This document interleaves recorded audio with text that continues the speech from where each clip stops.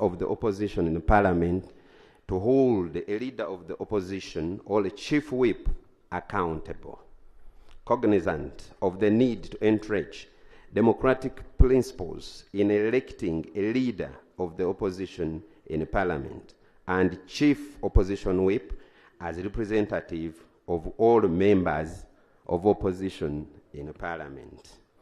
Now, therefore, be it resolved that Parliament grants me leave, Madam Speaker, I pray, Madam Speaker, to introduce a private member's bill entitled the Administration of Parliament Amendment Bill, a draft which is attached here to my motion. So I pray. Thank you. Do you want to justify your motion? Yes, Madam Speaker, thank you very much. Madam Speaker, election is the epitome of democracy. Madam Speaker, even the Pope, welcome from the Holy See. As Catholics, I'm a Catholic. There is an election of the Pope, the highest and respected leader in the world. If there is an election there must be an election here. We are in the opposition, Madam Speaker. When we are elected, we came here. By that time, you were not the Speaker. We also elected you, Madam Speaker. The very reason why you are sitting in that seat. We also elect the President. Every 5 years, there is election in Uganda. Therefore, there is no reason when we come to Parliament as members of the opposition, we don't elect our leader, who is the leader of opposition. I want to pray before you, members of Parliament, that it is important that the pillar of democracy, which is election, should actually be done by us, the opposition, who are actually about to take power. So I thank you very much, Madam Speaker. The justification is just clear and right on the wall. We need an election clear in the opposition. Other than there's that, an order.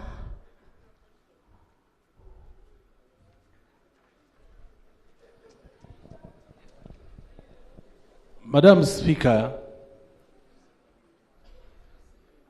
I feel very sad to put my very, very good friend, Honorable Lemu, on order.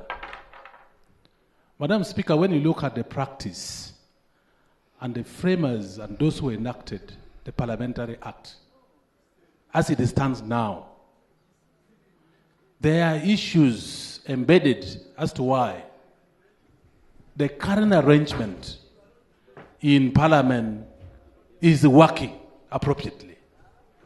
Because when you look at the entire structure of the Parliament, we have not had even a situation, for example, in Uganda, where the ruling government elects their chief whips, where we have the prime ministers being elected, or the ministers even being elected. So this motion is trying to present to us, the members of Parliament, is actually very dangerous. So is he in order? Is the mover of the motion in order to even seek leave to do the obvious, which is actually the best practice ever done in Uganda, done in East Africa, done elsewhere, to amend the Parliamentary Act? Is he in order? Honourable members, the Administration of Parliament Act, the section that is quoting is not entrenched.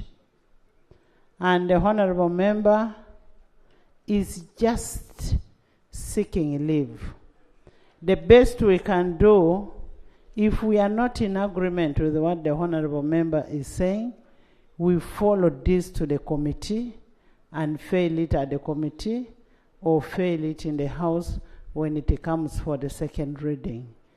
but we do not have the mandate to deny a member to seek leave.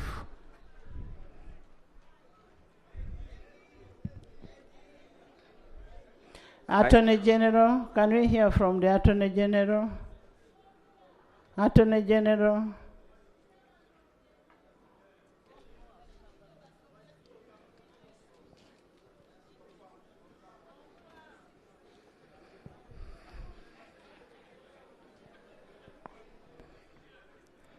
Thank you, Right Honorable Speaker. Right Honorable Speaker and colleagues, Article 82A of the Constitution provides for the office of the Leader of Opposition.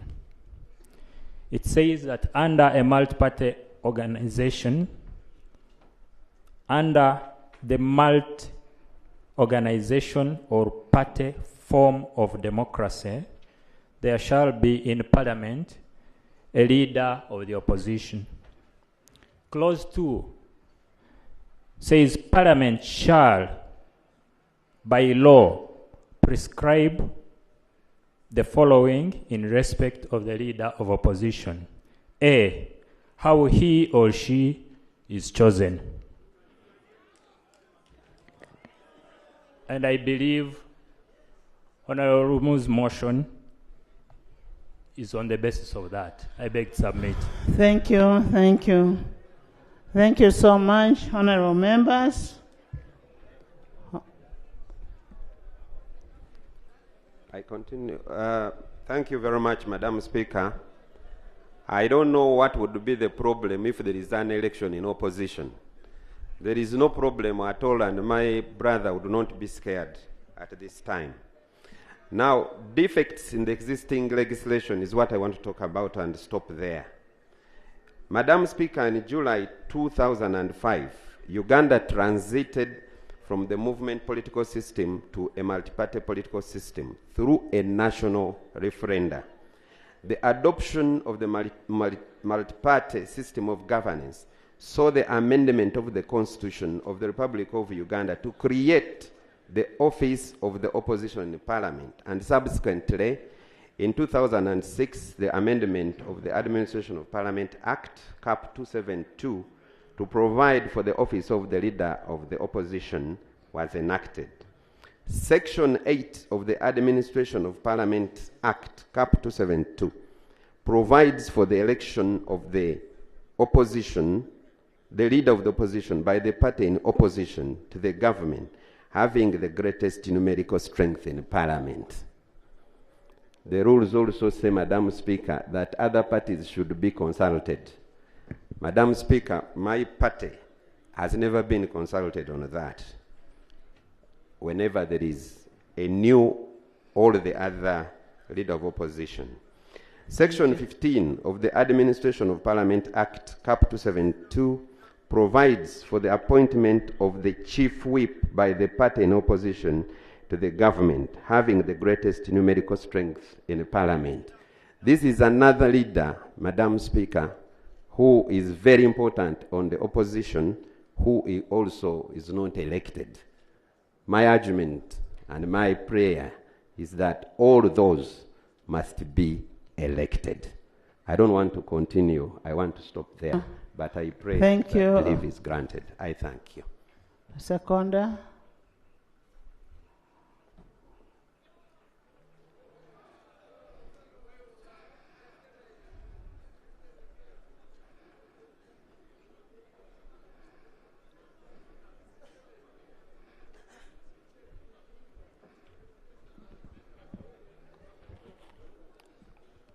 Thank you, Right Honorable Speaker. Honorable colleagues, for record, I am Salongo Kakembo Mikaili Mboa Tekamwa. I represent the people of Entebbe. Yes, Honorable Nekalit, proceed here.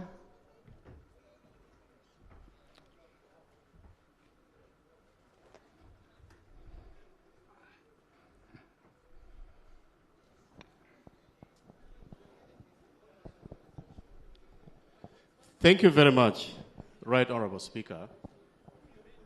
Right Honorable Speaker, this is a special regional sitting and the first of its kind in the history of Uganda. And the regional sitting began from northern region. And as such,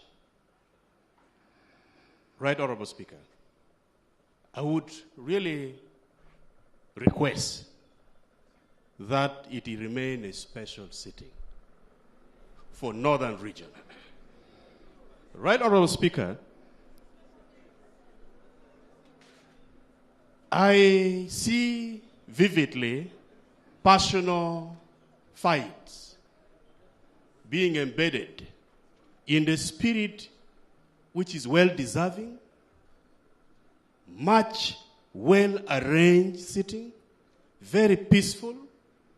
I would love us to proceed in that same spirit of a special sitting.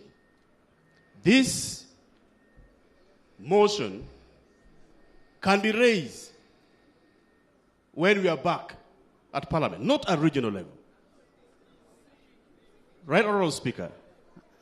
Is it really procedurally right for us to proceed in this manner, to bring personal vendetta in a special regional sitting? I submit. Honorable Guang. Thank you very much, Right Honorable Speaker. While I appreciate the concern my colleague has raised, Madam Speaker, is it in order for a member to initiate and to begin to think the regional sitting is not a sitting of Parliament? Is it in order to deny members to participate in the deliberations which are prescribed in line with the order paper of the day? Is it in order? Honorable members, much as we are sitting in Igulu, this is a normal sitting. And being a normal sitting, and as I said, let's not act in anticipation. There is no fight. The law is not made for one person. Today, I am a leader of opposition. Tomorrow, another person will be a leader and whatever. But I don't see any fight in this thing. And you can reject when it comes to the second reading. We should not deny a member his right, which is enshrined in the Constitution. Yes, a brief one. Thank you, Right Honorable Speaker. Sarah Opendi, please sit. Please sit. Let's first hear from the seconder. Right Honorable Speaker, you have guided well, and I want to thank you. Right Honorable Speaker, before I give my small remarks, allow me to convey greetings from the people of Entebbe. And one of whom Honorable members, we need to move faster so that we adopt the report of agriculture. Thank you, Right Honorable Speaker. Of infrastructure. Right Honorable Speaker, you have just told us that one of my voter, my resident, is joining us in an hour. Allow me to convey the greetings of the people of Entebbe. In Entebbe, we are cosmopolitan, and we have quite a number of people from the greater north, and I bring greetings to them, and I'm here to represent my people of Entebbe who elected me. I want to say this, that I do not have any personal vendetta. And as far as this motion is concerned, I am convinced beyond reasonable doubt, Right Honorable Speaker and colleagues, that this move is going to give us more unity as the opposition and respect for each other.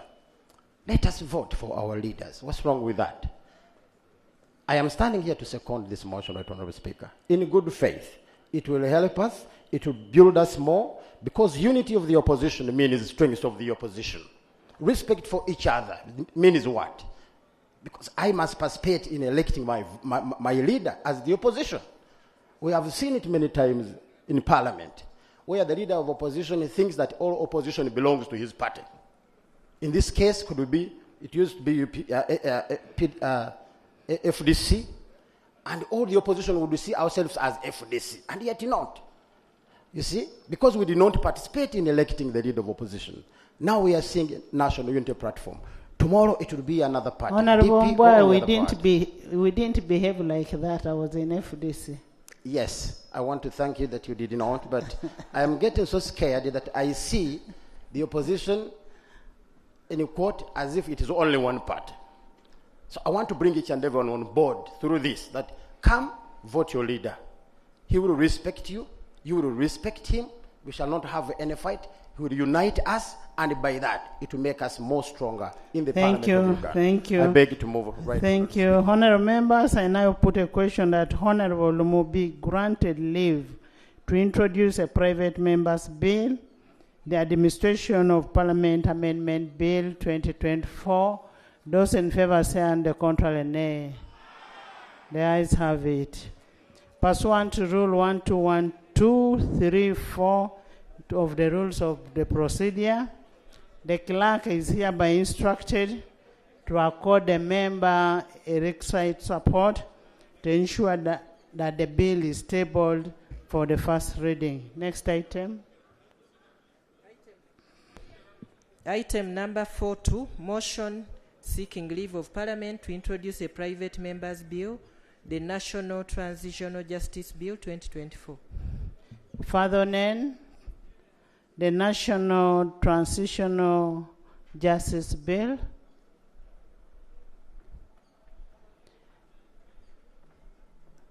This is one of the bills that came as a petition from the people of Northern region, but I am also aware that the government also has the same bill.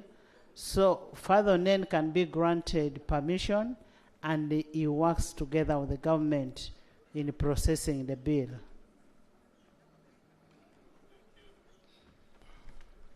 Thank you, Right Honorable Speaker, for granting me this opportunity to move a private member's bill entitled the National Transitional Justice System, moved under Articles 79 and 94 of the Constitution of the Republic of Uganda and Rule 120 of the Rules of Procedure of Parliament. Whereas Article 79 of the Constitution of the Republic of Uganda empowers Parliament to make laws on any matter for the peace, order, development, and good governance of Uganda. And whereas Article 94 4B of the Constitution of the Republic of Uganda and Rule 121.1 of the Rules of Procedure of Parliament permit a member of Parliament to introduce a private member's bill. And whereas Objective 3 of the National Objectives and Directive Principles of State Policy of the Constitution of the Republic of Uganda enjoins all organs of state and people of Uganda to work towards the promotion of national unity, peace, and stability, and the state to establish and nurture institutions and procedures for the resolution of conflicts fairly and peacefully.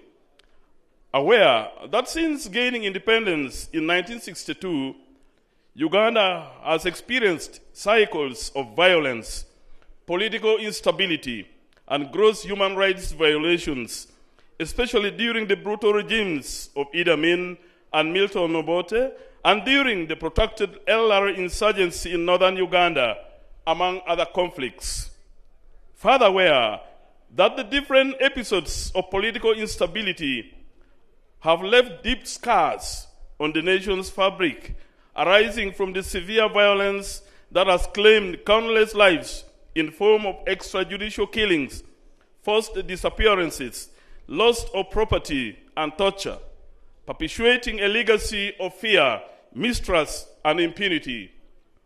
Recognizing Uganda's history of political instability, conflict, and human rights violation, including episodes of violence, ethnic strife, and authoritarian governance.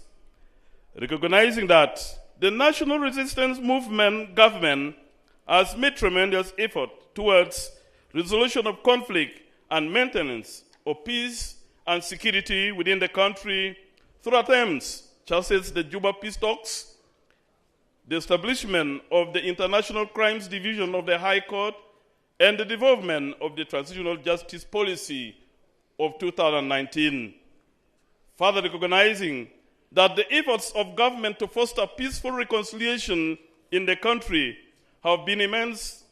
However, there is still need to address the historical wrongs through measures that will embrace accountability, truth, reconciliation, reparation, institutional and legal reforms. Acknowledging the need to heal the wounds of the past and establish accountability for past injustices and build a foundation for lasting peace, justice, and reconciliation. Affirming Uganda's commitment to international human rights standards and the rule of law as enshrined in the Constitution of the Republic of Uganda and international agreements to which Uganda is a party.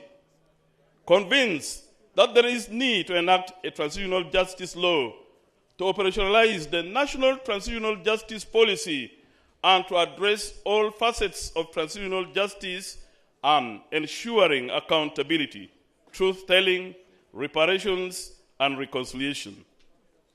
Now, therefore, be it resolved by Parliament that this House grants me leave to introduce a private member's bill to provide for transitional justice, and a draft of which is hereto attached, and I will lay it on table. Thank you. Do order the publication of the said bill in preparation for its first reading. I beg to move. Thank you. Seconded. Who is the seconder? Minister of Northern Region, Honorable Chan, and Prime Minister Ivan Ntoroko Nakut, Gabriel Lagen, Tubo, Bunyoro Affairs, Labor, Honorable Nyakun, Honorable Dr. Kaduchu, and Aroboy, Honorable Ichwero, Honorable Guang. A problem here, all of I have seen Jane there. I have seen Moma. I've seen. That's why it is good, Achia. That's why it is good to sit in our house, because you're not far. I've seen Honorable Baka. I've seen Honorable Court, Honorable Pipi. Is that Pipi? Pipi. I've seen Emmanuel Kelly. I've seen Noya. Yes, I've seen Noya. It is seconded. I've seen Alec. I've seen Tom Bright. I've seen Okiror. I've also seen Basil.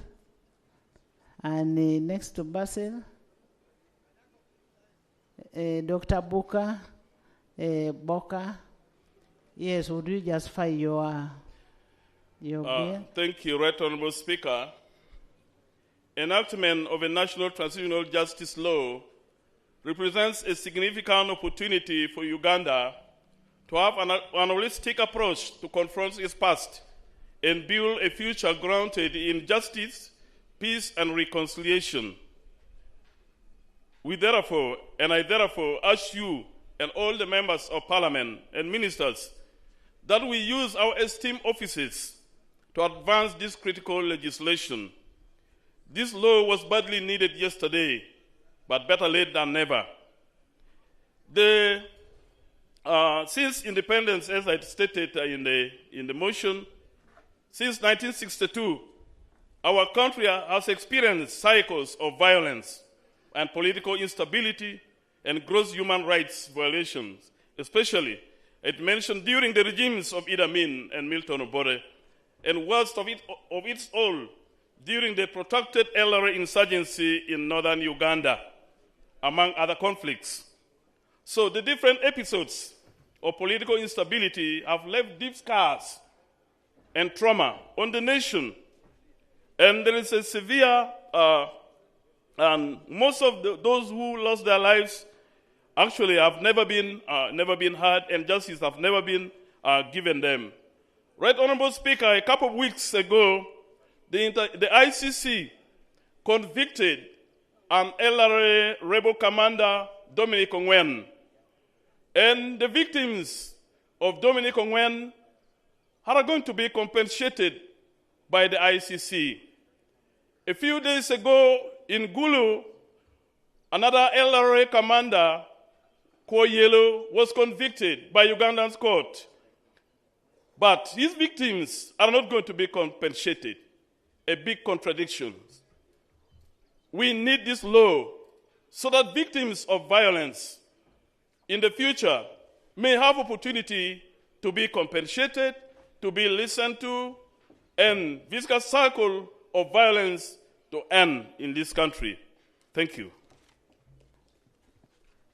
Thank you so much, Honorable Father Nen, Attorney General. Please lay.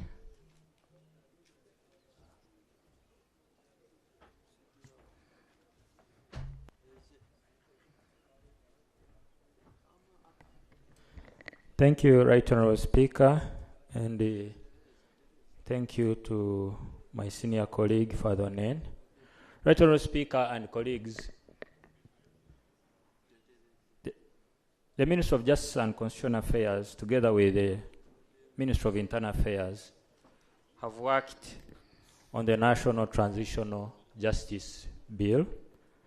We have prepared the policy which we presented to Cabinet. We also prepared the principles of the bill. When the principles were presented to Cabinet, there were a few things we agreed to correct, and we returned them to the Ministry of Internal Affairs. And they have just been in touch with the Minister. I'm made to understand they will be ready in 3 weeks' time. Then they will be taken back to Cabinet for approval. Then we can come to Parliament. Right Honourable Speaker and colleagues, this means that ideally the bill should be in Parliament in the next 2 to 3 months.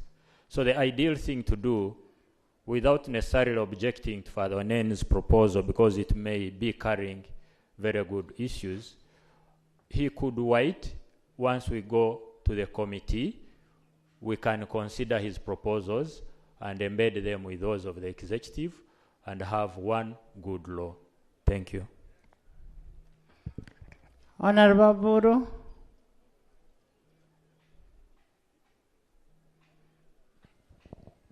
Thank you very much, Right Honourable Speaker, for the opportunity. And I want to thank Father Onen. But, Right Honourable Speaker, if you so wish, you could allow Father Onen to further explain the gap in the current legal framework in as far as transitional justice is, because I am failing to comprehend, and I think many other people could be following suit, where there's a gap. Why is he calling for a law? Can't the current law suffice? Right Honourable Speaker, I beg that Father Onen explains to us what is it that is lacking in the current legal framework. I thank you. Honorable Avur, even Cabinet wants, meaning that it is something that is wanted by both Cabinet and Father Nen. So there wouldn't be need. The best we can do is to make sure that we attend the committee and understand what it is. Honorable Remigio.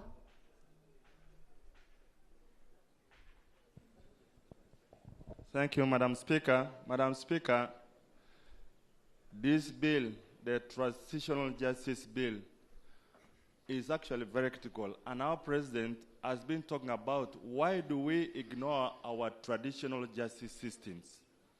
Why do we ignore those traditional justice systems that work like Mato put? We need, this bill will help us to bring those cultures that are positive, that are in consonance with the Constitution, so that the burden of backlog in courts of Uganda are resolved. The issue of bargaining and the visibility of the victims as provided, as it is always in our traditional justice systems, that the victim participates in a resolution of conflict, because our people, our African tradition is that when there is a conflict, you must make good for that conflict. You must restore justice, because you are going to stay with your neighbor. The foundation of this bill is on restorative justice. Thank you. In the case of Karamoja, this bill is long overdue, because in Karamoja, we are disposing thousands of cases in the villages without even the need of the courts. That's why some of the courts in Moroto are redundant. I need this bill, the people of Uganda need this bill, the people of Karamoja need this bill. I support it. Government, Attorney General, we could allow the private member to bring his bill and you take it over when yours is ready. Just like we did with the sports bill. The private member introduced, and when government was ready, it took over, but they worked together in the bill. Right, and you know, these private members help in checking executive. When they bring their bills, that's when now you also work very hard to bring yours. Right, Honorable Speaker, I do appreciate. But however, the procedure is such that once the bill comes, it will go to the committee. And the committee then calls for input from all other interested parties, including the private member. So allowing a private member bring a bill which government is already processing is just a double work, because he can present his views and the views of all other people before the committee. I have given timelines, Right Honorable Speaker, that within 3 months, if this bill is not presented, 3 months? Yes, Right Honorable Speaker. I said the principles will be ready within 3 weeks, and that within 3 months, we should already be in Parliament, because we have to prepare the bill, bring it for first reading, and then appear before the committee. If we do not do that within 3 months, Right Honorable Speaker, the private member can be allowed to proceed. I beg to submit. Nakut.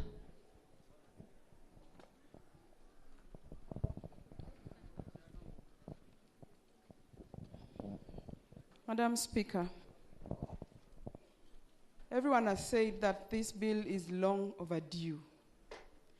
And the minister says that they have been working on it. If indeed they have been working on it, why then would he need 3 months? If indeed they have been working on it, then they can use 2 weeks to harmonize and introduce the bill. I submit, Madam Speaker, that this bill should get the attention that it deserves. Thank you. Dan, then Richard. Thank you very much, Right Honorable Speaker. Right Honorable Speaker and colleagues, while I hear the plea of my senior, the Honorable Minister, this matter ought to have happened on average 10 years back for this law to have come up. And now that he gives us 3 months, and he has a volunteer who can do it in 1 month, I would beg that I would beg that the Honorable Minister, like NRM encourages volunteers, in a spirit of NRM, he takes it in, and you allow the bill to proceed. We shall be with him in Parliament, where he wants to have the input. We shall all listen and wait for his input. But Right Honorable Speaker, I would beg that the Minister concedes to allowing that the bill continues. Thank you very much. Thank you. Richard? Thank you, Right Honorable Speaker. Honorable Speaker and colleagues, I stand here to support my colleague, Honorable Nen. Madam Speaker, issues of transitional justice affect all of us. The communities we represent have suffered various cycles of violence, and this is an issue that we should have handled many years ago. While I agree with the minister that they are working on this bill, but the fact that a private member has come up is an indication that government has not done what they ought to have done.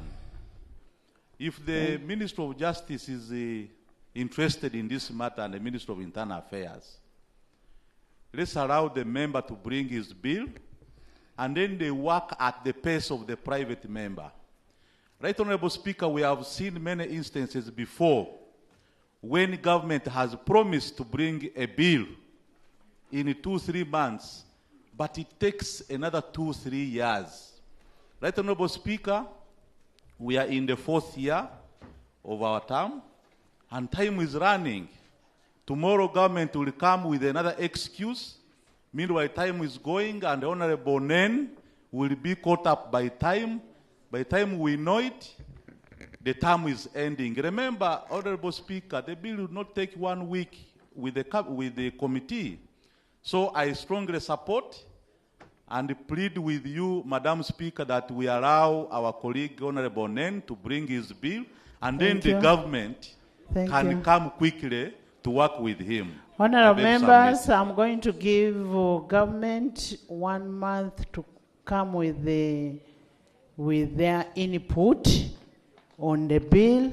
As for now, we are going to give Honorable Nen leave. Honorable members, I put the question that Honorable Nen be granted leave to introduce a private member's bill, the National Transitional Justice Bill 2024. Those in favor say and the contrary nay. The ayes have it. And pursuant to Rule 121, 2, 3, and 4 of the Rules of Procedure, the clerk is hereby instructed to accord the member all the requisite support to ensure the tabling of the bill for the first reading. Item number 5, motion for adoption of the report of the Sectoral Committee on Physical Infrastructure on the state of transport infrastructure, roads, bridges, railways, and airfields in northern Uganda. Honorable members, we stood over this item yesterday because we needed an addendum from Karamoja region, and I am reliably informed the addendum is ready. And could we have the addendum presented to form part of the report?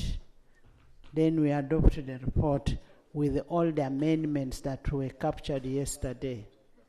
I just want to inform you that the President will be here in the next 30 minutes.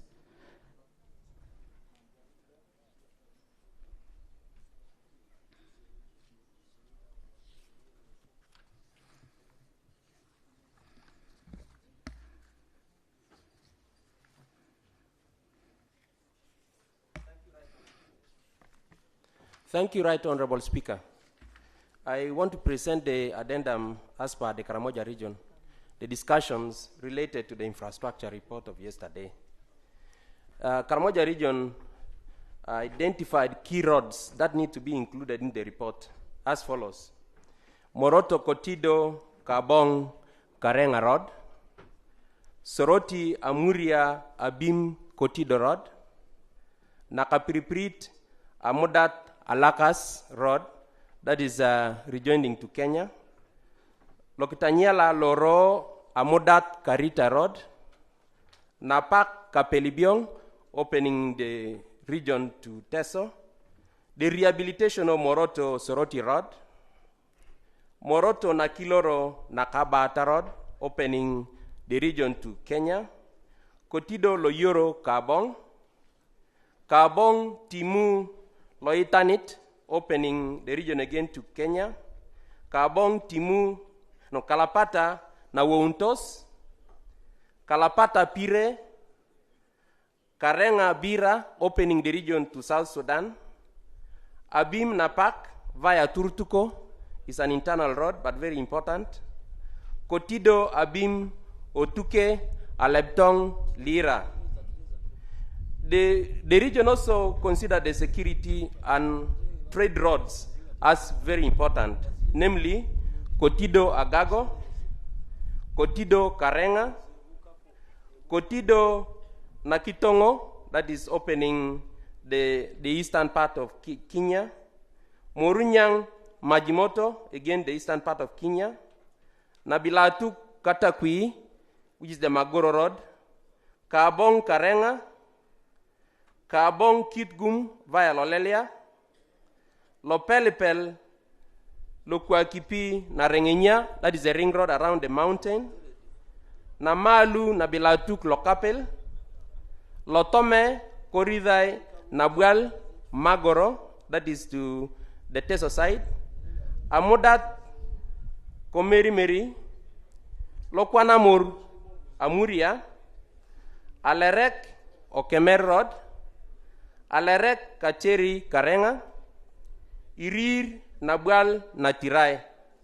And the key bridges that we propose to be included include Lotome Bridge, that is between Napak and Nabilatuk, Lolachat Bridge, that is between Nabilatuk and Moroto, the Lions Bridge, that is between Abim and Napak, that has been claiming many cars, Nakonyen Bridge between Moroto and Amudat, Okemer Bridge between Abim and Kotido, Nakirianget Bridge between Mbale and Nakapriprit, Lodoket and Ivigiria, that is between Kabong and Karenga, Koberio Bridge, that is between Kabong and Karenga again, Nata Bridges, that is between Nabilatuk and Moroto, Komadeniko Bridge between Moroto and Kotido, Napiananya between Nakapriprit and Mbale, Kochomin or Nachomin Bridge, that is between Amodat and Nabilatuk,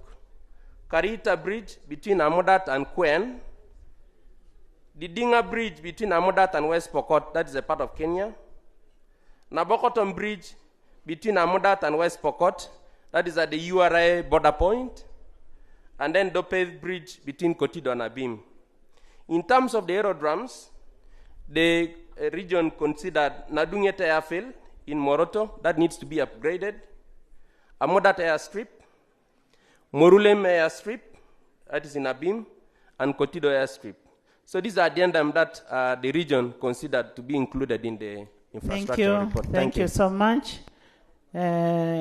Honorable Minister. Honorable Minister. Yes, Aro.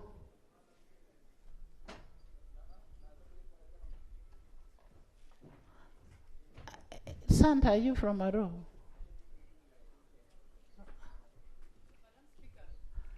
Yes, hold on. You wait for Aro.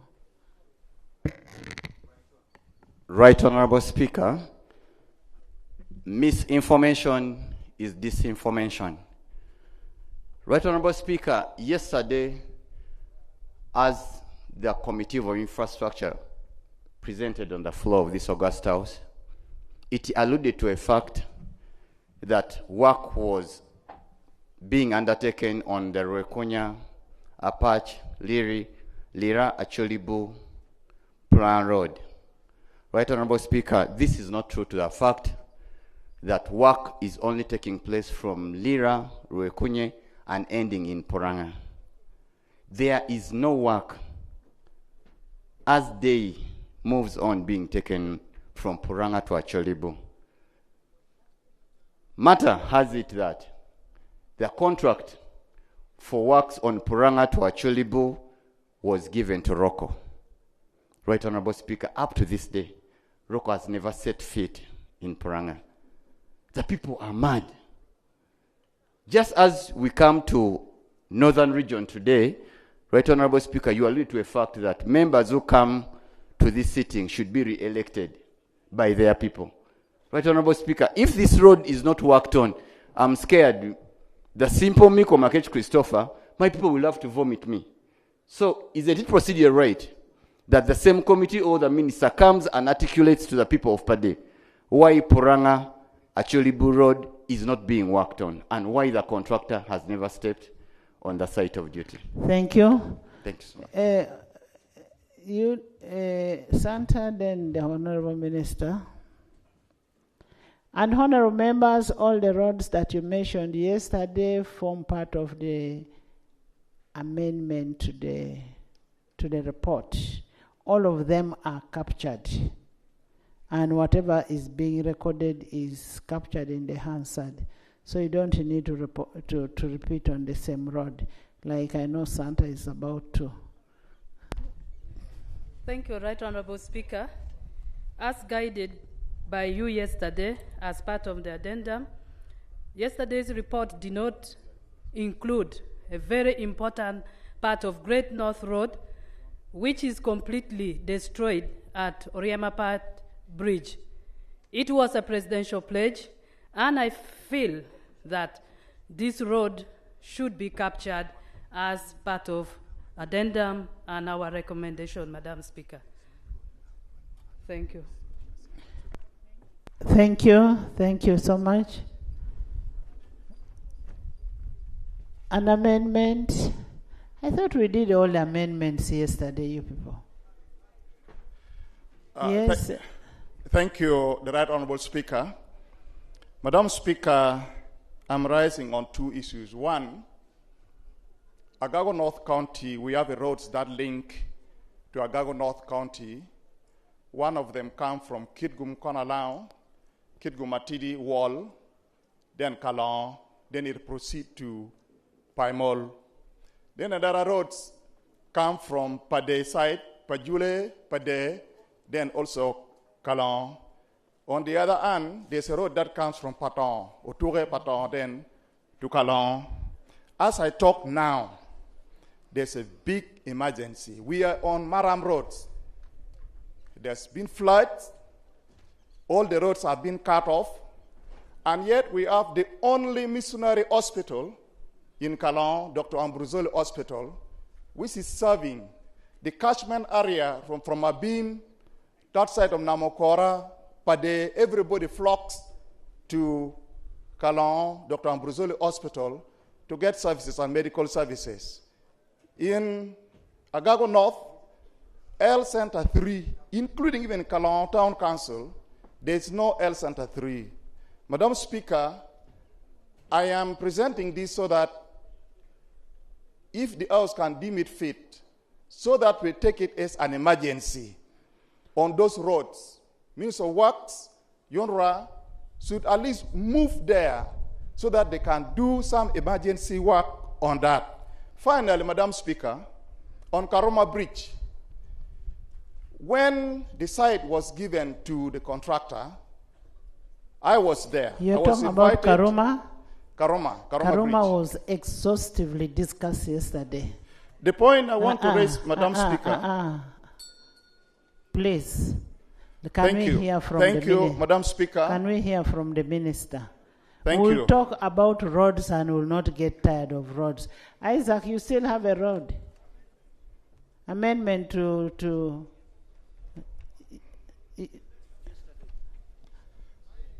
Madam Speaker, you would have allowed Madam me Speaker, to say this on the... Madam Speaker, thank you. Thank you. Thank you for giving me way. Madam Speaker, yesterday we exhaustively covered the issue of national bridges. But one amendment I wanted to bring out, which was not captured yesterday, was the position of the Minister of Works, how they are going to help districts to fund those depleted bridges. Because we need goods to come from the villages to these national roads to be transported. The way some of these national bridges have lived their lifespan, the bridges in the districts have also overlived their lifespans. Thank you. Thank you. Honorable Goli. Goli. Thank you very much, Right Honorable Speaker. I want just to mention one major bridge whom the later TAT was following up very seriously, and that bridge is called Amodo. It connects to the site where, a tourism site which we have allocated resources to develop, where Kabalaga and Mwanga were arrested. I request we include Amodo Bridge. Okot, Emmanuel. Honorable Feta, you talked yesterday. Honorable Napak, they have represented you. Okot. Yeah, thank you very much, Right Honorable Speaker. Right Honorable Speaker, much as a number of roads were captured, there are some few national roads that were left out. One of the critical ones is the one that comes from Alokolum, Alero to Konanoya. That one is a national road, which was not captured.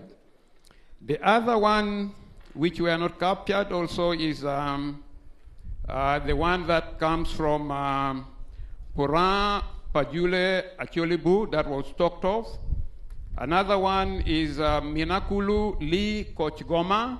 These are national roads that needs to be captured in the addendum. Thank you very much. Thank you. Emmanuel. Geoffrey. Thank you, Right Honorable Speaker.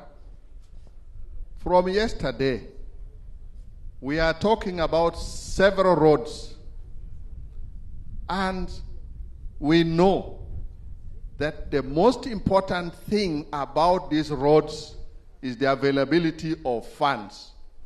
I'm not hearing anyone, including the ministers, talk about the road fund. We know for sure that for every liter of fuel taken, there is a tax which is supposed to accumulate into the road fund. Nobody is talking about that. Emmanuel, the minister is here. Actually, you're taking a lot of his time. I am not taking his time. For me, I am telling him whatever he has prepared, he should make sure that a mention is made of the road fund. And we should have a commitment that that road fund will go strictly to the issues of roads. Thank you, Madam Speaker. Thank you, Godfrey Ozima.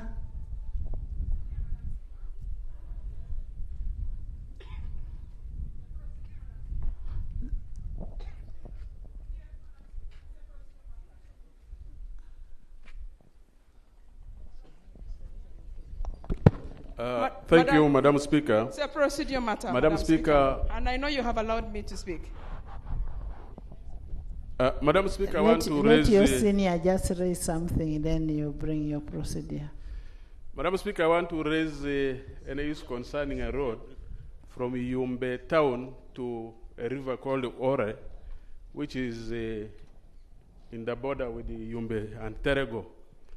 In 2018, JICA, Japanese Agency for Development, gave 24.5 million USA dollars to work on that road.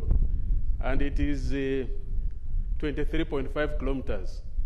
Since 2018 up to now, government has never committed any counterpart funding to pay project-affected persons.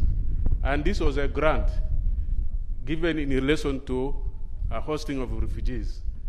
Madam Speaker, many times in Parliament, we apply for loans as a government, and some of these loans are even got from commercial institutions at a very high interest rate. But I'm wondering as to why government cannot take advantage of a grant that is to work on this road. When we had a meeting with JICA in June, they had said the money is depreciating. Instead of this money working on 23.5 kilometers due to depreciation, the current money can only work for, on 14 kilometers. So sometimes we also wonder about government decisions. Secondly, the road between Koboko, Yumbe, Moyo has a lot of contradictions. The grant which was given by World Bank was given in 2020. Compensation started in 2021. This project should have started by January 2023. It is supposed to be a 3 years project. That is 36 months. Thank you. But due to contradictions of procurement, we lost 15 months. Thank you. When we had a meeting with the World Bank, Madam Speaker, they said the project spillover may be handled by government.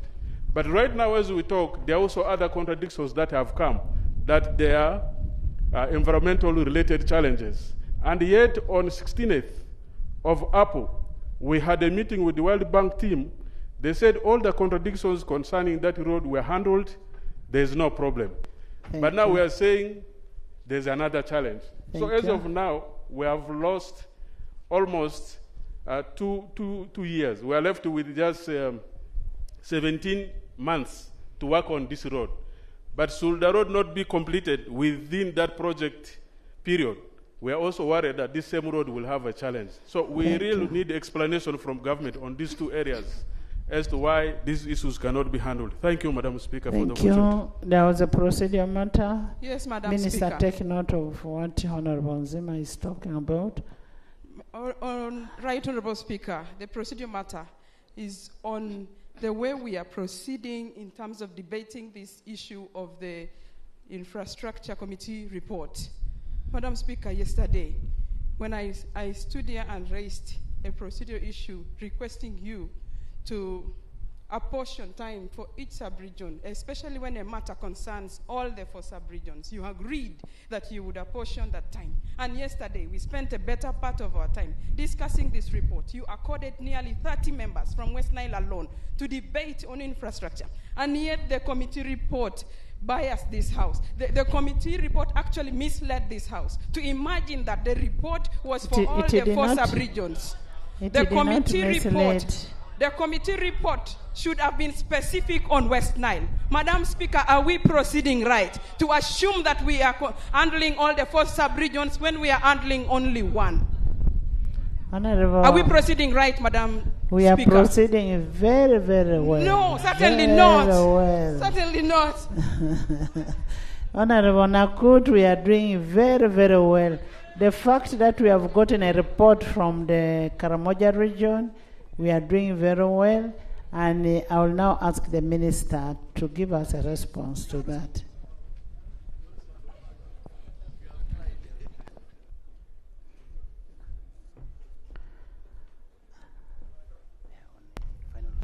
Right Honorable Speaker and members, good morning.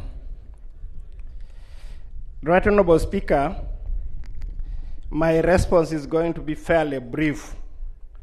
It is not the kind of detailed response that I had come with yesterday. And I'm going to structure the response in the following manner, Madam Speaker.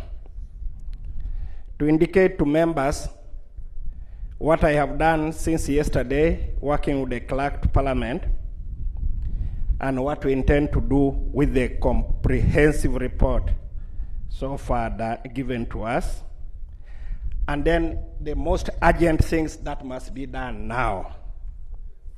And let me start with what we did yesterday. After capturing all the details that the honorable colleagues presented, I must confess that the report that I had come with necessitated tactical withdrawing. The details that the members raised, and knowing for sure that roads are enablers, my report would not have been very useful. Against that background, I consulted, Right Honorable Speaker, my senior colleagues, including those who chair cabinet. And I have been directed as follows: that work with the Hansard team, capture all the issues that the colleagues have raised, and bring them back to cabinet for us to guide you on what can be done now, what may have to be, we indicate to the colleagues what may be in a phased manner, and given the limited resources available, so that we include everything but indicate how we are going to intervene rationally without causing any excitement. So that's the directive I've been given by my senior colleagues. The second one was, Your Right Honorable Speaker, that I indicate what has been done now on matters that brought emergency. For example, Karuma. I want to say that by the grace of God, Right Honorable Speaker, we did not witness a calamity in Karuma that could have befallen the country. By the time the engineers indicated to us how that bridge had failed, we just said it has been by the mercy of God that nothing very fatal had happened to the country, and hence the closure of Karuma and allowing only light vehicles to pass. I did hand over the bridge to China Railway 7 and NEC to do the rehabilitation. What is true, Right Honorable Speaker, is that for Karuma, the resources are available. Fortunately, Cabinet, in its wisdom, was kind to say that we could not wait, Right Honorable Speaker, but we could just get the resources that were available in the emergency fund, and 6.8 billion was quickly mobilized for the repair of Karuma Bridge. What, honorable colleagues, is being done in Karuma is that the structures that were holding the bridge underneath, most of them had given way. So it was just a question of time. And right now, the team that is working under the bridge. And sometimes, when we pass on top with our light vehicles, we may not be able to see them. What is also true, and that's a fact, what is also true, Right Honorable Speaker, is that in the next few days, the team will now be working on the surface, and I was directed to prepare the honorable colleagues that I am going to announce the permanent closure to even the light vehicles for a few weeks, so that the surface of the road will also be done. Right Honorable Speaker, what's happening is we know for sure that this discussion, these pronouncements will inconvenience our people. But we have chosen security and safety of our lives and the property. Chair Infrastructure wants to give you information.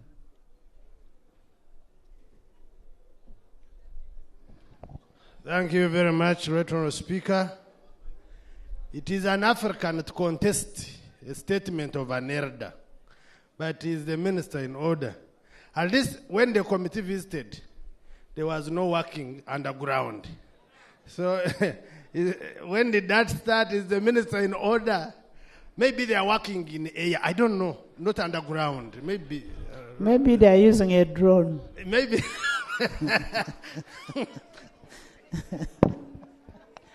Honorable Minister, the chairperson of infrastructure did not see the work being done. Honorable members, let's get the information, then you come up. Wait.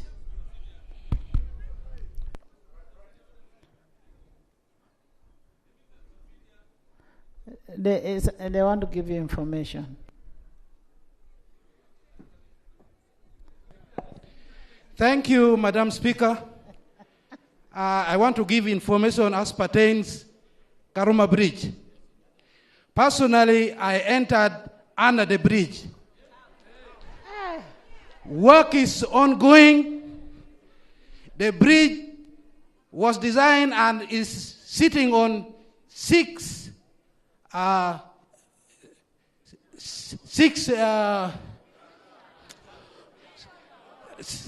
spires. And out of those systems supporting the bridge, 4 of them have given way. 4 of them have given way. We made assessment. The old deck, the deck is a construction where the vehicle passes. So the old deck is completely worn out with cracks. Underneath of the bridge, there is what we call a fluorescence. A fluorescence, those are white stuffs, which indicates that the whole steel components of the bridge, the reinforcements, have already given way. So we discovered that the team already constructed the platform. The platform which necessitates movement under the bridge. We entered under the bridge, 5 of us in the committee, me and my deputy chair. So they promised that after 2 weeks, they would permanently close the bridge. But before they could close, they had told us that they had taken sample and taken for testing.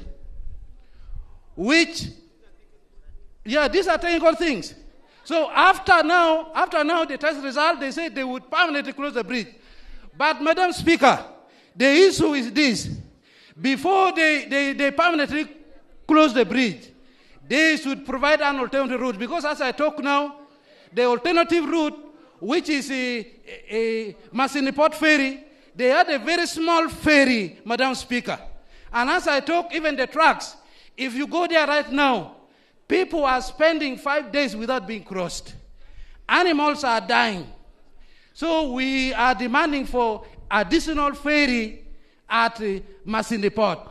And also the other route from Zengebe through Molata should also be worked on. The other access from Nakasongola, the whole access road is completely submerged.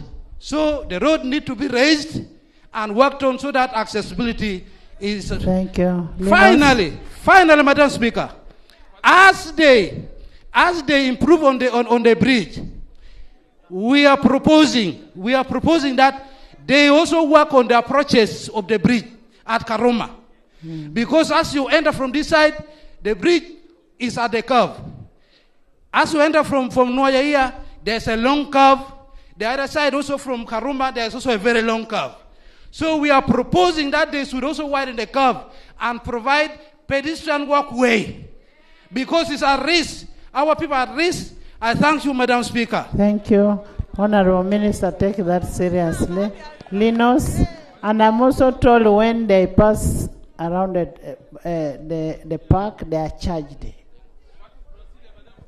Linus? Thank you, Right Honorable Speaker. The Minister earlier stated that he's soon to announce a permanent closure. However, in the project area where the dam has been constructed, there's an alternative bridge connecting the dam to Oyam. And the bridge acts as gates to release water levels on River Nile. So I'm requesting the Minister to engage Minister of Energy so that before closing or after closing the main Karuma Bridge, the Minister of Energy should allow smaller light vehicles to use that alternative bridge that is within the project area. Thank you. Thank you. Minister? Honorable members, are we going to finish? Thank you, Right yes, Honorable. PP.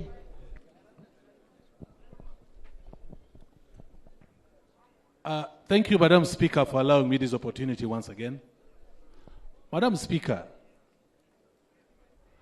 we have seen just in the past few days what I would term negligence from the government in Kitezi, where we have lost over 30 people in a situation that could have actually been addressed. And I call that one negligence of the highest order. And Madam Speaker, the minister is coming to pray to God that by the grace of God, no incident has ever happened in Karuma. By the grace of God.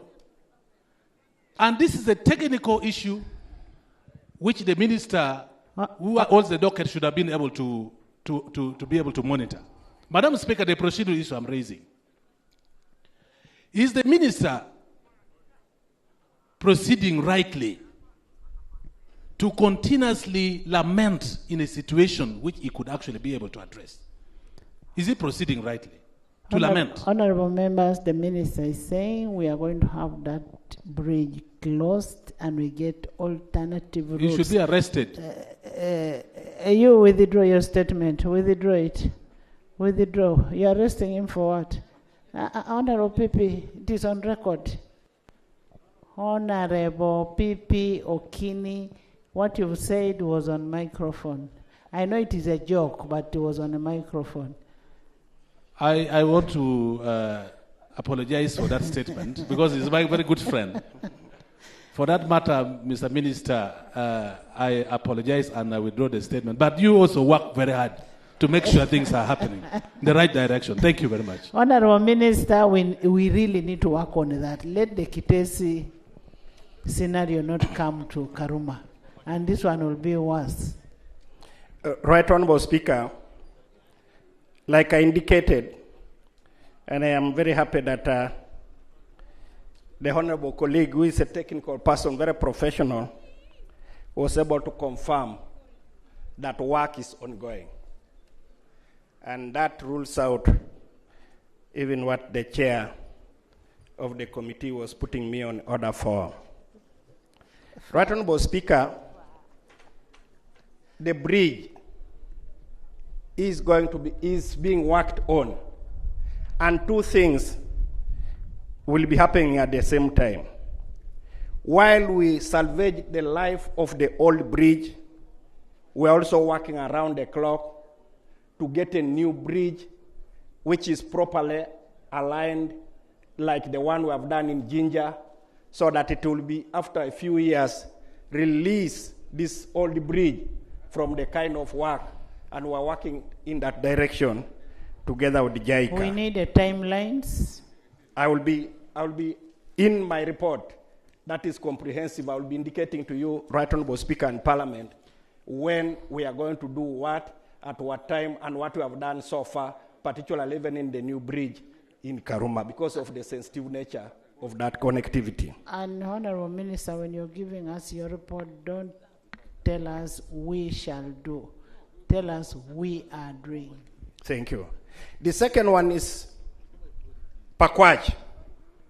Pakwach has a challenge that we have also identified, Right Honorable Speaker, that when we are doing the Tangi Road from Masindi, indeed the engineering tampered with the topography of that place, and for that reason, each time it rains, there is flooding around the bridge. That is compounded by the floating island. Right Honorable Speaker and members, as we talk, the teams that are doing drenching have already arrived in Pakwach. They arrived 2 days ago, but they started work seriously yesterday. And I don't want colleagues to think that this work was started because the issues were raised here. It was already something that we had intended to do, and it is being done to make sure that the flow, that floating island is removed, so that we prepare that the bridge doesn't give way. And that will happen with the rest of the region. Right Honorable Speaker, the last one is Nebi Arua. While we are working on permanent rehabilitation, we have also directed the company to do forward maintenance, and I want to assure my colleagues that we will do some forward maintenance so that Nebi Arua becomes motorable. Right now we acknowledge that's bad. But I want to assure this Parliament that a comprehensive report will be presented to Parliament so that we can capture all that has been captured, including issues of Karamoja. And I want to assure Madam Na will not leave out what you have raised as a region. Thank you. Thank you. Honorable Minister, we need an action taken on the roads. We need to improve on the water transport for us to be able to have an alternative route. And we need all the roads that we have given you to be handled. And honorable members, I now put a question that the report of the Sector Committee on Fiscal Infrastructure on the state of transport infrastructure, roads, bridges, railways, airfields with amendments, all amendments, and addendum from Karamoja region be adopted by this August House. Those in favor say aye and the contrary nay. The ayes have it. We will need a report from you in the House in 2 weeks' time on what has been done, where, and when. 2 weeks. Honorable members, we will suspend the House for 10 minutes for us to receive the President and get back. 10 minutes.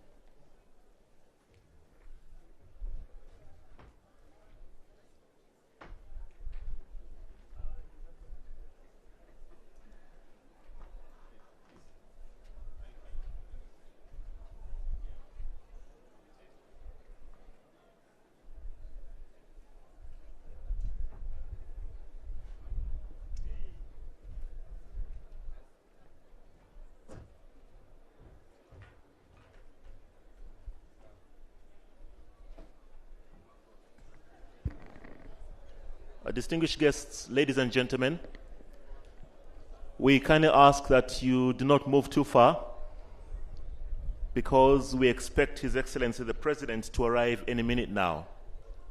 Just to give you a very quick picture, as soon as His Excellency the President arrives, he will be received by the party that is led, of course, by the Right Honourable Speaker and other officials from Parliament. We shall have the national anthem and the East African anthem played, one stanza of each, and thereafter we shall have communication from the chair with a welcome from the Right Honourable Speaker and an invitation for His Excellency to address Parliament, and thereafter we shall have the address by His Excellency the President. Just a reminder that this is day 2 of the sitting, the first of 4 regional sittings that Parliament is planning for this financial year, and it is designed to address critical region-specific issues that directly affect the people in the different regions. And this started yesterday with issues that are affecting the greater northern region, the area that is commonly called the WOC, the West Nile, Acholi, Lango, and Karamoja. So we expect that His Excellency the President will address the House, the northern region, and of course the nation at large in line with Article 1012 of the Constitution, which states that the President may also, in consultation with the Speaker, address Parliament from time to time on any matter of national importance.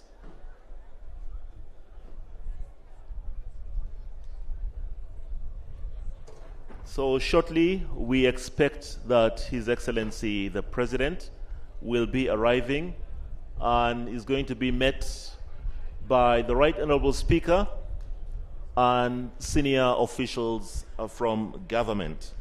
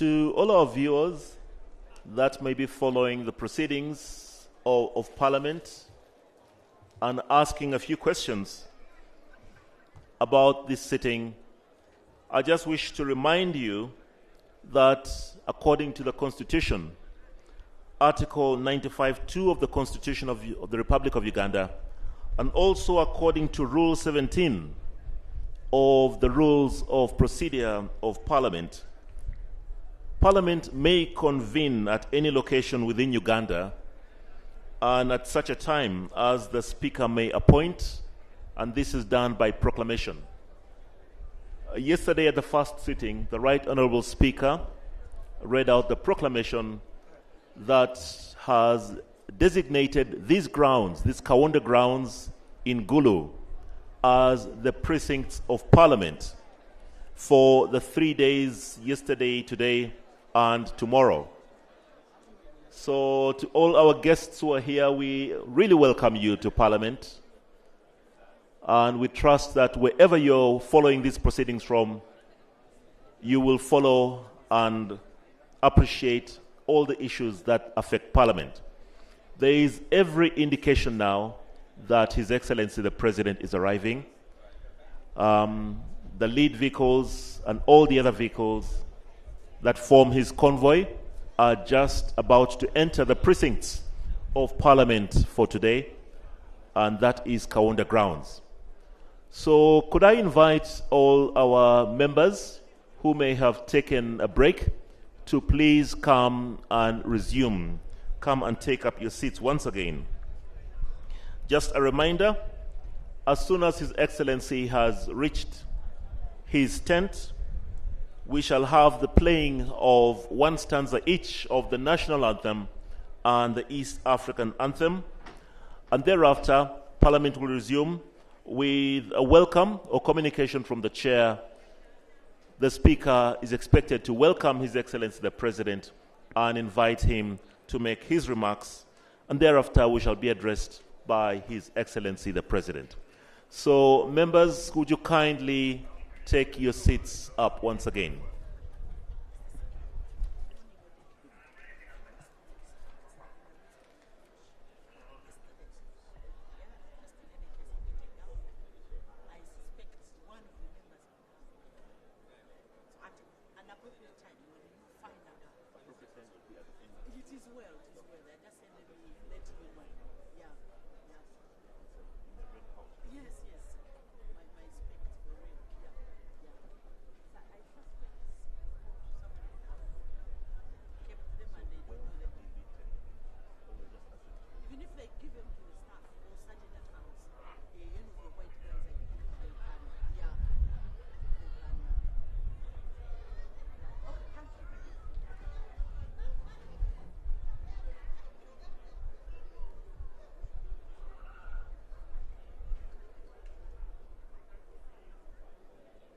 Our distinguished guests, I'm sure you can now see that His Excellency the President has joined the Speaker.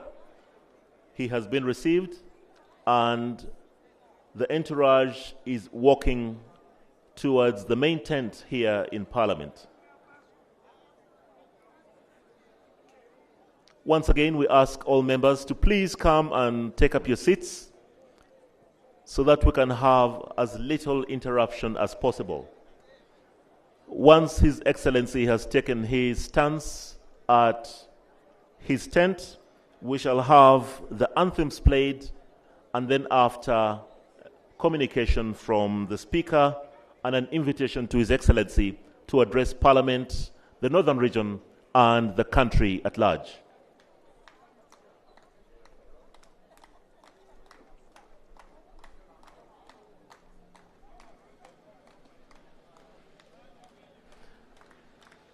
I'm sure you can all see, without any doubt, that His Excellency the President is in our midst right now. And let's give him the welcome that is normally accorded and allow him to proceed to his tent, and thereafter Parliament will resume.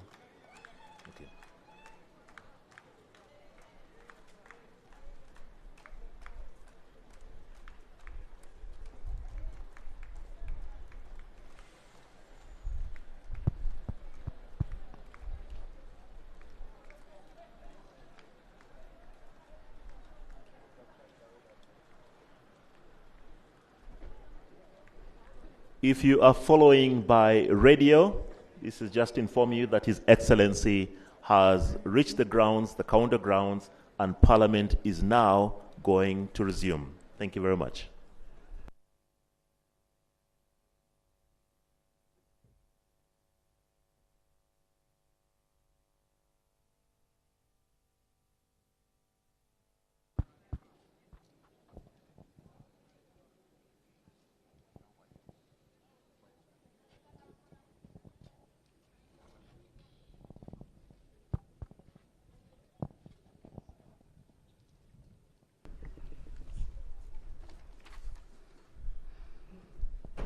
Honorable members, can we all stand for the national anthem?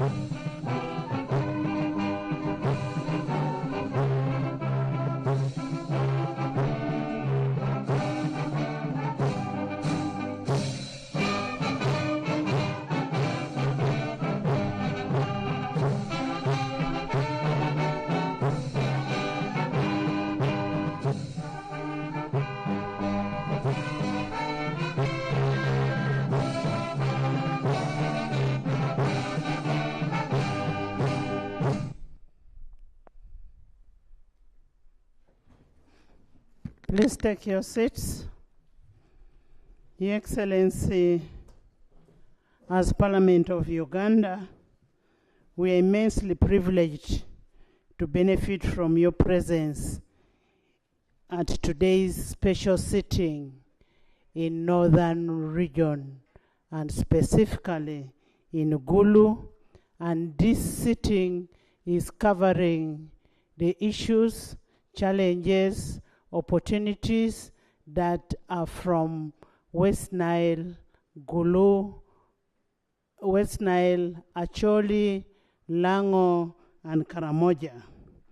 Your Excellency, the sitting of Parliament in Gulu, Northern Region, in Uganda is a historic milestone in the legislative history of Uganda, as it is the first of its kind. It is the first sitting that we are having at regional levels. Your Excellency, the 11th Parliament appreciates your immense support for decisions to take place, to take Parliament to the people at regional sitting. I remember we came and discussed this with you. I came with the Deputy Speaker, and you okayed it. You welcomed the idea, and it is really a very, very good idea. We want to thank you so, so much for that. Your Excellency, the embracement of regional sitting is in pursuit of the legislative vision of a transformed, independent, and a people-centered Parliament. Your Excellency, sir, contrary to what the critics are raising, that the regional sittings of Parliament are costing us a lot, that is not true. The Parliament sitting is legally and procedurally grounded in Article 95, Sub-Article 2 of the Constitution of Republic of Uganda, 1995, and Rule 17 of the Rules of Procedure of Parliament, which empowers the Speaker to convene Parliament at such a place and time through a proclamation. Your Excellency, the regional sitting will exhaustively deliberate upon the most urgent matters that are intricate to the growth and development of a particular host area, and for this case, that is the northern area. And indeed, during yesterday's sitting, the House applauded your leadership in pacification, unification, and development in northern region. 20 years back, this region was not what it is today. The security that you brought to this region. A round of applause for His Excellency.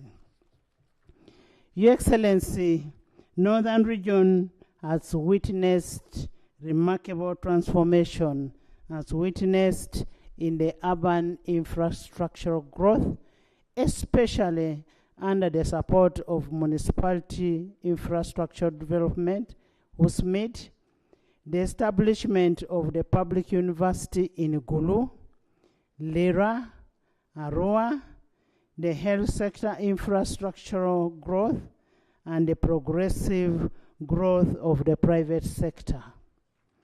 Your Excellency, we also recognize and appreciate the decision to elevate 3 municipalities in 2 cities, and these are notably the Gulu city, Lira city, and then Arua city, plus Moroto.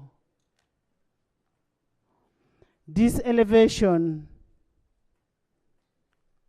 Moroto, which is not yet operationalized, but it was passed. This elevation status has created immense opportunities for the region, which, if properly hastened, will bolster the development of this area. Your Excellency, sir, we also recognize that northern Uganda is not a homogeneous society. The different sub-regions within northern Uganda have peculiar realities which impact on their growth and development. However, there are cross-cutting realities, notably the post-war recovery, the high level of poverty, an ever-growing youth population, a fair number of which are unemployed, a large tract of arable land, a vast natural resources, the high influx of refugees, environmental degradation, limited transport infrastructure, heavy reliance on subsistence agriculture, limited value addition to agricultural output, retrogressive cultural practices such as the cattle rustling and subjection of women and girl child, the enormous water resources, lack of health facilities, lack of enough schools. For instance, if you look at Gulu city does not have an S5 A-level school,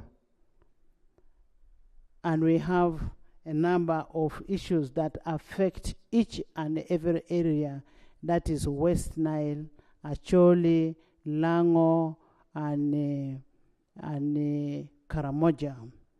Then delayed compensation of war victims and lack of compensation for the land that was taken over during the insurgency. Your Excellency, the sitting specifically took cognizance of the need for mindset change as a major catalyst for increased production and socio-economic transformation in northern region.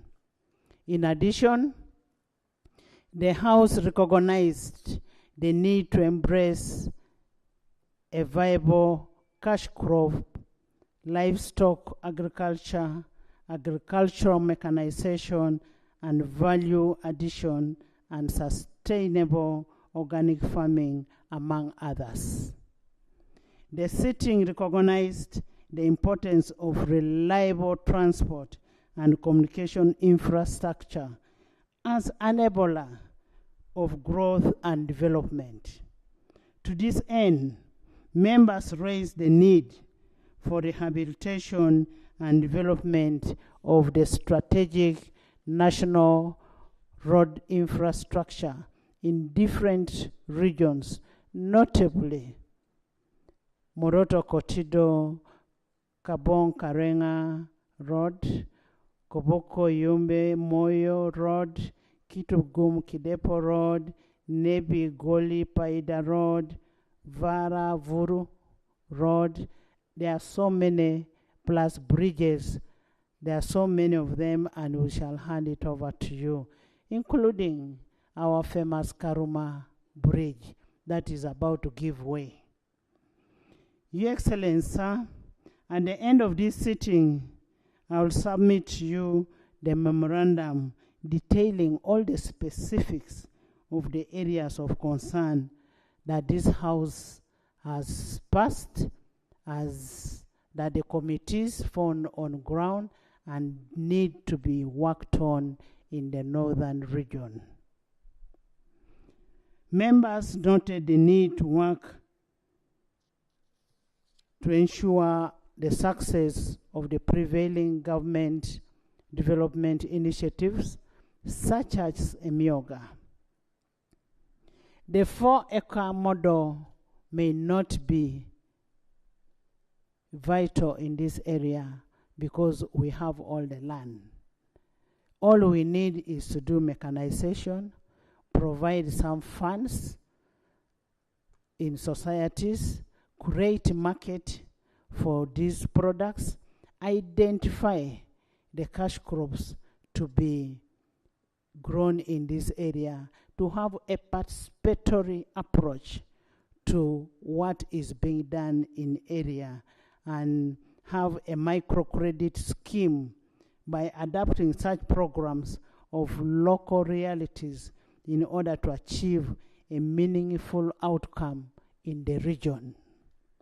Your Excellency, sir, at the end of the sitting, we will transmit these resolutions for your relevant action as the Chief Finance Minister of this country. All these relate to finances.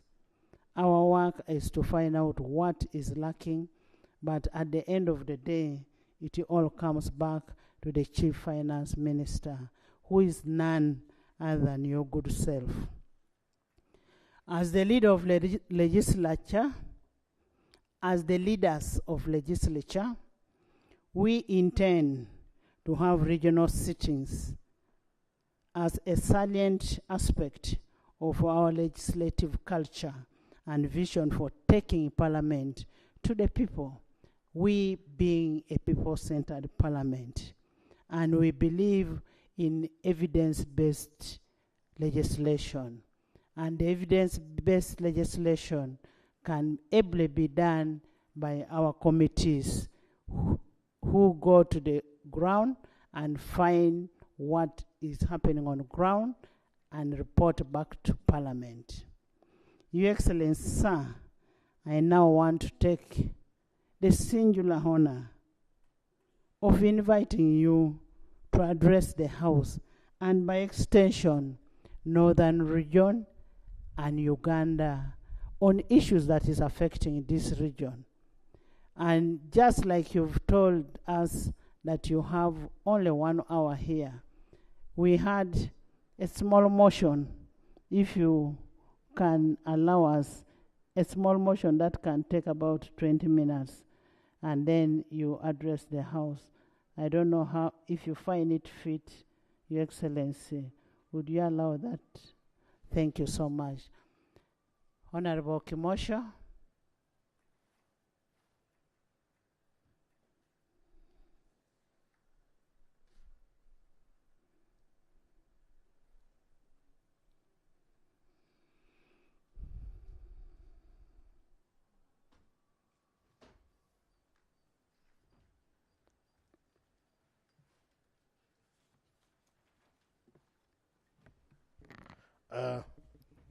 Right Honorable Speaker of Parliament, Your Excellency the President, honorable colleagues, I'm now disorganizing that protocol, but allow me to continue.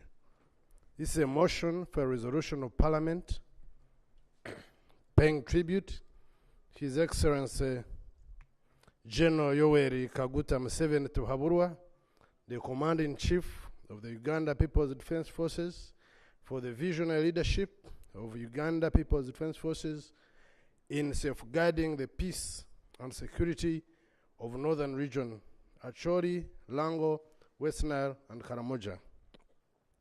Whereas Article 209A of the Constitution of the Republic of Uganda provides for the function of the Uganda People's Defense Force as a preservation and defense of the sovereignty and territorial integrity of Uganda, aware that the Lord's Resistance Army caused conflict in the northern region between the period of 1986 to 2007 onwards, making it one of Africa's longest conflict, occasioning humanitarian crisis and widespread of human rights violations, such as death of more than thousands of civilians, abductions of children, rape, mutilation, displacement of civilians, torture, slavery, use of children soldiers, and mass destruction of property. Further, aware that the West Nile sub-region further experienced insurgency from the Uganda National Rescue Front. 2, the Lord's Resistance Army and the Holy Spirit Movement led by Ursula Quena, who waged war against the National Resistance Movement government in 1986 onwards, leading to a loss of thousands of lives and property and gross abuse of human rights. Recognizing that through His Excellency General Yoweri Kaguta Museveni's visionary leadership, the Uganda People's Defense Forces has over the years successfully combated the activities of the rebel groups in northern Uganda, including disarmament in Karamoja, which has resulted in 2, liberation, pacification, and guaranteeing peace and security in the region and in the entire country.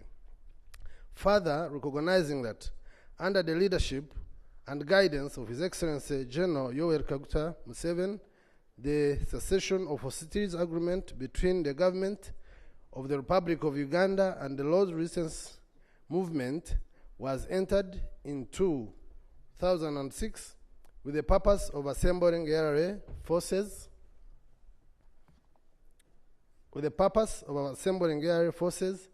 in safety and security, calling on the parties to end propaganda between them, and through it, there was a significant reduction of violence in northern Uganda, allowing many displaced people to return to their homes and beginning rebuilding their lives.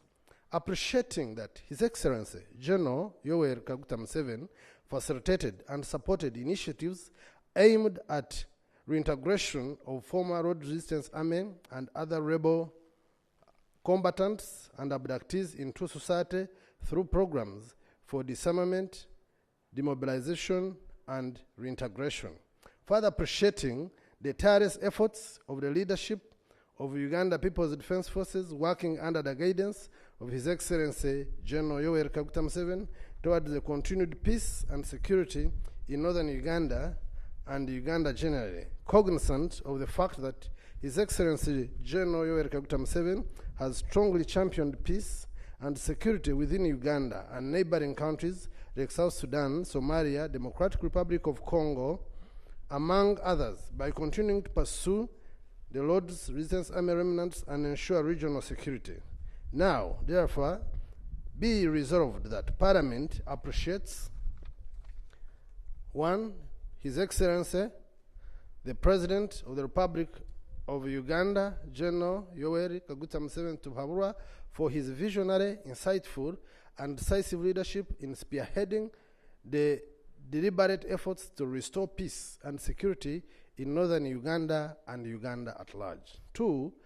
The Uganda People's Defense Forces for eliminating the rebel groups and fostering the security of lives and property and providing conducive environment in the northern Uganda and Uganda generally for economic and social transformation. 3. The religious leaders, cultural leaders, political leaders, and local community for their tireless contribution towards the peace-building efforts in dialogue, promotion of reconciliation, and reintegration of former combatants and abductees into society. I beg to move. Right Honourable Speaker and Honourable colleagues. Thank you, Honourable Kimosho. Would you love to justify your motion? Is it seconded? Is the motion seconded? Seconded by Okini PP, by Akol Anthony, by Honourable Okot, Honourable Lucy, Honourable Gilbert. Gilbert, why are you sitting back? By Honourable Gilbert, Honourable Ngetho, Honourable, I'm looking at the northern team who have felt this. By the hollow side, by the hollow house, Honourable Obua, Honourable Feta, Honourable Isaac Otimugui, Honourable Tom Azar, Honourable Awogon, Honourable David Lagen, Honourable Omona, the Minister, Honourable Amos Okot, Honourable Maneno, Honourable Kaduchu, by the Hollow House.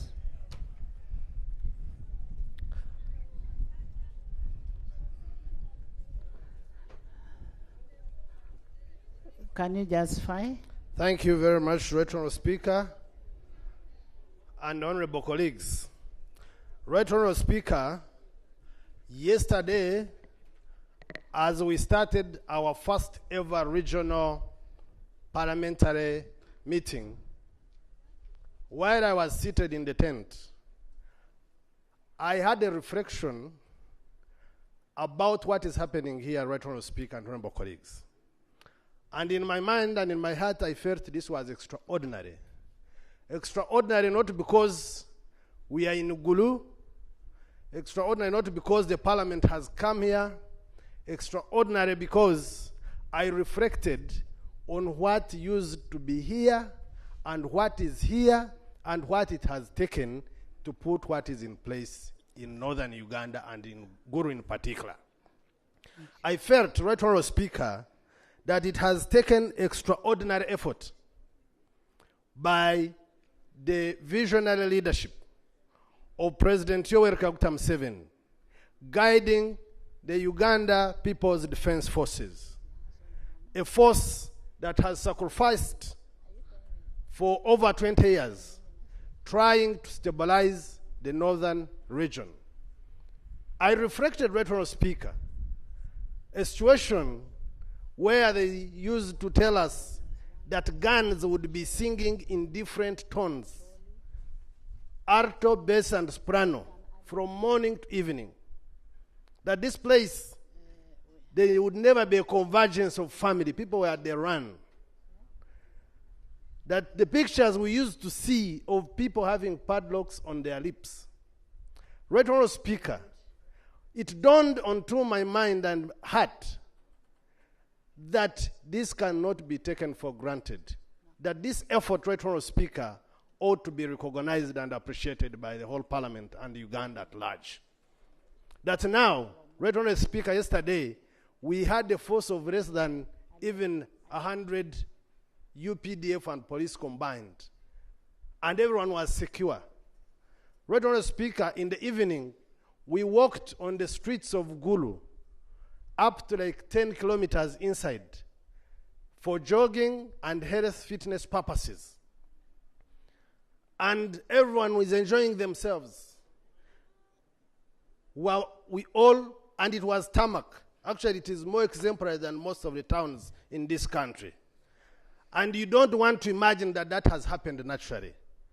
You want to think that this happened because there was a purposeful and visionary leadership of both the nation and UPDF as an institution of government.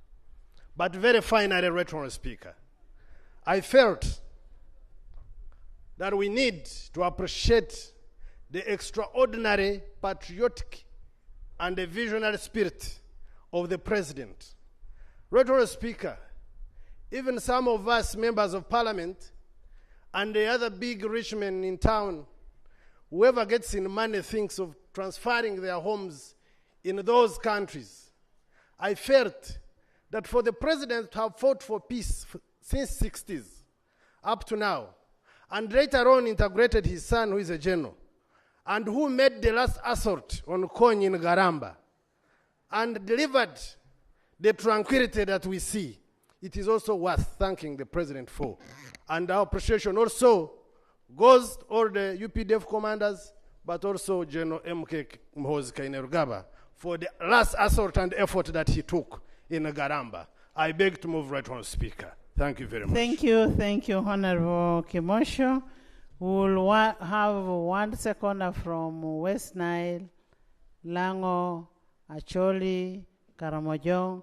Let's start with Honorable Lamwaka. I have you'll bear with me. The President has only remaining 30 minutes with us. He has other things. But because he loves northern Uganda, that's why he has been able to come here. Your Excellency, Gulu city is the most clean city that you can ever talk of. Very clean. And these people moved the whole night. The place is so peaceful.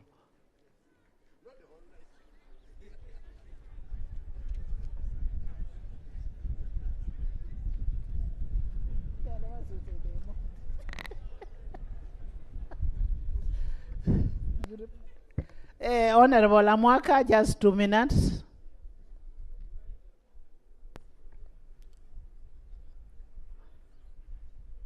Thank you, Right Honorable Speaker. Your Excellency, the President of the Republic of Uganda, the Right Honorable Speaker of Parliament of the Republic of Uganda, the Right Honorable Deputy Speaker, honorable colleagues, I rise to second the motion that Parliament pays tribute to HE General Yoweri Kaguta Museveni, the President of the Republic of Uganda, the Commander-in-Chief of the Defense Forces, for the commendable leadership of the Uganda People's Defense Forces in safeguarding the security of the west of this part of the region, Right Honorable Speaker. Right Honorable Speaker and honorable colleagues, the visionary leadership of His Excellency the President, as we today celebrate one of his greatest achievements in ensuring peace in this part of the region, has manifested itself, Right Honorable Speaker, by the sitting of this Parliament in this part of the region. Right Honorable Speaker, I want to agree with the mover of the motion and second the motion because of the result of all that the President has done in ensuring peace in this part of the region. For those of you who have ever lived in a war-torn area will agree with me that life in a state of war is a life that you never wish to live in after war. Right Honorable Speaker, this part of the region was inaccessible for most of the Ugandans, but today, because of the peace that has been ushered in, we here celebrate our President Yoweri Museveni. We also celebrate the contribution by the UPDF in pacifying this part of the region and the whole country. Right Honourable Speaker, notably, we want to also recognize key individuals who made heavy contributions in ensuring that we achieve peace in this part of the region, Right Honourable Speaker. Notably, as we celebrate the achievement in peace, Right Honourable Speaker, we recognize our fallen sons of the soil who contributed heavily in contributing peace in this part of the region. The late Paul Lokech, the late General Keta, Right Honourable Speaker, the late Colonel Ochora, among children of the soil who contributed heavily in bringing peace in this part of the region. Unfortunately, there are no more. We pray that the good Lord rest their souls in eternal peace. Right Honourable Speaker, today we also celebrate our very own Commander of the UPDF, General Ken Rugaba, for his heavy contribution. You are aware, honourable colleagues, that at one point he was also in operation in Garamba. And this is something notably that honourable colleagues cannot go unmentioned. Honourable members of Parliament, we celebrate the contribution of our religious leaders, but also among those who served in the UPDF and still serving, some of the good generals like the Lieutenant General Charles Otema Awany. He's among the people who comes from this part of the region. And of course, we have to celebrate. Right Honourable Speaker, when you hear the celebration coming from the tent, definitely I want to believe that the members do agree with me on his contribution in this part of the region. Right Honourable Speaker, as I continue in appreciating the move of the motion, it is important that today we also celebrate our religious leaders. I'm aware that Archbishop Emeritus John Baptist Odama is here. We recognize his heavy contribution in bringing peace in this part of the region. Right Honourable Speaker, we recognize the contribution of the Acholi Religious Leaders Peace Initiative. We recognize the contribution of the Cultural Institution of the Acholi, Lango, West Nile for their heavy contribution in bringing peace. Madam Speaker, as I go to conclude, the biggest problem that we have ahead now as we celebrate the peace that has been ushered in is managing the peace. Madam Speaker, there is a procedural matter. Honourable members, yes, a call.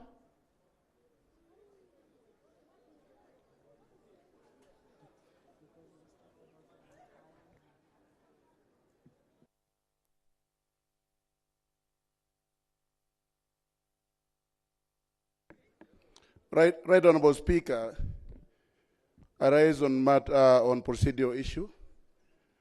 Right Honourable Speaker, I was very excited and very happy when Honourable Dan came out with this motion, and I seconded it. I stood up. But at a point when he was talking about how peaceful this area is, I thought the seconder will raise some of the issues that we have in northern Uganda after the war, which need to be addressed.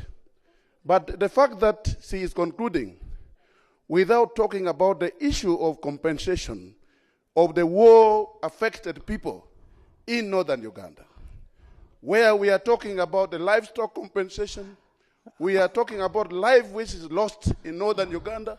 Honourable, we also have to talk about the call. conflict which is still ongoing in Apa. I think we will be missing this particular session that I was happy about. Right, Honourable Speaker, are we proceeding right? We are proceeding very, very well. If you had my opening remarks, I talked about the post-war, I talked about the issue of compensation, I talked about the issue of the land, and where I said I will hand over the memorandum to the President, because these are issues that must be handled. Even after us achieving the peace in this area, this must be handled. When you see a woman defending what happened during that time, personally, I was in Gulu, you know it very well, where you would go and sleep just in Bobby here for 1 week. You cannot come back to Gulu, you cannot proceed, you're under siege. It is, and I'm giving all the women to second, because women would be raped by you people. Yes, can you conclude?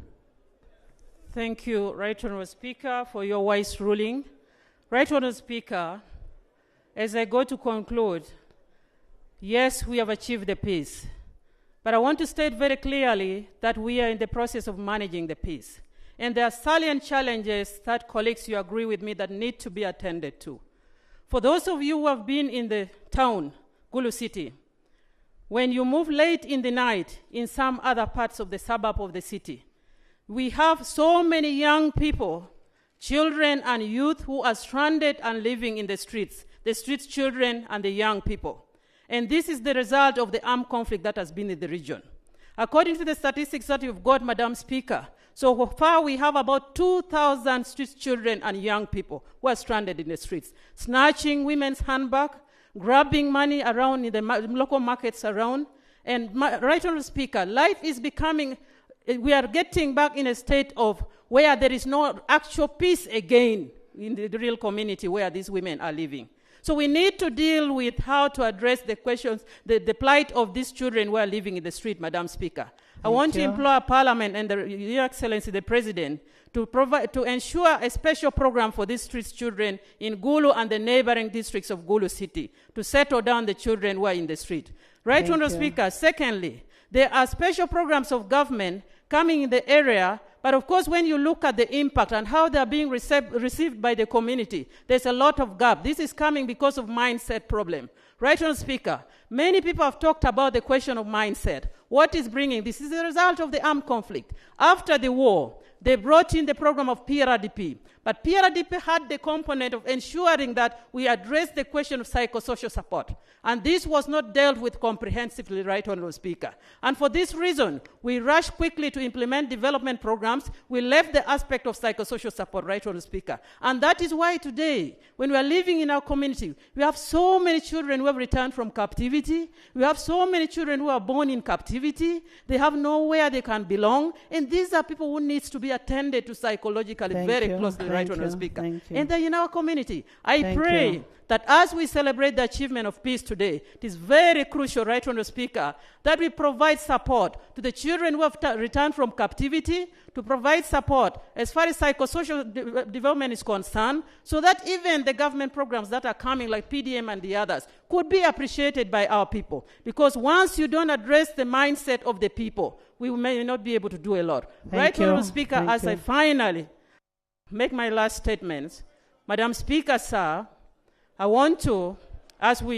Madam Speaker, as we celebrate the peace that has been ushered in by the President and the contribution of the UPDF in bringing the peace, it is very important that we look at the impact of the armed conflict that has been so devastating in the region and design special affirmative action programs that can deal with it. We have vast land, but the utilization of the land per household, land holding is 10 acres to 12 acres, 15 acres, but usage is only 3 acres. There are capacity gaps in terms of how we can utilize the land that we have.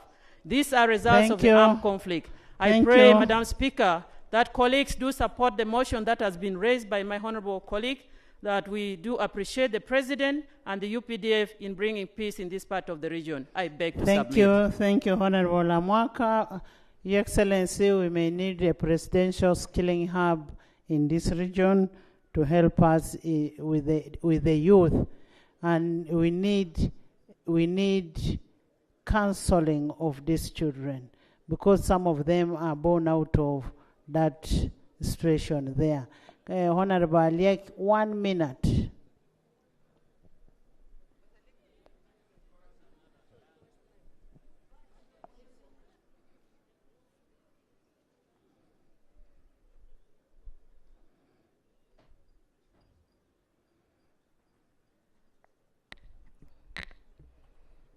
Thank you so much, Right Honourable Speaker, for giving me this opportunity. I would like to thank the mover of the motion to pay great tribute to His Excellency, the President of the Republic of Uganda. I'm really seconding this motion, Right Honourable Speaker, and I would like to thank His Excellency, the President, for safeguarding peace in northern Uganda. We are now enjoying peace in Lango sub-region, in Acholi sub-region, in West Nile, and in Karamoja. Right Honorable Speaker, without peace, there is no development that can be brought in any region of this country or in the world.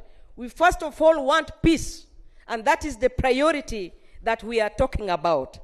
Lango sub-region was equally affected by insurgency for more than 20 years, that our people were in the internally displaced people's camps. Right Honorable Speaker, we now see this peace. We only need to fight poverty, to increase household income, and to promote mechanization of agriculture, and to do what it takes to bring money in the families, to bring money in the pockets of our people. Right Honorable Speaker, I want to continue to say that His Excellency the President is here with us. He made several developmental plans in this country. He put several developmental plans in his manifesto for Lango, for Acholi, and for northern Uganda as a whole. Right Honorable Speaker, I would like to interest His Excellency the President that may he consider fulfilling most of his pledges, because there are others that have been overdue, including cattle compensation that is going very slowly. We want him to really go back and say, this time round, before the elections of 2026, that we are taking him back as the President of the Republic of Uganda, and we are saying, Your Excellency the President, we beg you to fulfill most of these pledges. You know them. Your Excellency, we are really happy that you consider this Parliament as a very important arm of government, and we are here to interact with you, although we shall listen to you in silence according to the rules of procedure of the Parliament of Uganda. Your Excellency, you have done a great deal in this country. We wish you long live as you still continue to lead this country in the way you are doing it, because the steady progress that we are seeing is something that we have to appreciate. Long live the Right Honorable Speaker of the Parliament of Uganda. Long live the Parliament of Uganda, all the members of Parliament who are here and deliberating on the issues of northern Uganda. Long live government of Uganda, and long live everybody in this country. I thank you, Right Honorable Speaker. Honorable Nakut, then Honorable Jessica. Honorable members, please sit. 1 minute.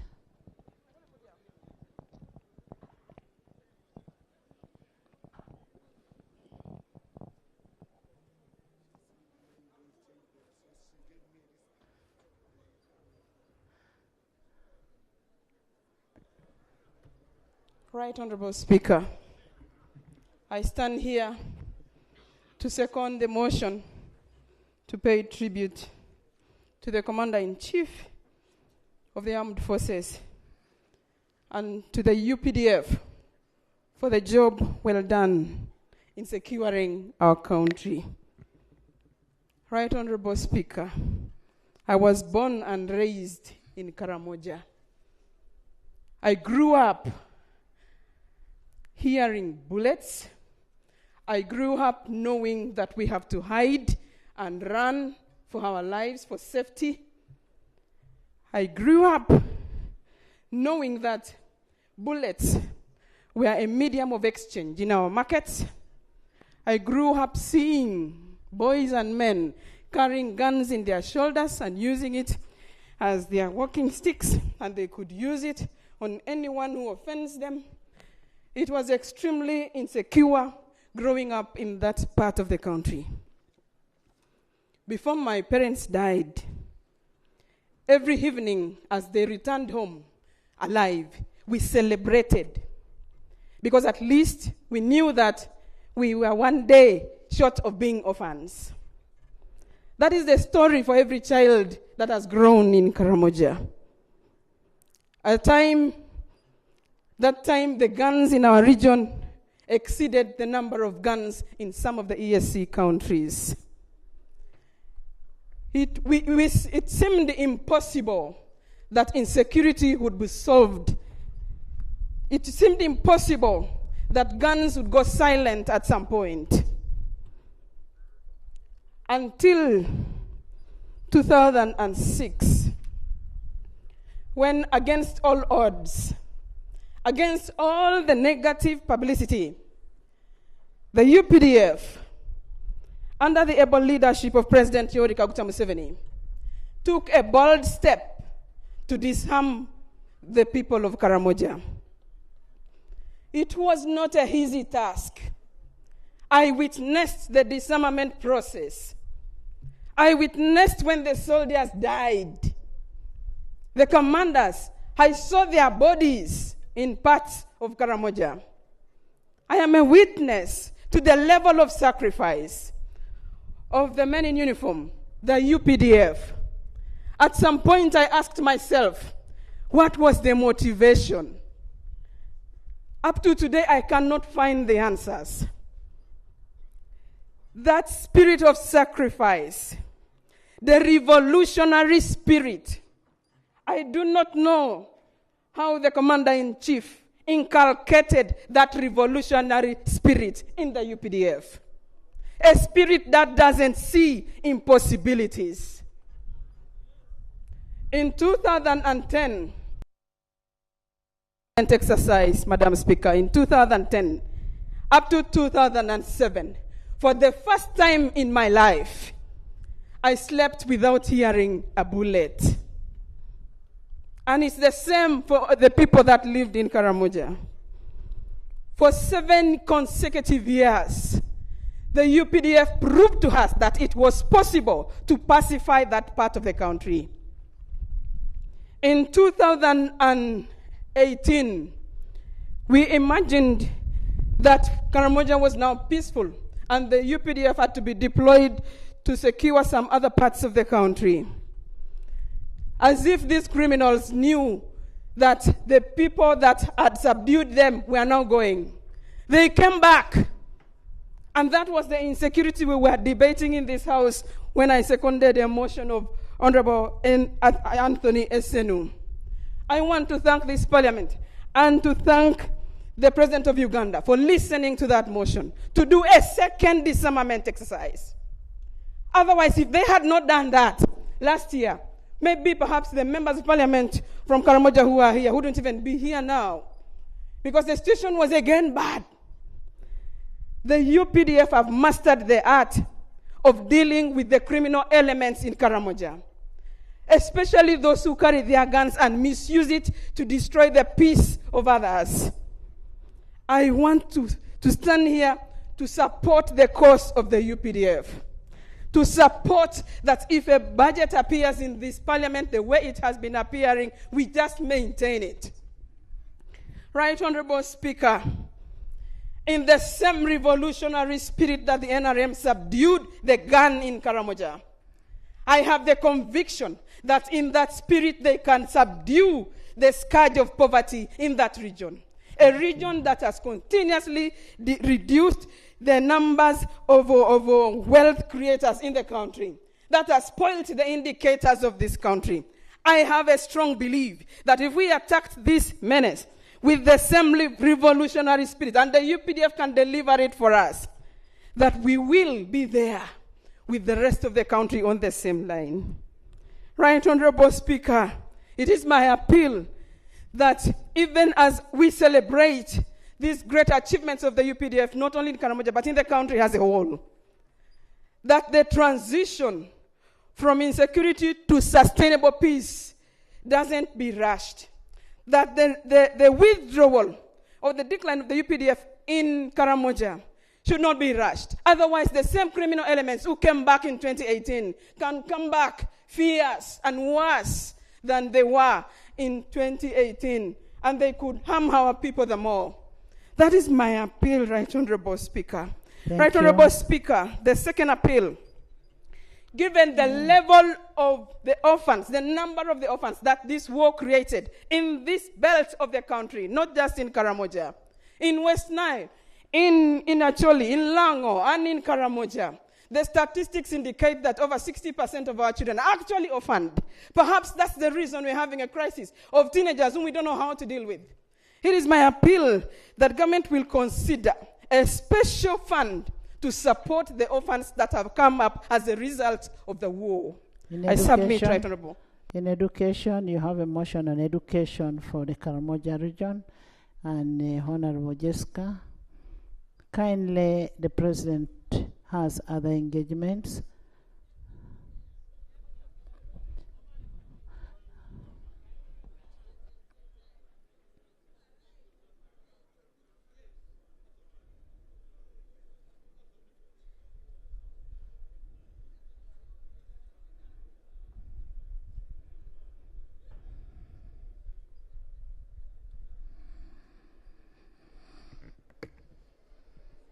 Your Excellency, the President of the Republic of Uganda, Right Honorable Speaker, Right Honorable Deputy Speaker, and the entire House. I am seconding the motion to recognize, appreciate, and celebrate the efforts put by our head of state and other patriots for the peace, security, and sustainable governance that Uganda is enjoying. I am a child of the soil. I want first to appreciate the peace at hand, which we never had. The security at hand, which we never had. Good governance at hand, which we never had. Right Honorable Speaker and colleagues, we thank His Excellency so much with other patriots for the work well done. Leadership is chosen by God. From the book of Psalm, chapter 13, verse 14. Therefore, we want to thank God for the Son, His Excellency, who has been ordained and given to this country so that we get liberated. As West Nilers, we were refugees in South Sudan. We were refugees in Congo. The President did a very remarkable work. When he took over power, he requested us to come back to Uganda. If you did not do that, Your Excellency, probably we will have changed our nationality, remained in Congo, remained in South Sudan. Your Excellency and the patriots of Uganda helped us to have peace, which we did not have, security which we did not have, because we are in the hands of people who did not recognize human rights. We got tortured. We were massacred.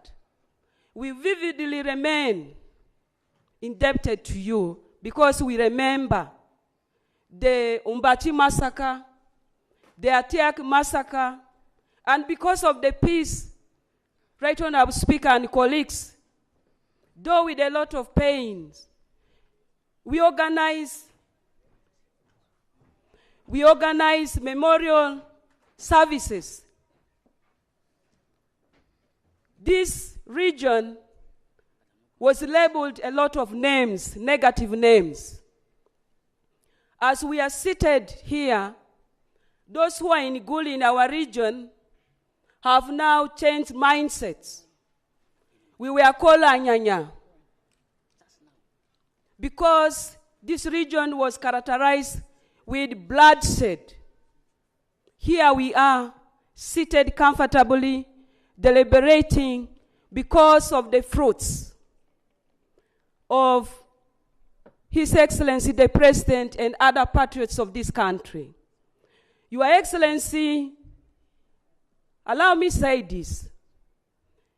we leaders of West Nile and people of West Nile have listened to you carefully for all these years.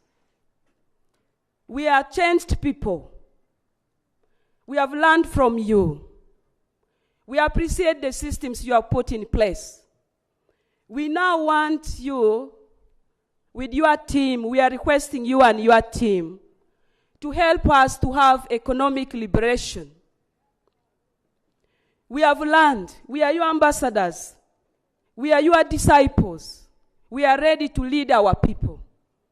I want to end by giving special appreciation to you and the entire government, because the conversation we are asking you to do is not because of your bad deeds. You are acting fatherly to compensate people because of the bad deeds of other people. Therefore, Your Excellency, we plead with you to continue with the godly spirit to compensate us, especially West Nile. We have never seen any coin. And people are labeling us negatively. We are your ambassadors. I end by saying, may God continue to bless your family. May God continue to bless our son, MK. Your Excellency, we are here as your children. We are here as your disciples. Thank you so much, Right Honorable Speaker, and the entire House. Thank you so much. Thank you, honorable members. Honorable members, in the interest of time, first of all, we need to thank His Excellency for coming, because he has a lot, but because of the love he has for Northern Region, the love he has for Parliament, he had to squeeze 30 minutes to be with us, and the minutes have even gone. We really want to thank you for that. Your Excellency, this team that we have here really is very grateful with what you've done in the Northern Region. They really appreciate, but there's still a little more to be done. When you talk about Chene, we need Chene in the pockets of our people. And we can only have the Chene in the pockets once you bring what they have just mentioned. But even when you have the money, for those who don't know our language, Chene is money. Even if we have the goods, we mechanize, but we need the roads to be worked for us to be take the goods to the market. We need these roads to be worked. Honorable Minister of Works has information. We have given him all the roads that are supposed to be worked on, and he will come and share with you. I now put a question that the motion for resolution of Parliament to pay tribute to His Excellency the President General Yoweri Kaguta Museveni, the Commander-in-Chief of Uganda People's Defense Forces, for the visionary leadership of Uganda People's Defense Forces in safeguarding the peace, security of Northern Region, that is Acholi, Lango, West Nile, and Karamoja, be adopted by this Honorable House. Those in favor say on the contrary, nay. The ayes have it, and Your Excellency, we want to congratulate you so much, and we want to thank the team that is able to come here. We want to thank General Salim Saleh, who is here, a resident of Gulu. Where is he? Can I? General Salim Saleh, you're most welcome. And we want to thank you so much for coming. We have in our VIP gallery, we have Honorable Trodong Richard, Right Honorable Trodong Richard, so that when you're addressing, you know the people who are here. We have Mr. Abit, His Grace, the Archbishop Emeritus, Odama. Odama has been very influential in this region. I have Mr. Abitre Stephen LOC 5 Maracha. We have Mr. Atul Sam, Mayor Lira City. We have Mr. Arach Emmanuel, LOC 5 Noya. We have Mr. Okwanga Alfred, Mayor Gulu City. Mr. Opio Moses, Chief Administrative Officer Abim. Mr. Tolit James, Town Clerk Claro Peche Gulu City. We have Mr. Martin Okumu, Deputy Prime Minister Ker Kwano Acholi. Reverend Father Matthew Okun Lagor, Project Manager of the Cassava Program in Northern Region. That is for validation. Mr. Ojok Samuel Kitanga, District Speaker Agago. Mr. Arai Christopher Abor, LOC 5 Kitugum. Mr. Okwiri Patrick, City Speaker Lira. Mr. Wadri Sam, Mayor Arua. Mr. Lotte Paul, Kotido District. Miss Akelo Alice Opio, RDC Gulu. Mr. Okelo Francis, RDC Amolota. Mr. Okwise May, Gulu District Retired RDC. Mr. Otim Otto Dennis, the cow of Lira. We'll continue announcing as they bring. We have the RDC of Gulu Amongin, right there, yellow girl. Honorable members, following the extensive deliberations that we have had on the state of transport infrastructure in Northern Region, the Minister will hand over our issues to the President for onward action to be taken, especially on issues of the critical roads, the national roads, the bridges, the waterways, and air drones in this region.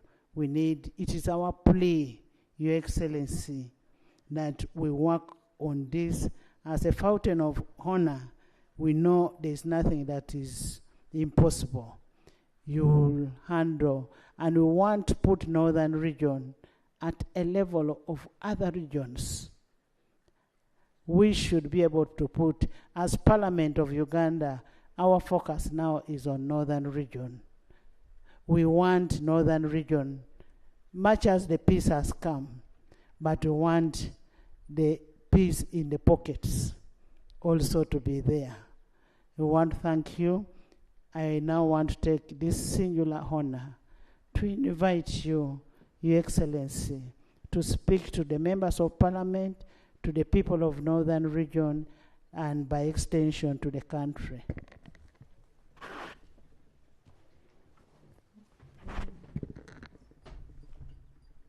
Sit down, please.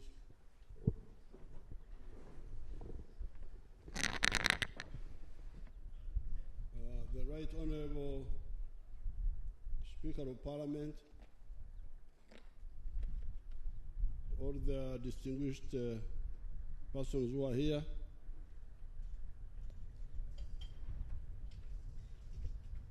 I want to thank Parliament for passing a motion recognizing the work of the UPDF and the NRM in pacifying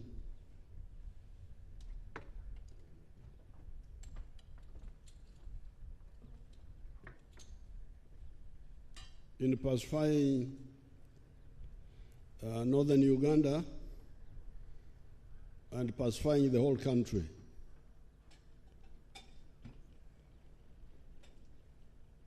What you need to know, this is important for you if you are going to make useful contribution, is that the ability of the UPDF to do what has defied other governments, because like the insecurity of Karamoja was not new at all. It had been there even in the colonial times.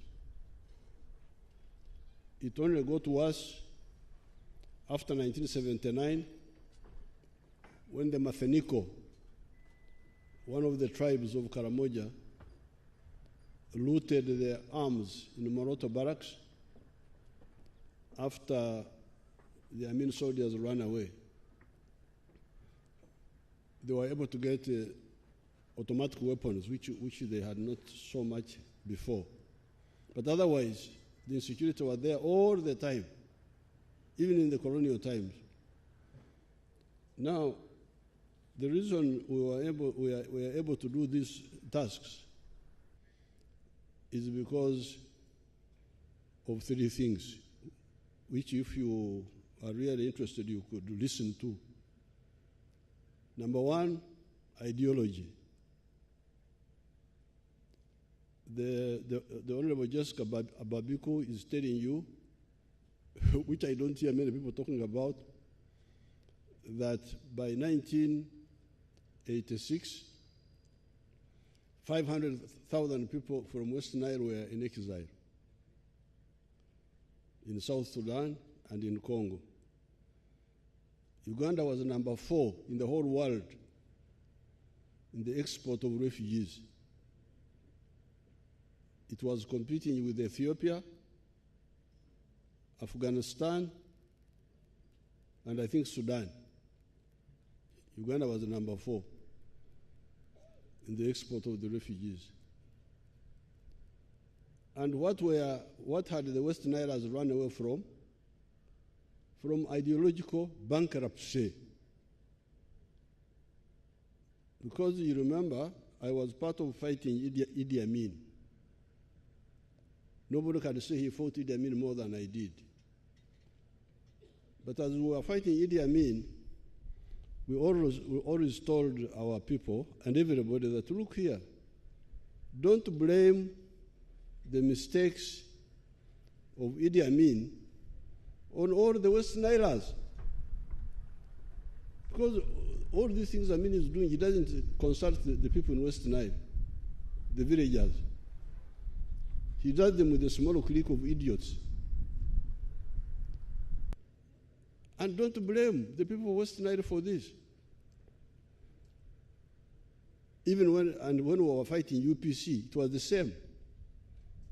We told our cadres, don't blame the people of northern Uganda, of Acholi, Lango, for the mistakes of Obote. Distinguish between the misleaders and the misled. This is the line of the NRM. Always make a distinction between the misleaders, who are few, and the misled, who are many, even if they are misled. But in many cases, most of the masses are not even involved at all. It's just small groups of people.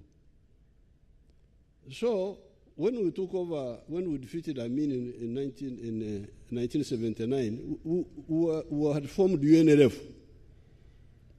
There was a group called UNLF, which was like NRM. We were telling these people, please, wait, your UPC and your DP, based on Catholics, for DP, Protestants, for UPC, please, give us a holiday. Let's have a united group, UNLF. But they couldn't listen. They took advantage of the fact that we had our Tanzanian brothers here who didn't know our situation. They moved and they brought back the bankruptcy of the old politics of sectarianism. So those massacres, those are Babikus who must have been either children or in the womb. I don't think they were even there. I think it was the wombs which were running away.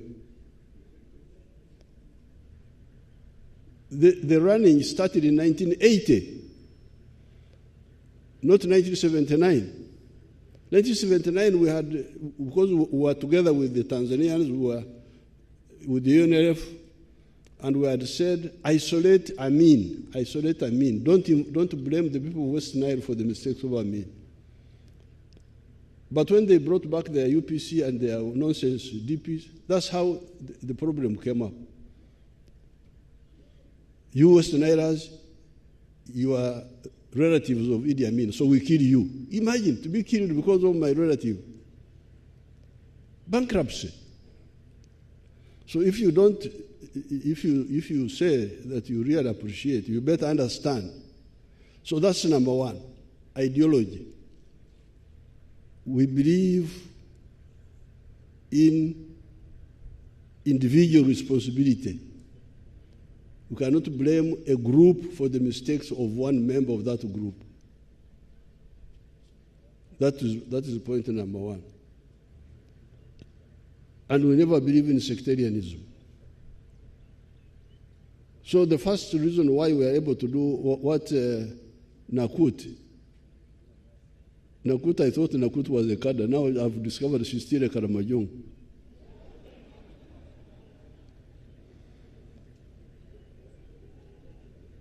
Because Nakut was saying, I can't understand why these people, why they sacrifice so much. Yes, if you are convinced, we are always celebrating the Martyrs' Day in Namugongo on the 3rd of June. Young people who refused to denounce religion and they were killed by Mwanga. On the 9th of May, we are already celebrating Martyrs' Day, Heroes' Day. For us, we are not just martyrs, we were heroes. We have both martyrs, but also we have heroes, because martyrs die without resistance. Heroes, they can kill you if you are not careful. As you try to kill them. So on the 9th, we celebrate the Heroes' Day. People who stood because of conviction. If you are convicted of something, you will stand. So the first reason how we were able to do what these other groups failed to do is because of ideology. Secondly, discipline. What Nakut was saying, how the cattle rustling came back in 2018, it was not just the removal of the troops. There were also some mistakes by our commanders, corruption. They stole the money of the LDUs. You know, we had Karamojong LDUs. And they stole their money. They didn't pay them. And you know how confused the Karamojong groups are. So they said, okay, so if you are not paying us, we are going to raid. That's how it all started. There was also another man, I've forgotten his name. Is it Achuchu? Achuchu, the one whose wife they took when he was in jail. And when he came from jail, he said, you better repress my wife who was taken. They just looked at him. He went and raided cattle to buy another woman. That's how it all started again. So it was the carelessness of our people, the corruption. But the third reason how we succeed is the Banyankore proverb. Okom toguri enshunjun kuitegwa. You make the hairstyle according to the shape of the head.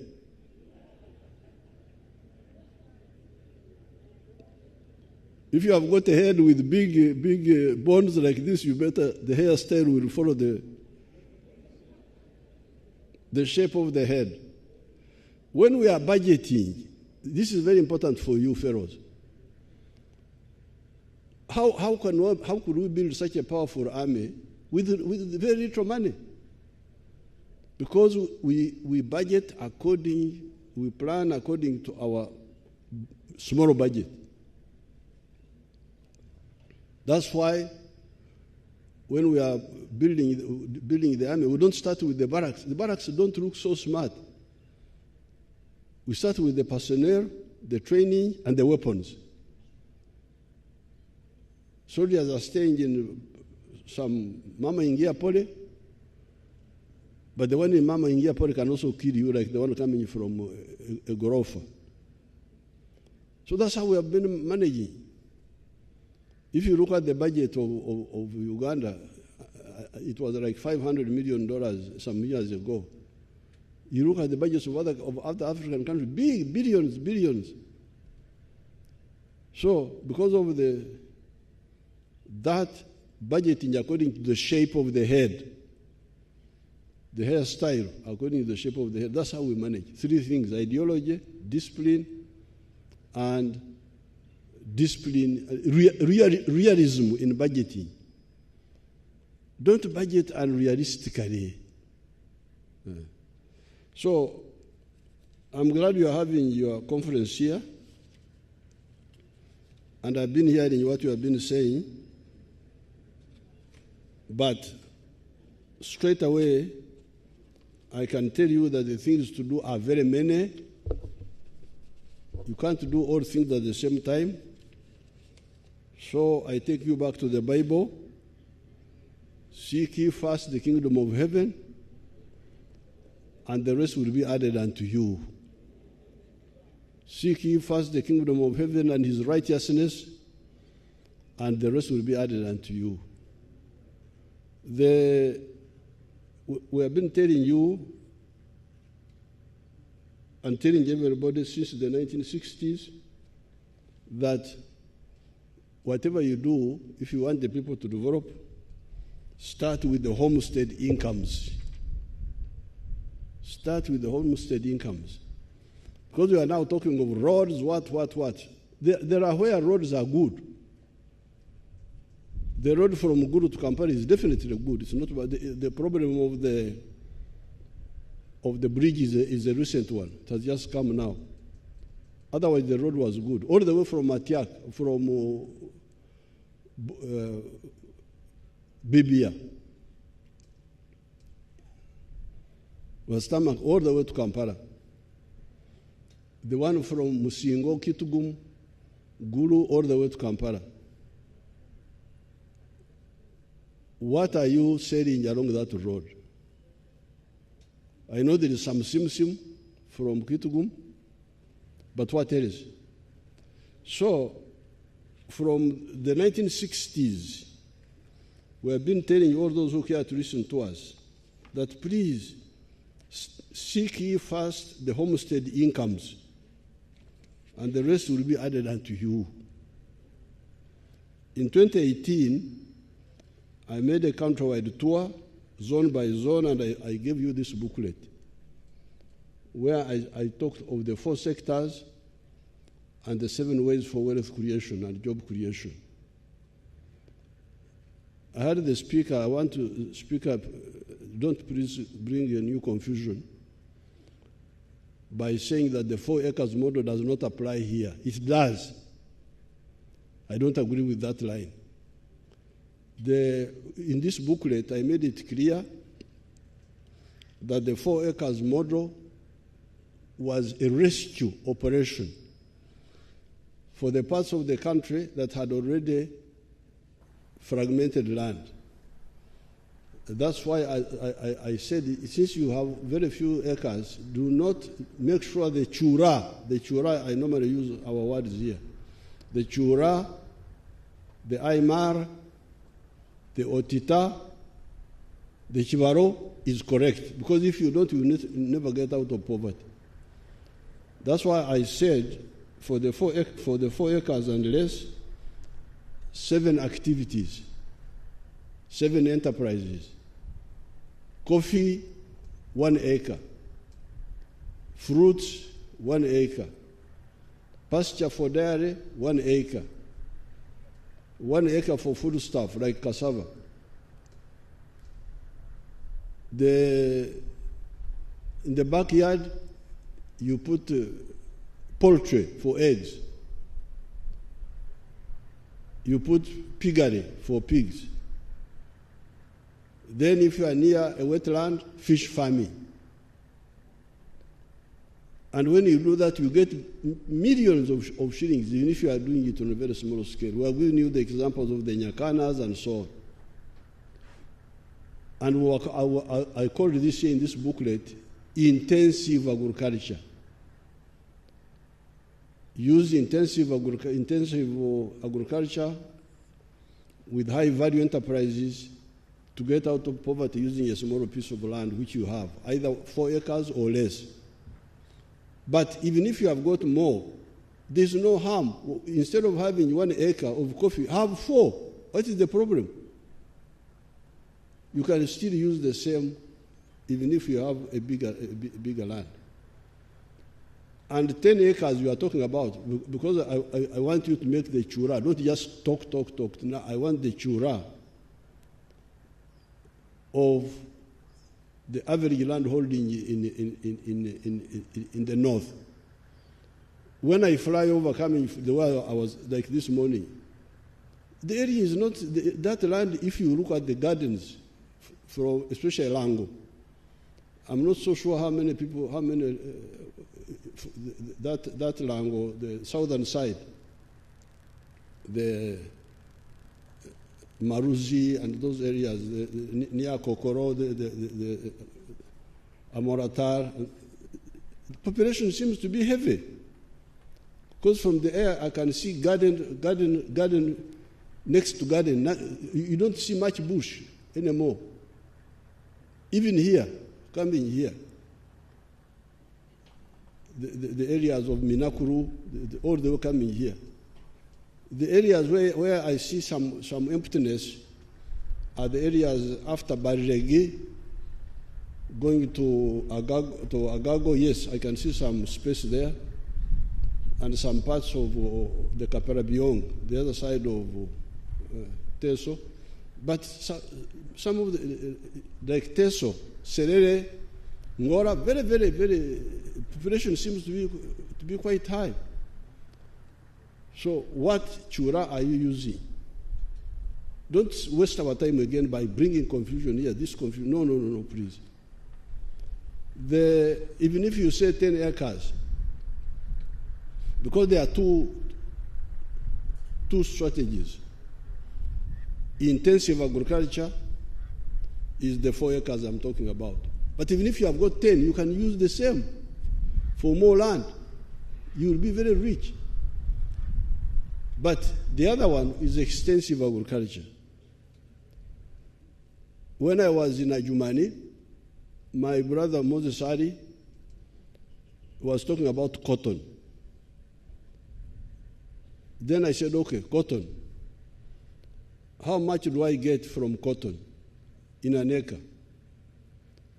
They said 1 million shillings without deducting costs.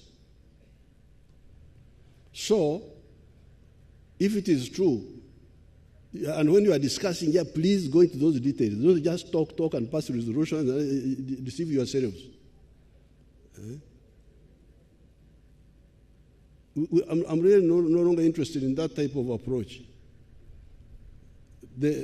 So, even if you say cotton, you will get 1 million shillings gross from 1 acre.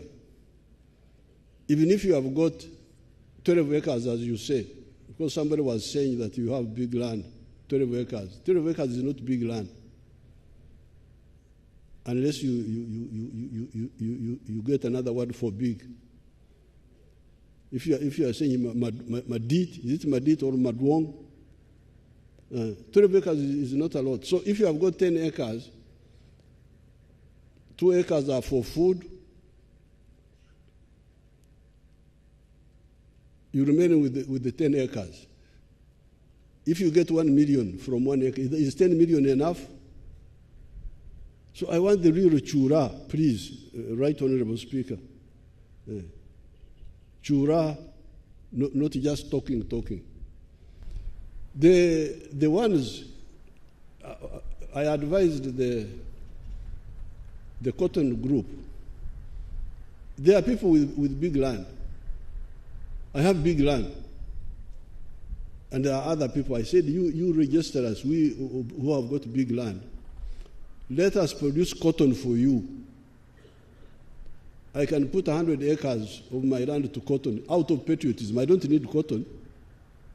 But if the country needs cotton, I can grow it for them. 100 acres, even if I get 1 million per acre, that's 100 million. Of course, 100 million is not too much money for me, but I don't mind. I'm doing it for the country. Now, if you were to do 1,000 acres of cotton, you would get 1 billion. So it is true that you can get good money from low-value crop like cotton if you do it on a really big scale. But 10 acres is not big scale, so don't confuse our people with just new confusion.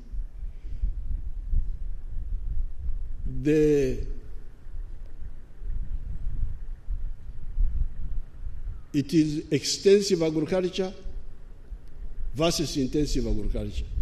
For me, anything less than 20 acres, this is the problem of Busoga, because we told our Busoga people, please, ebikado,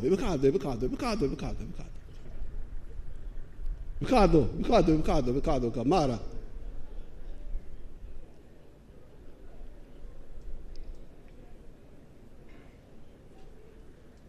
Ebikado, how much are you getting from 1 acre? First of all, ebikado don't mature for 2 years. 18 months, the ebikado is still growing. When you harvest it, omusoga alirudawa. Ngweno omusoga wano bwino kyakulaga idano tukobere ekibalo ky'ebikado.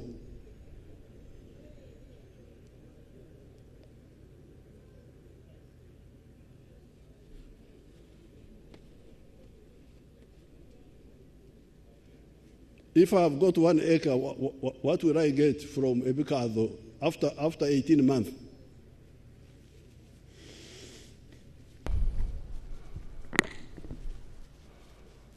Your Excellency, if you have 1 acre and you plant and wait for 18 months,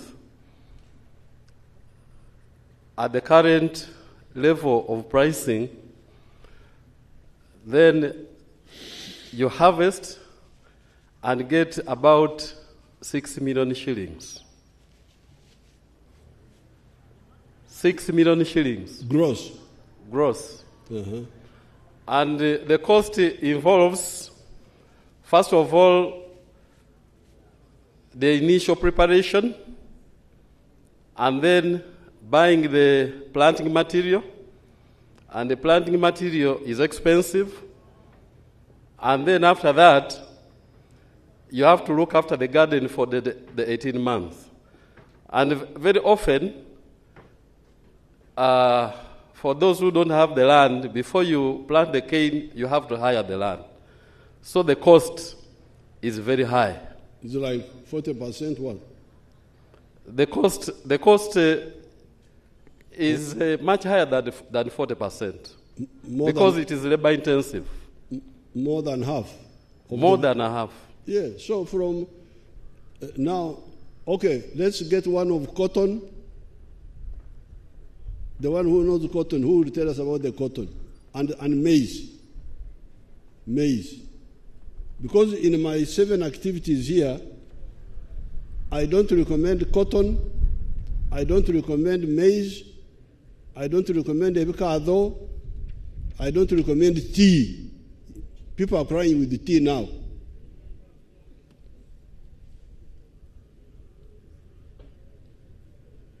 Excellency, I can talk about the maize. How much would I get from 1 acre in a year in maize? Maize for 1 acre. An acre? 1 acre of maize, you get about 2 million shillings for a season if you have used very good practices. Yes, I'm talking from experience because I grow maize myself. The last season, I got 2 million per acre. However, the cost of per acre, Honorable members, can we have per some acre, silence? Per season. 2 million per acre per season. So that's 4. If you have very good practices, so that's including using good seed, using either manure or fertilizer, so that you get about 4 million in a year. Yes, about 4 million in a year. And the cost? And the cost would go to about 3 million shillings. Out of the 4? Out of the 4 million. So 1 million. Okay, Tiama, Oya Tiami. Or Pamba, the one of Pamba, who can tell us about Pamba? Pamba. Thank you, Your Excellency. I'm Isaac Otimiki from Nebi District in West Nile, one of the areas that grows cotton. In average, an acre of cotton will produce between 600 to 800 kilograms per acre. But because of the unstable prices of cotton, whereby last year, the last season, prices went as low as 1,500 shillings per kilo. That's how much now? Yes. So you find that people were getting between 900,000 to 1 million shillings per acre. Yes. Per year. Per year. Bepping. Now, that leaves us with which one now? The other one is what? Your Excellency, I'm Judy Saliek, a member of parliament for Kole district in Lango sub-region. I'm the chairperson of Lango parliamentary group. Your Excellency, I would like to add my voice to the growing of maize in Lango sub-region. As I talk now, Your Excellency, an acre of maize can give you between 10 to 15 bags. And then the price of maize right now is between 600 shillings, 600, a kilogram. So a bag of maize right now is going to about 60 shillings, 60,000 60,000 shillings, Your Excellency. Now, when you multiply 60,000 by 10 bags, that's about 600,000 per acre, Your Excellency. We have to tell the truth here. Yes. Yes, thank you, Your Excellency. So therefore, please, I beg you, I don't want Guru confusion. That Parliament met in Guru and confused our people and said, forget the 4 acres. For northern Uganda, we have a lot of land. No, you don't have. 10 acres is not a lot of land. Because if you are going to get 1 million shillings per acre for maize or cotton, even if you have got 10 acres, how much is that? You will not get out of poverty. But with fruits, the return is very high. In some areas, it's very, very high. You can get the figures. There is a group at Kakoge. Is it Kakoge? They have got a factory there of fruits. We are supporting them. You check with them how much they are earning from fruits per acre. Cotton, because some of the areas in the north here can grow coffee. Some of the areas in the north can grow coffee. Like West Nile, they can grow coffee. Even these areas here can grow coffee. So please, my document is here. God has got a copy. Long ago, please study it very carefully if you want our people to get out of poverty. So this is my point number 1. The roads, yes, but the roads which are there are not being used fully. The roads which are there are not. Yes, I know the areas which don't have good roads. I know them because I always go there. But even where the roads are good, they are not being used fully. So please, seek ye first the kingdom of heaven, seek ye first homestead incomes, and the rest will be added unto you. Now, secondly, this is for all the political class. Yesterday, I was having a meeting with the religious faith with Mama Janet about the schools. And one of the issues we were discussing with the foundation bodies is the school charges. The NRM, since 1996, has been pushing for free education in government schools. But other people are pushing for charges for this one, for this one, for this one. Please, if you want those children whom you say the street children, the what? They are street children because many of them did not go to school. And what is blocking them? School charges. So the political class, all the elite, please, if you say you care about your people, support my position on free education. If you don't want to support that, then keep quiet, let the children suffer. Don't just talk. This is the second point. Seeking for homestead incomes, free education in government schools. We have been begging from 1990, it's almost 30 years now. UPE, they put charges. If there are unmet costs, bring them. You are members of parliament. I'm president here. You are there. We budget together. You come from those areas. You come and we budget. Let's block all these other expenditures. And we provide free education for the children in the government schools.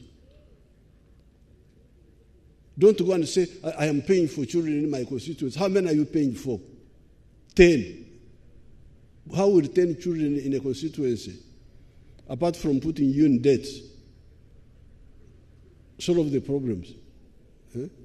You are killing yourself, you are killing the children, you are doing nothing. Listen to the NRM. Let's have free education in government schools. Those who have money to give to private people, they can go to private schools, the children of the rich. I started my school in Okwang near my village in Bariregi. I had calculated there that if I could give capitation grant of so much, there would be no other school costs which are not made. The capitation grant is sent, but I think they still charge school fees. I have got free schools in Chisozi. They don't pay any cost. They study. It can be done. So, free education, if we want our people to get out of poverty. Infrastructure, I totally agree, especially the railway. Have we not repaired the railway line from Tororo to Gulu? Is it not repaired? They were repairing it. What happened? Works, Echweru.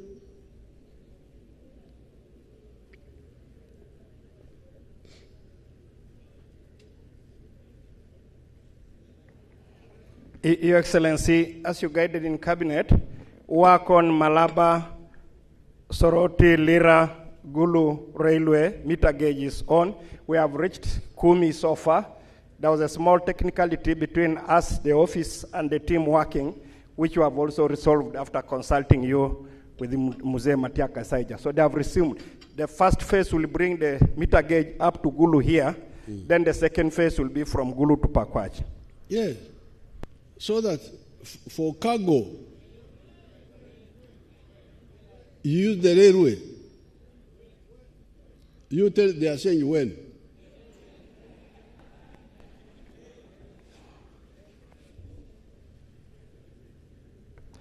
Just like I've indicated to my honorable colleagues. The estimated time, we call it ETD, estimated time, ETA. Estimated time of arrival. What is the estimated time of arrival? To come up to Gulu, Mzee will take us a few more months. I don't have it readily available with me. You check before you leave tomorrow, tell them. I will do that. So, now, the other infrastructure which is crucial, which is already in place, is health. You see the way NRM works, we use small, cost-effective solutions. We're able to provide security with very little budget. Now with health, our strategy was have health center 3 at the sub-county, at the Jago, because most of the sicknesses can be dealt with there. Immunization, midwifery, malaria, they can be dealt with there. But instead of people concentrating, and you have seen how immunization has helped public health, immunization. Polio has disappeared. Measles have disappeared. All those immunized, the cancer for the girls, if all the girls are immunized against the uterus cancer. So immunization has worked. Where the problem is on the drugs at the health center 3 being stolen. And you all represent constituencies. If you have got a constituency may have about 4 sub-counties, which means you have got 4 health center 3s under you, and maybe 1 health center 4. So if you supervise these together with your network of NRM supporters, even the ones who are not NRM, why wouldn't the curative side work as well as the prevention side has worked? The immunization has worked well. When we undertake preventive measures, things move. It's a revolution. Population of Uganda is now 46 million from 14 million. What was happening before? Ugandans were marrying many women. Where were the children going? They were all going down in the ground. That's how you get the autos. Auto means he followed the people who died, I think. Now, what happened? Why are the children not dying? Because of the just immunization. But there are other measures which can be taken and improve health, like malaria control, sleeping under the bed nets, and other anti-malaria measures should be emphasized by the health managers of the district. They don't. We were able to deal with the guinea worm here in the north. Where is the guinea worm now? It's gone. Guinea worm went because of simply boreholes. Because guinea worm was coming from dirty swamp water, people drinking it. Bilharzia attacks people when they go to collect water from the river.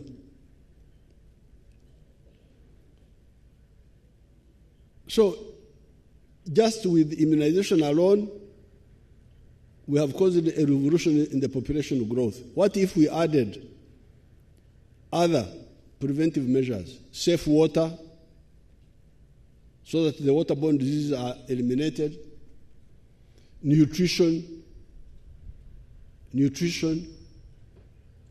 the food is there, but the people don't know what to eat because the health officers at the district don't tell them.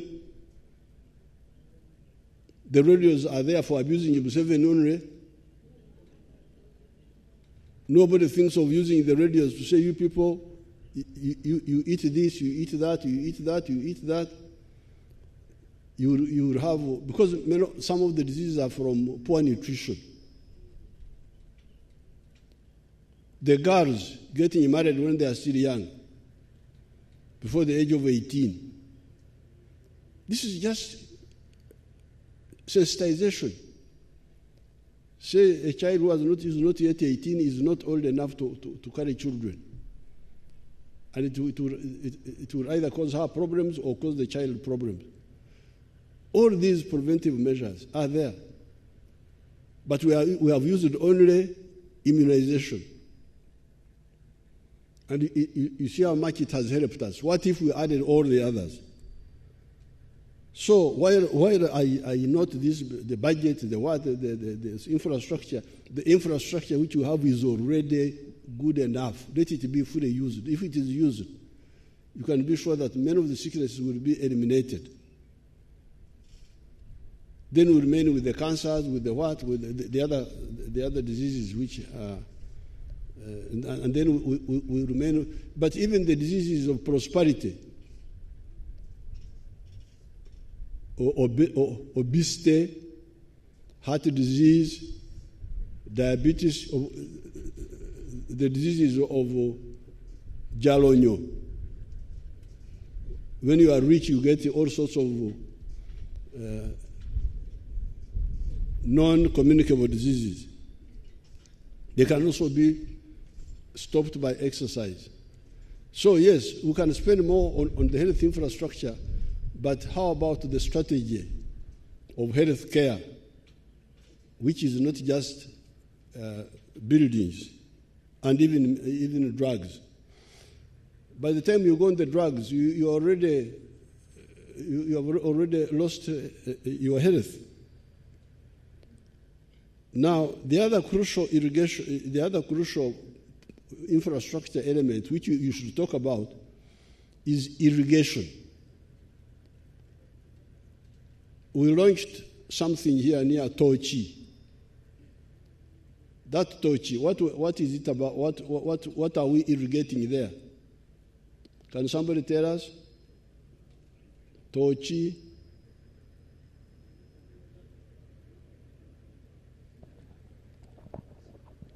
Thank you so much, Your Excellency.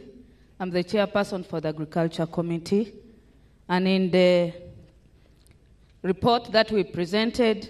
And who are you?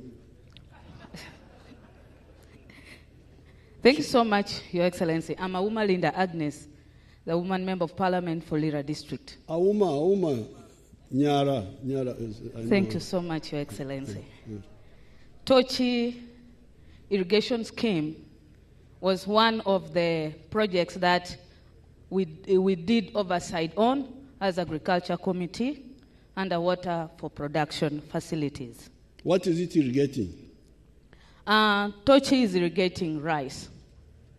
Rice in the swamp or away from the swamp? Your Excellency, a scheme is always in the swamp, gazetted by government for rice production. Oh. That's Marach. Okay, Apoyo. I will not concentrate on that one so much. Thank you so much, Your Excellency. What is happening to Agoro irrigation scheme?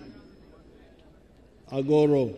Your Excellency, Agoro rice scheme was for the same purpose, but it's no longer functional well. It's also rice? Yes. Is there rice in Agoro? Rice, it was meant for rice, aquaculture, but it's not functioning well. There's somebody who knows the area. Thank you. It's the area member of parliament. Thank you, Your Excellency. The rice scheme in Agoro is not doing well at all. My name is Major Retired Dr. Okulo Abuka, MP Lamour. I was there with the Chief Justice who had been to you to check on Agoro rice scheme and the irrigation scheme. We found out that the dam has a technical problem. No, but if it was working well, what would happen? Right now, actually, the thing is, the place is messed up by the dam. They wish that the dam is not there so that they go back to the original situation. Okay. That's right. So, no, thank you very much. Welcome. So that means we need apoyo. Then that means the only good example I can quote of irrigation, the one I know, is Mobuku irrigation scheme. Who can tell us about Mobuku?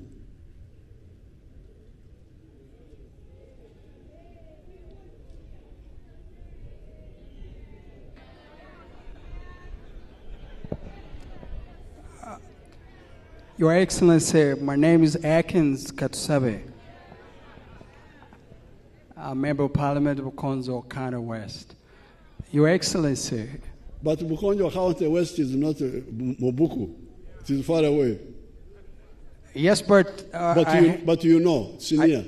Yes, Your Excellency.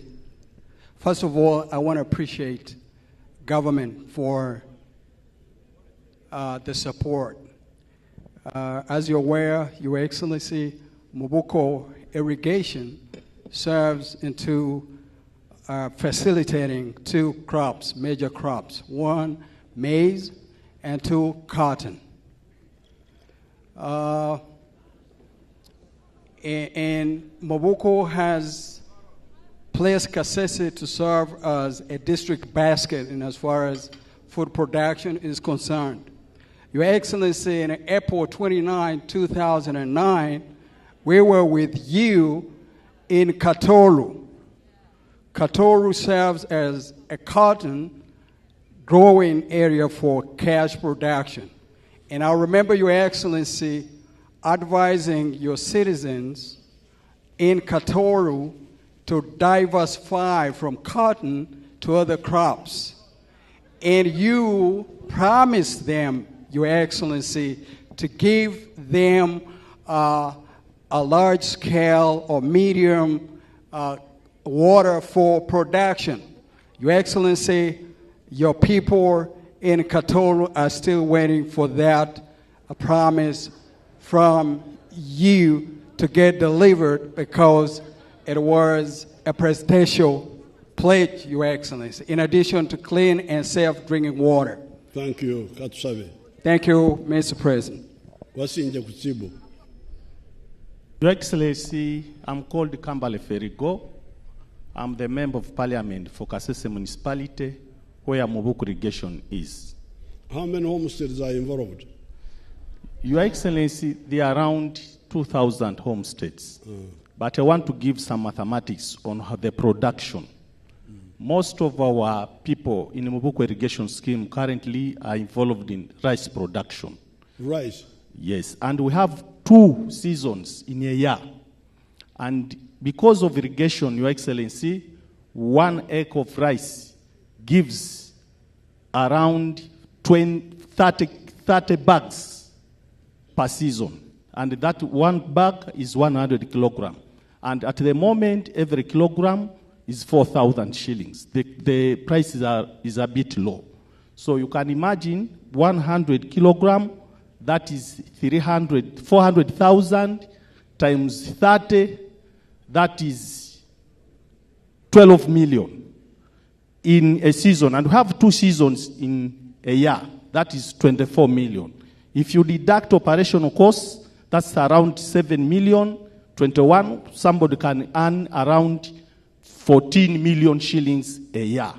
And that is because of irrigation scheme. As Kasese Municipality, we are grateful for the scheme, Your Excellency. Very good. And the good thing about Mobuku is that it's not in the swamp. We get water from the swamp and irrigate crops on the land. Mobuku is a river, it's not a swamp. So you get water from the river to... So this is what we need to do in the whole country. As I was coming here, I was seeing some people, especially in Lango, southeast of Kamudin. Some of them have been trying to go into the swamp to grow crops there. This is a mistake. We need to irrigate, take the water from the swamp to the dry land. And if we do that, we shall get much more money than if we disturb the swamp. So therefore, in my view, the issues to do are very many. You can't do all of them at a go. But if we go in a systematic way, like you are saying UPDF, NRA, how we manage to do things, difficult things, but with scarce resources. Mot, you go far. A chair, you go far. Mpora okolachi? Bugubugusichi? Kamwe kamugwechi? This is what we should really be clear about. And also tell the voters are people who are they know. They are not children. They are not young people. They know. They know that you can't. It took God 7 days to create the world, you remember. God started on Monday. He did something. On Tuesday, something else. On Wednesday, and so on. Then on Saturday, that's when he created us. Now, if God it took him 6 days, who are you to do things in 1 day? But the issue is to go deliberately, stage by stage. Now, for me, I really appeal to the voters who are listening to you and to you people that please start. How do we summarize it in our Luo? Lonyo Pidano Oti Achera. Come and say it for me in proper Achodi.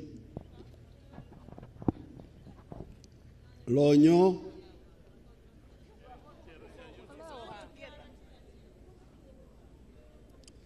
Thank you, Your Excellency. My name is Okot John Amos.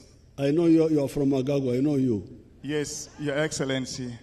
Your people in Agago, they appreciate you for bringing peace and restraining the cattle warriors. Although they are suffering with one small problem, the kraal is muddy and many cattle are they're dying. We know one day that problem is going to be sorted out. Your Excellency, on what you have been talking about, Lonyo Piot Achel. Lonyo Piot Achel. Thank you. This is really what we should insist on. How do we say it in Lugubara?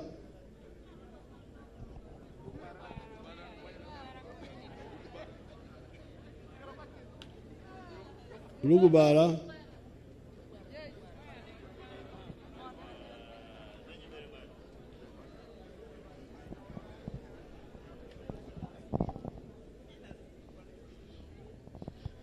Thank you very much, Your Excellency.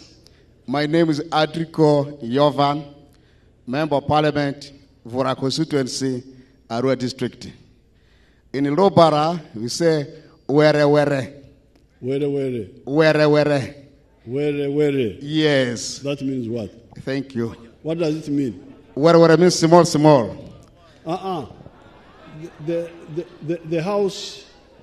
household income per home. Okay, house income per home. The wealth for each home. Means in Lobara, Loni Akweri. Loni Akweri. Loni Akweri. Aku means home. Okay. Yes, Loni Akweri. You have had it, you people, Rugubara people have had it. Yes. Now, the Karamajong. Madi. Yes, thank you very much, Your Excellency. I am called Alerutom Aza, MP, West Moyo. You are well known. Tom Aza is very well known. Thank you very much.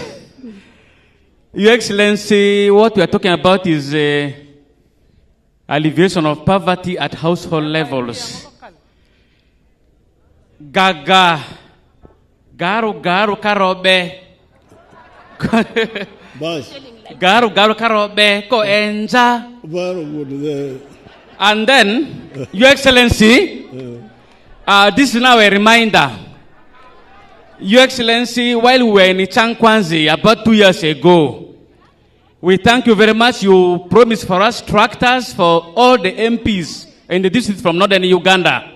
And indeed, we were invited for these tractors. And we are taken to Namalere where we are given the tractors. But the tractors were given without the hose. Oh. So this is what we are requesting from you. Thank you very much, Your Excellency. Agriculture sort it out. Your Excellency. Your Excellency, Nimadi Lonyi is Elonyi. Ot, P. Ot, Hoti, Achel, Alo. In full, Long P. Ot, Achel, means that's Elonyi in Madi. Elonyi, Hoti, Alo ni. I thank you. Oh, okay, you have had it now. Yes, thank you, Your Excellency. My name is West Sylvia Vicky, woman MP in Ablatuk District. Inaka Rimojo, Ebari, Angolore. Oh, Ebari. Angolore.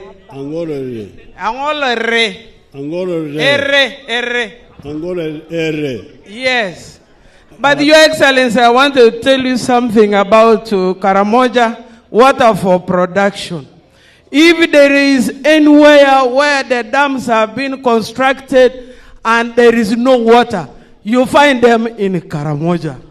Karamoja has dams that have never been handed over when they are completed because there is a lot of shoddy work. I need to be protected. Thank you, Your Excellency. No, I will protect you. I'll look for you. I know you. Awayalet is one of them, which was constructed in Ablatuk District using resilience project. Since the dam was constructed, it is dry up to now. I'll look for you. Thank you, Your Excellency. So we go for the field. Your Excellency, thank you. I'm called Chalain Betty Lauke, Member of Parliament, representing people of Amuda, that's in Karamoja. Your Excellency. Oh, yeah, the Pokot. Yes.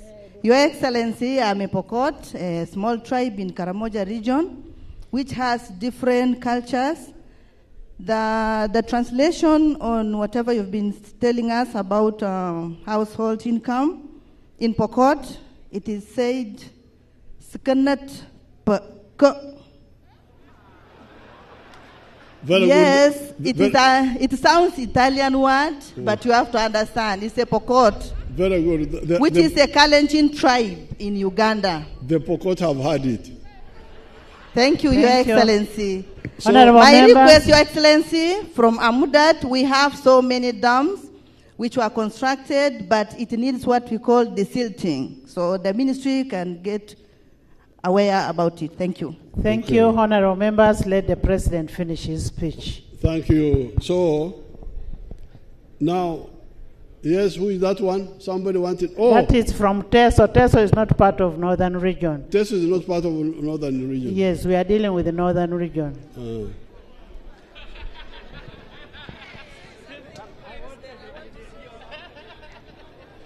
Now, here in northern Uganda, I want to thank.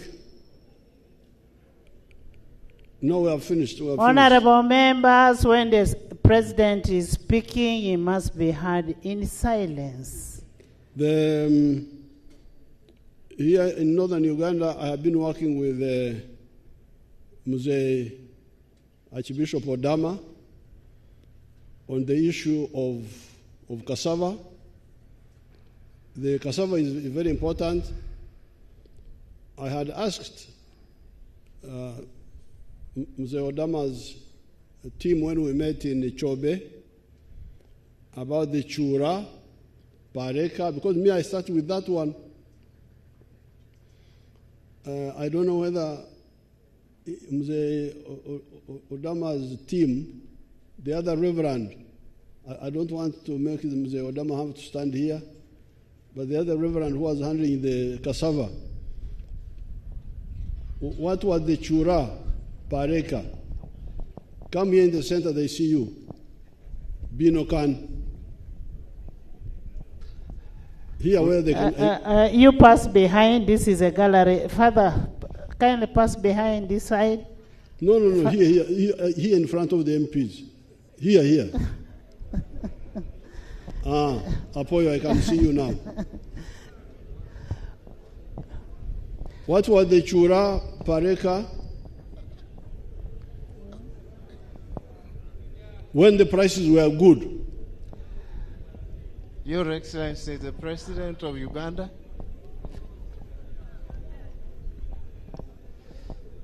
Honorable Red, Honorable Speaker and members of Parliament, my name is Father Matthew Okonlagoro. I am the project manager for the cassava program in northern Uganda.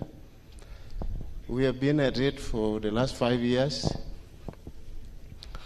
We are doing both mobilization and research, and we are also producing documents which can be accessed through our secretariat. Your Excellency the President, to cultivate cassava to when it is to be harvested, we spend about 1.5 million shillings per acre. Per acre. And each acre of cassava has got 4,000 cassava plants, and we are planting the cassava varieties produced by Narucas 1, Nase 14, and Nase 19. These varieties of cassava are very palatable when you eat it. The other thing is very important. It produces a lot of tubers. So it has got both the consumptive and the economic aspect of these varieties. Each cassava plant in an acre, if you sell it at a religious level of 1,000 shillings, I'm talking metaphorically, because we are encouraging the farmers to do commercialization. So if you sell your cassava for 2,000 shillings a tree in the cassava fields, you get about 8 million shillings per acre. In a year? In a year. That is 9 months or what? That is 8 months. Okay. And if nuts decide to buy from you, the farmer, cassava planting materials at 40,000 shillings per bag, you get 4.8 million shillings. So put together the tubers and the cassava planting materials, you get about 12 million shillings per year. So, very good. So, Apoyo Matek. Apoyo Matek.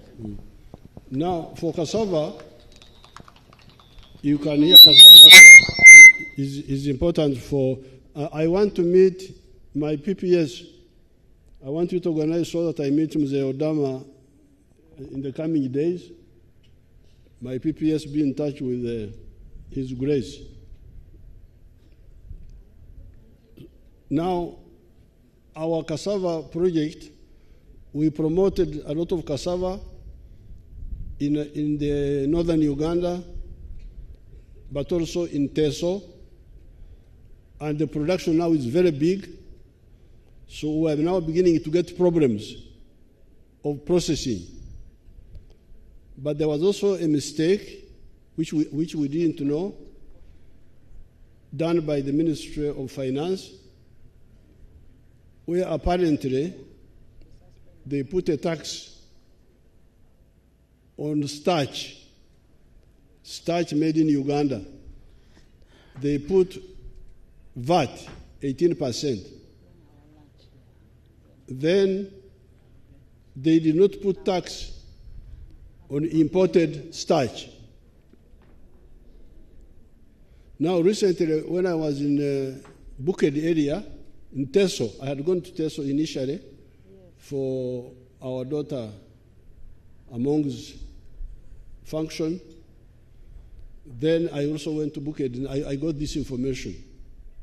And there is a factory there operated by an Indian, very good factory, producing very good starch for making pharmaceuticals, making other things.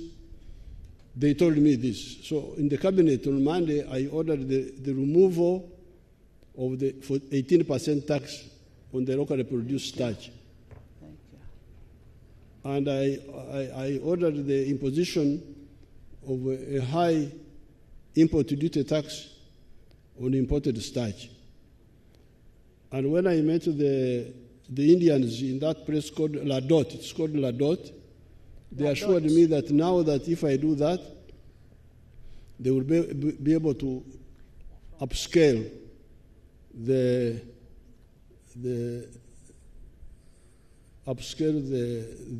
processing, so that problem will be addressed.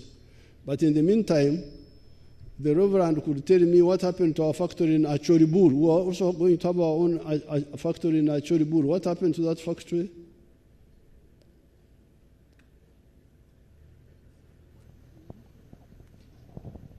Your Excellency and Right Honorable Speaker and the members of Parliament, the processes have been done, due diligence have been done. There is still one little thing to be discussed with UDC before they can start the project. Those UDC go work like a snail, actually. Are you satisfied with their speed or what? The farmers are very upbeat about this factory, but the speed is not good enough. The issue of somebody from Ministry of Planning, the one who looks after, is it UDC? UDC is under industry. Your Excellency, maybe Honorable Call could substantiate for the record, because the Hansard will not capture what. I am engaged in unparliamentary practices. Yes, we are in the House. I am very sorry. I must apologize, and I'm almost dying. Thank you, thank you. Honorable Call. Right, Honorable Speaker. So all the good things the priest said are not on record. No. Yes. All what the priest has said is not recorded. It is not in the Hansard. Oh, I'm very sorry. I'm very sorry. It's okay. From It's the okay. village, once we call villagers, then you. Right. It's okay. Right, Honorable Speaker. Concerning the Acholibu Cassava project, one of the issues that was considered in the last budget process in the budget committee was money allocated for this particular project. But unfortunately, when the appropriation bill was returned, the money was removed. So there is no budget for that particular factory now. Thank you. That one we can always get it. Now, the priest, you sit down. Apparently, what you are saying is. Now, Right Honorable Speaker, can I kindly invite the Minister of the one to do with the trade? Yes. What is the problem? Why is the Nani so slow? What, Minister of Trade? Honorable Kasaija? No, Kasaija wouldn't know. There's nobody from trade. Your Excellency, why Honorable Kasaija would know is because the money was appropriated for the same, but then that money was removed. So I think that's... That one, I'm the one who removed it. Because, but it does not answer why it had delayed all this time. There's nobody from... You get somebody from the one who is answerable for UDC to answer in the coming days when you are still here. Thank you. Okay. Thank you. We are still Okay. here. Thank you. Now, I would like to appeal to my people in northern Uganda to really get out of the hangover of the war. Because many parts of Uganda have gone through war. Masaka, the town was destroyed completely. There was not a single building left standing in Masaka during the war with Idi Amin. So was Mbarara. Every building was knocked down. In Ruwero, we had a very bad war which lasted, very vicious, lasted 5 years. But some of these members of cabinet have been with me when we went to Ngoma, which was part of Ruwero. It's now quite recovered. So I think let all the political class take up my message of the homestead incomes. I was in my village in Baldegi, in Lango. I wanted to go back. And when I took off from my helicopter, there was nothing happening around where I was. I want to go back and discuss with those Baldegi people. When I called the people there, they told me part of the problem was water. I would have to go back and discuss with them how our village can join the effort of homestead incomes, because that's where recovery will start from. About the compensation, we have put the money, but I have been hearing rumors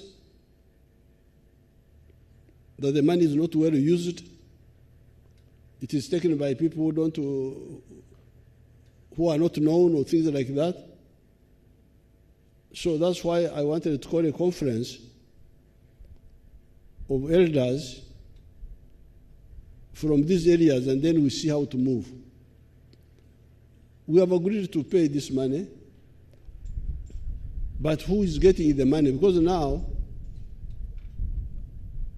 our people in Attorney General's chambers, they send money quietly to some people. They get the money, but the leaders don't know.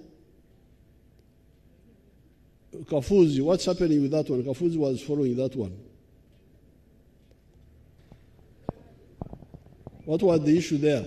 There was some argument. Thank you, Your Excellency. Your Excellency, you set out to try and restore the local economy by encouraging the communities that were originally cattle keeping, to go back into the same. In the first year, we were given 50 billion shillings, 2022, 2023. Sorry, 2021, 2023, 22. The year 2022, 2023, we had a budget of 30 billion, which did not come. But 2023, 2024, we received 80 billion. So we have so far received on average 130 billion, which we have paid out. The problem is the numbers keep increasing. Your Excellency, we had estimated in our last paper to Cabinet that if we were to do this exercise at once, we would spend 2 trillion shillings. And yet, the initial pledge by government was 150 billion. That is the equivalent of 50 billion per sub-region for the 3 sub-regions. So the complaints keep coming because fewer people receive money, many more expect the money to be received. So that's why I wanted us to have a dialogue. And what is the issue?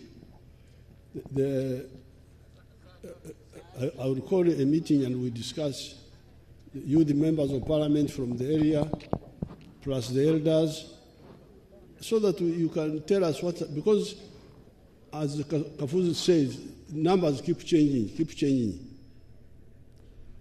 And some of the money was taken initially by lawyers.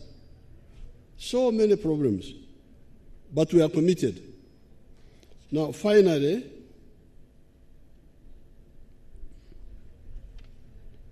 on the issue of the skilling hub, there's a skilling hub in Gulu here. There's a skilling hub in Gulu here. There's a skilling hub in Ajumani. I'm sure there's a skilling hub in Lira, in Ilango. Maybe what we can do is to, because what I do, my state house controller takes equal numbers from each district. Maybe we can increase the numbers who come from each district. But we are moving. And the only other issue, people, if you support me, the only other issue I had was that you train and give kits to go back with.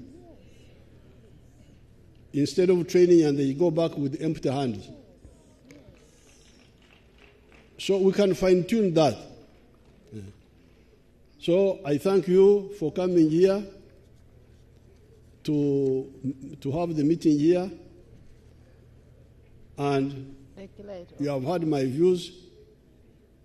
I submit. Thank you. I would also request that you declare the session open. Regional sittings. The regional sitting is declared open. Thank you.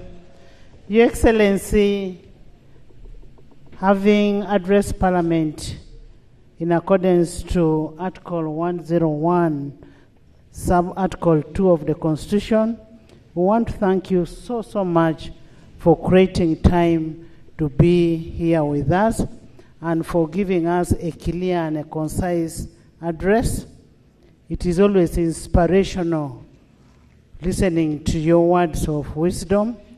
In fact, besides being a fountain of honor, you are a fountain of knowledge too, because there are some things that you're actually a encyclopedia.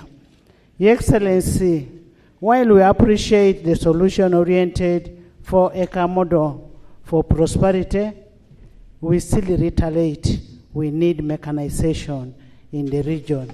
And like what one member said, they were given tractors without horse. We need mechanization. We will continue preaching the prosperity gospel for transformation of our people. And honorable members will act as lead members. We lead by example.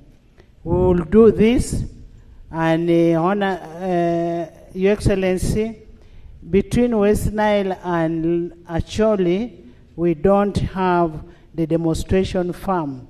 We would also request if we could have a demonstration farm between Acholi and West Nile, since we have one in Baralege. As St. Paul wrote to the Corinthians, faith without action is dead. Please, honorable members, let's lead by action.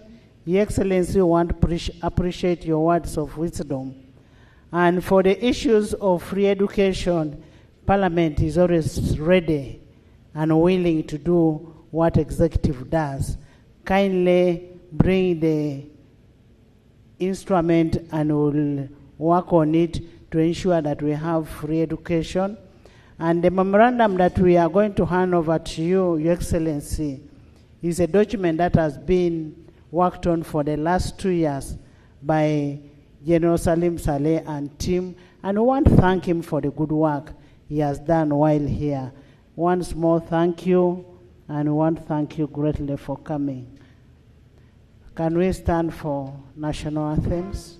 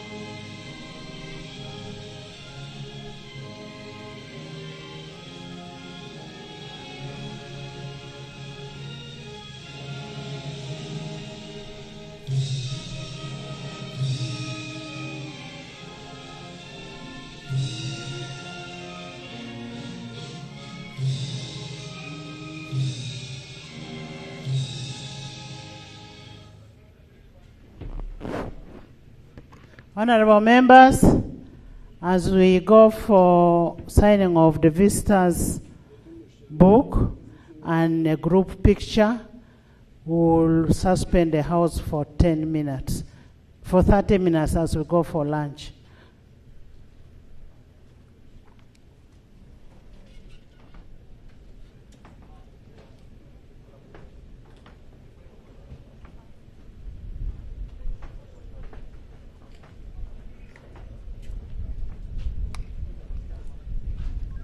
Bravo, one, confirm your mask, your principal.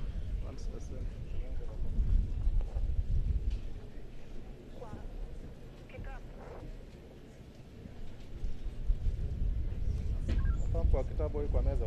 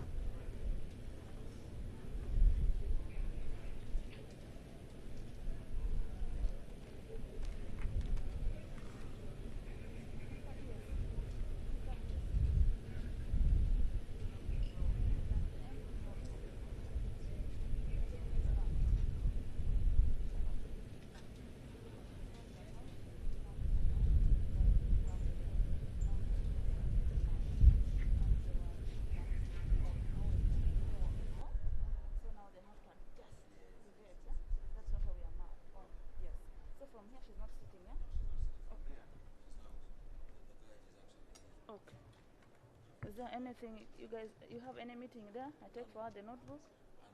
Okay, okay.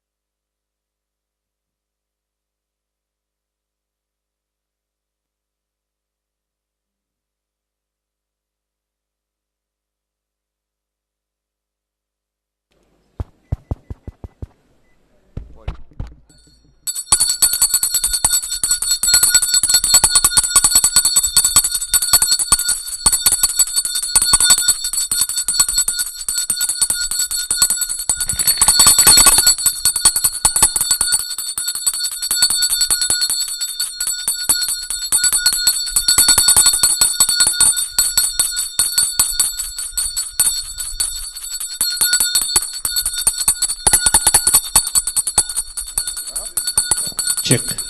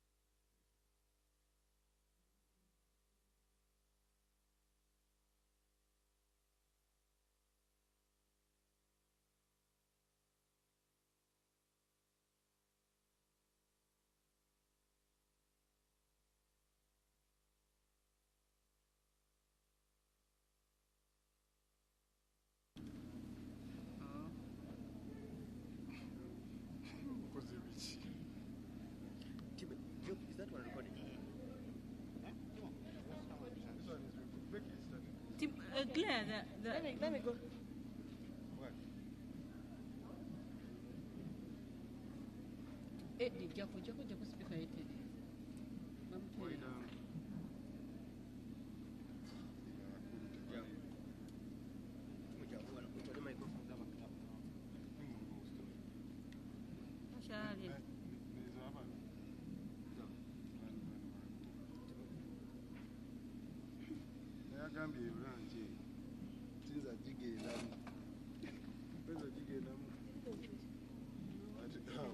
Just start from here, Claire. Okay.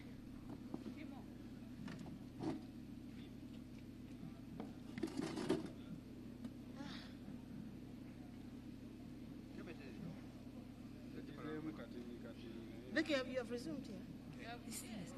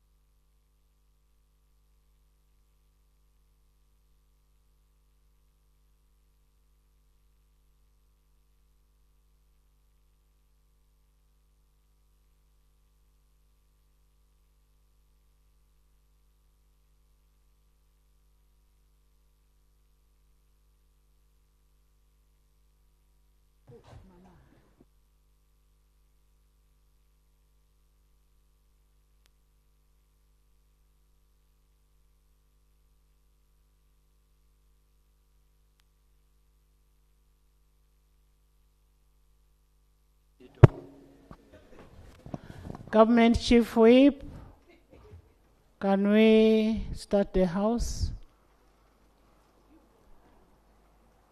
Government Chief Whip.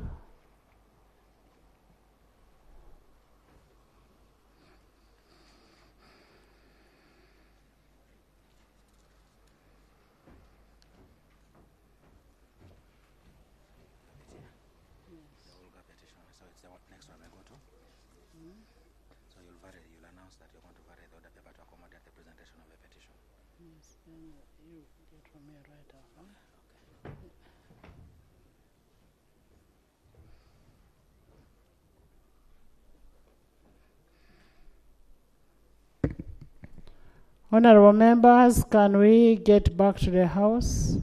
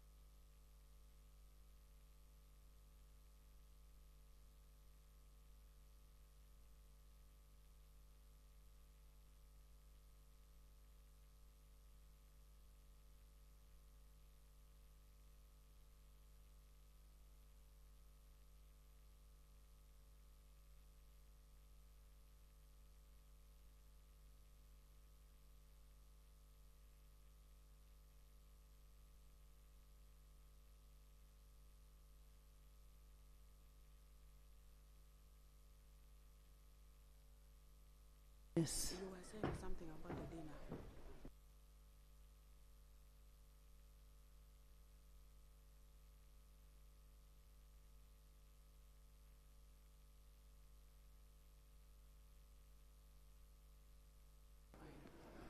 Honorable members, can we start our session? I want to welcome you back from your lunch break. We want to appreciate your level of concentration and listening to His Excellency's address while he was here. Honorable members, we will invoke Rule 25 and vary the order paper to accommodate a petition from the Local Governments Association from Northern Region, and this will be presented by Honorable Jara Mapinduzi.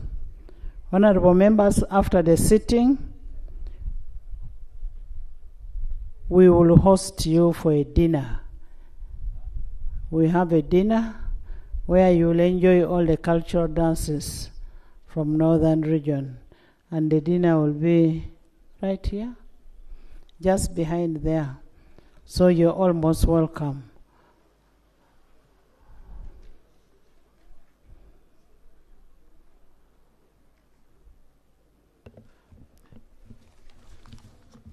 Petition, presentation of petition. Honorable Jara.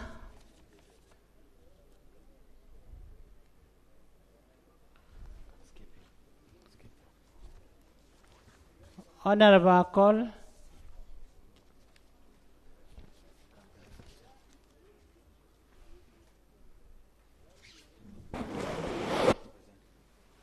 Those ones are always together.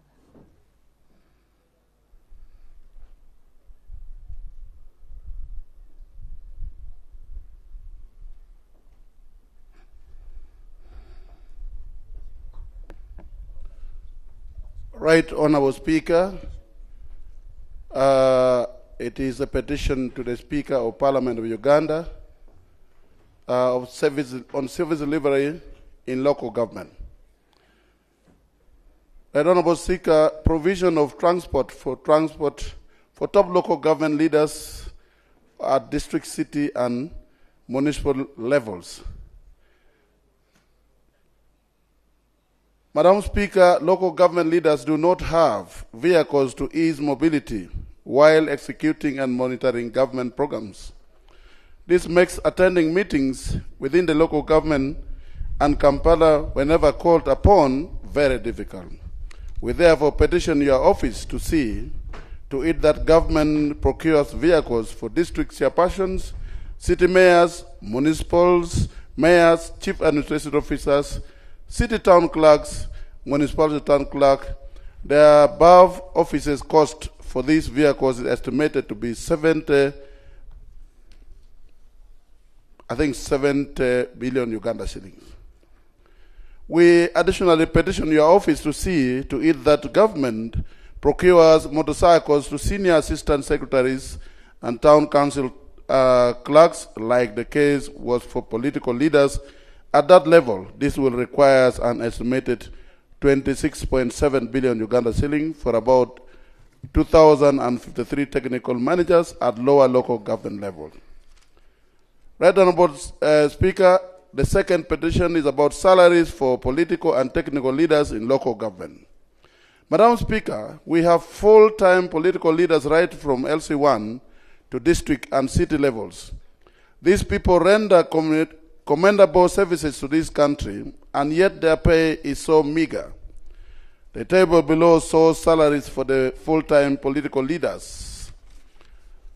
District chairperson and city mayors, 2.3 million Uganda shillings.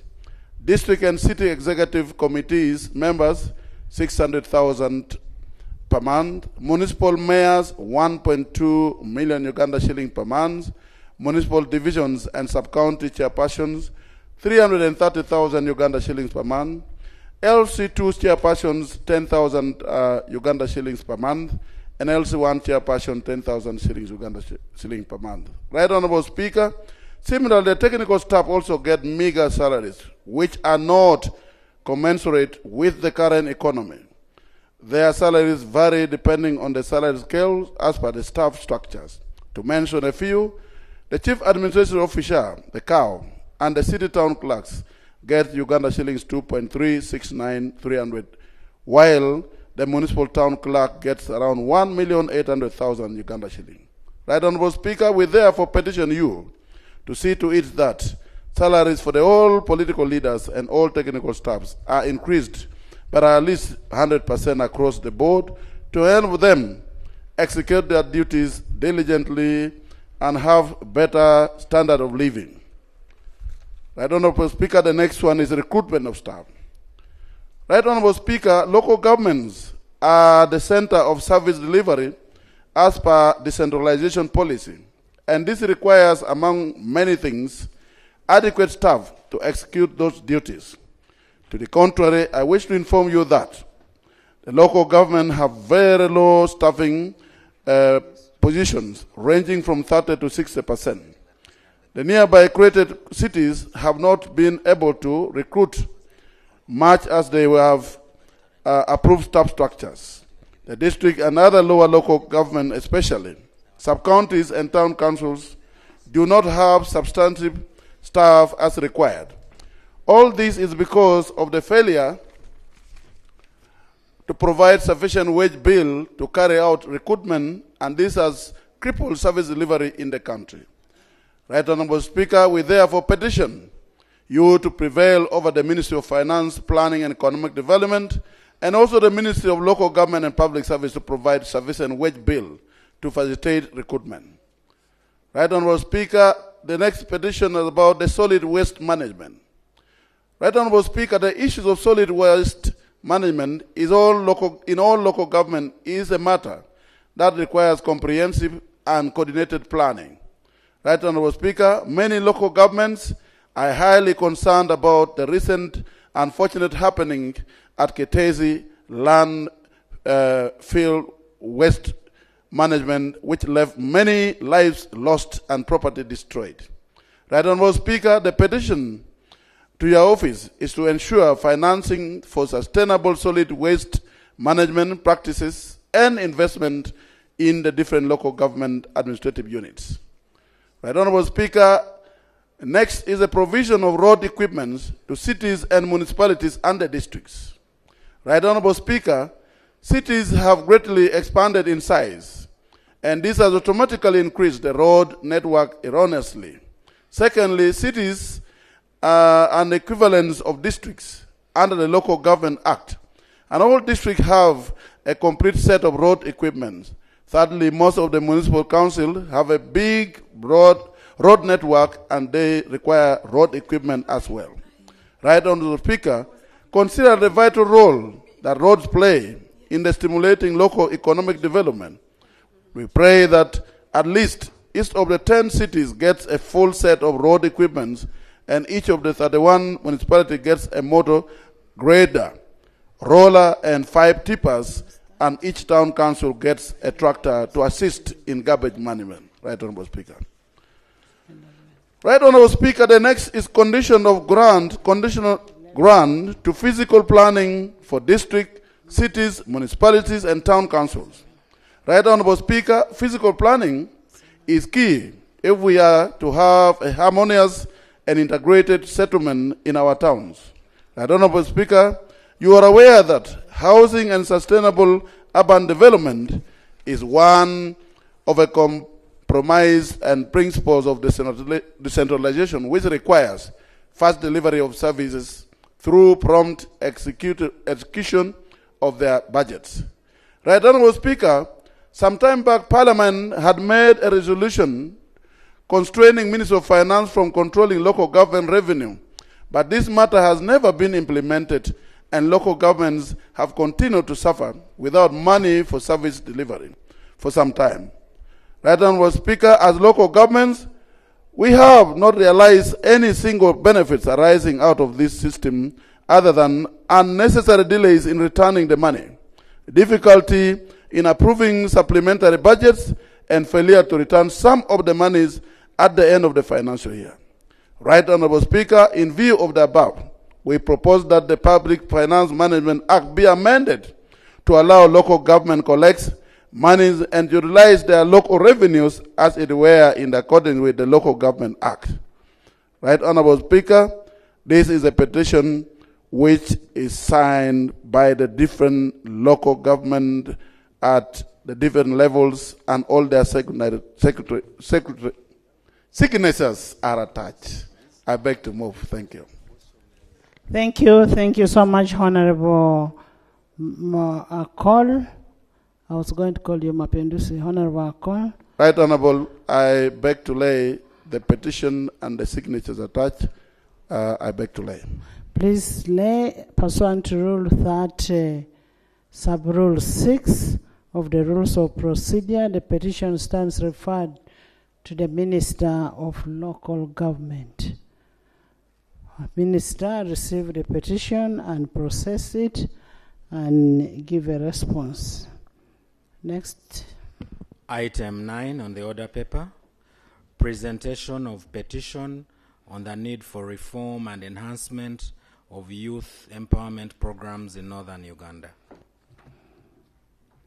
Honorable Okot Boniface.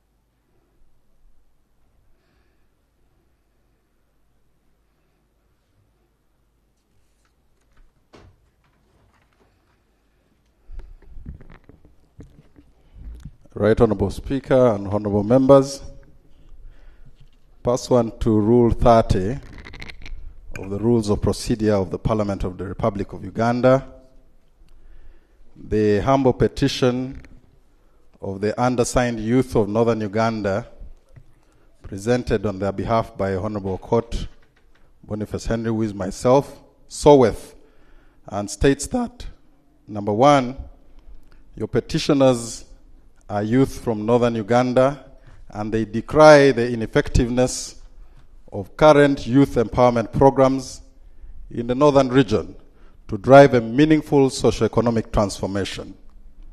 Two, your humble petitioners state that Northern Uganda has faced significant socio-economic challenges, including the aftermath of prolonged conflict, poverty, and underdevelopment.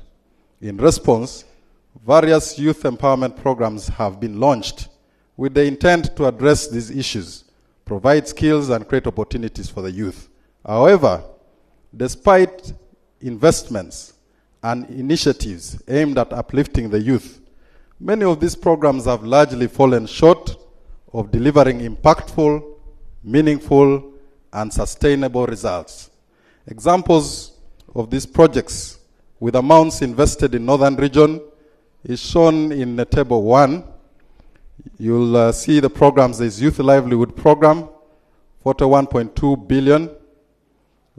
Youth Venture Capital Fund, on the 1.325 billion, which is 5.3% of the outreach value by region. The Parish Development Model, 30% for youth, 147.36. Emioga, 33.3. UDB Special Program for the Youth, the figure was unknown for Northern Uganda. And UWEP, also the figure was unknown for the Northern Uganda female youth. Table 2 shows the monetary and multidimensional poverty still persistent in Northern Uganda.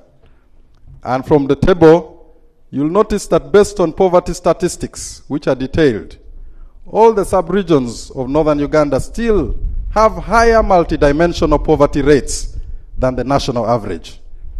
The youth empowerment programs, Right Honorable, are mostly designed without adequate consideration of the local context, needs, and aspirations of the youth, which has led to low youth participation rates and poor outcomes.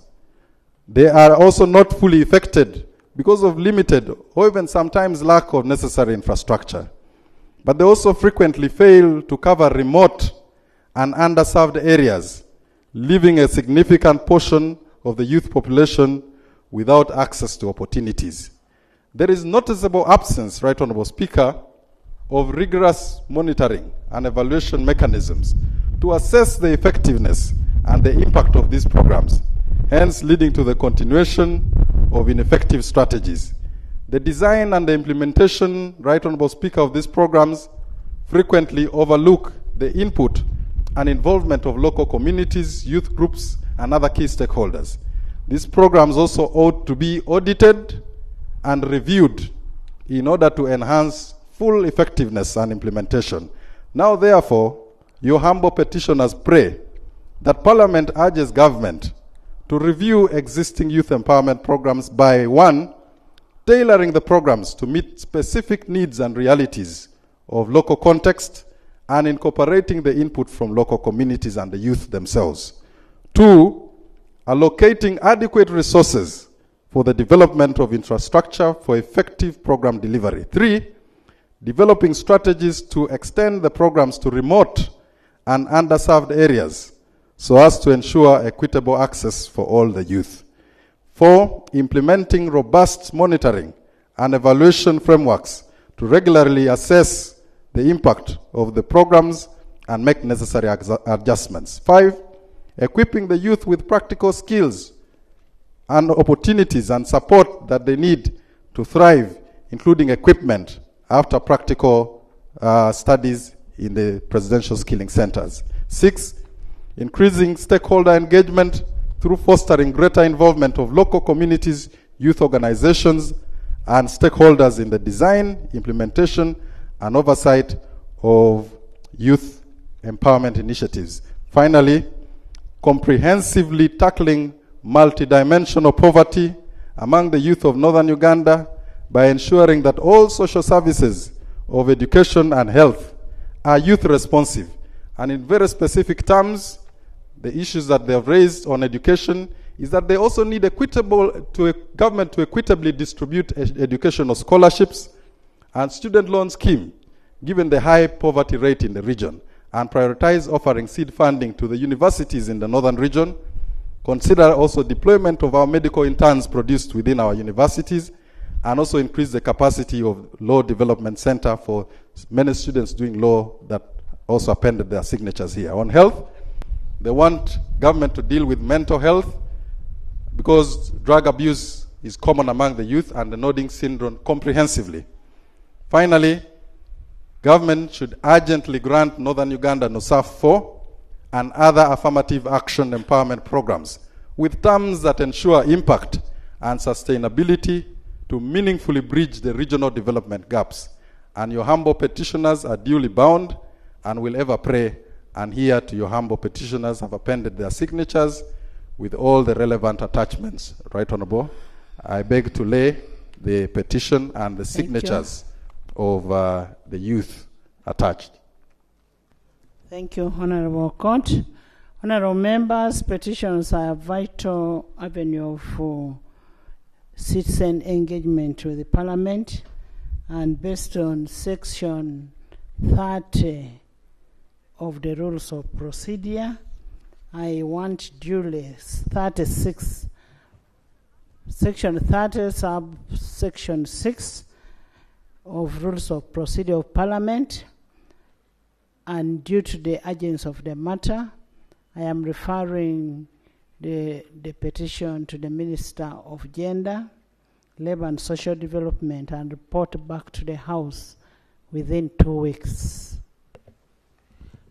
Item 11, motion for a resolution of Parliament urging government to prioritize and increase resource allocation to West Nile, Acholi, Lao, and Karamoja regions for livestock farming to accelerate socio-economic transformation.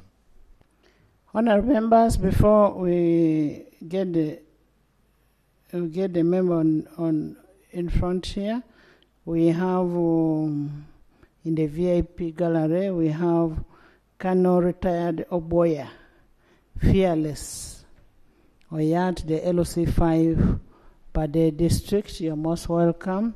We also have Mr. Eric Patrick, the clerk to Adjuman Town Council. You're most welcome.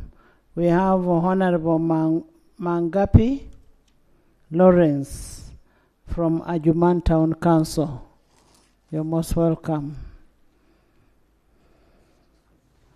Honorable members, as you may be aware, the country has been grappling with the various challenges affecting the children in Karamoja. This motion is one of those that is aimed at devising a sustainable solution and improving on the plight of the affected children. Are we on education? Livestock. Okay, because of the nature of the area, we need to increase on the livestock. And since we have been talking about livelihood, the Saint Chene, and in Lango, in Karamoja, each cylinder, we want to see how best we can increase on the livestock of Karamoja for us to be able to get sustainable income in the area. Honorable Nakut.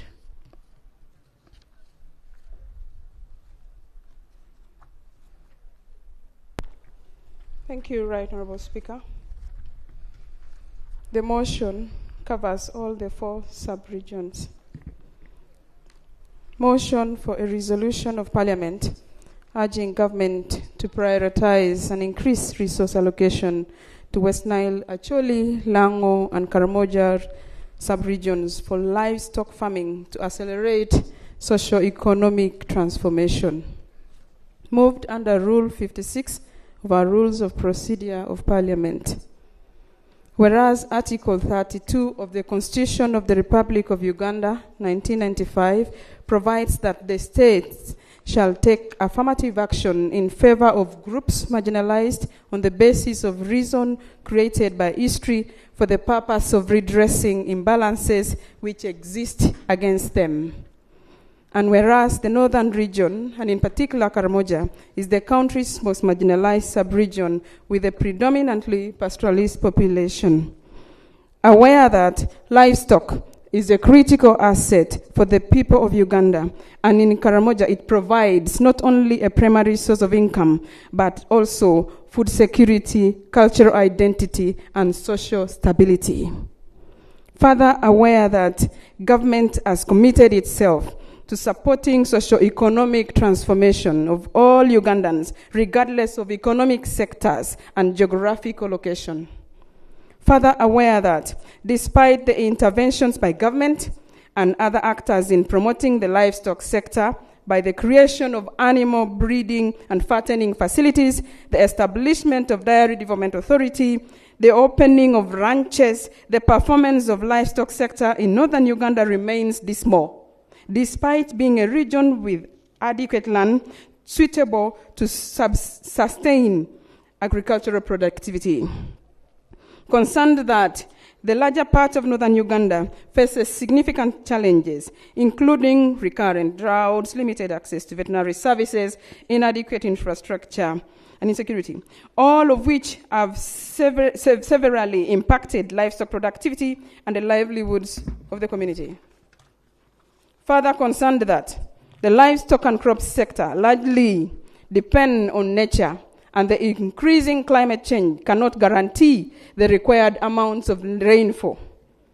Noting that increased funding to the livestock sector in the northern region and the Karamoja sub-region in particular will boost food insecurity, expand veterinary services, improve livestock infrastructure, strengthen livestock breeding programs, address climate resilience, improve security, and solve the conflict question. Recognizing that the Ministry of Agriculture, Animal Industries, and Fisheries envisions a competitive, profitable, and sustainable agricultural sector that intends to achieve sustainable animal disease and vector control, market-oriented animal production for improved food security and household incomes. Now, therefore, Parliament urges government, number one, to increase resource allocation to northern region for livestock farming to accelerate socio-economic transformation. 2, to strengthen... Repeat number 1.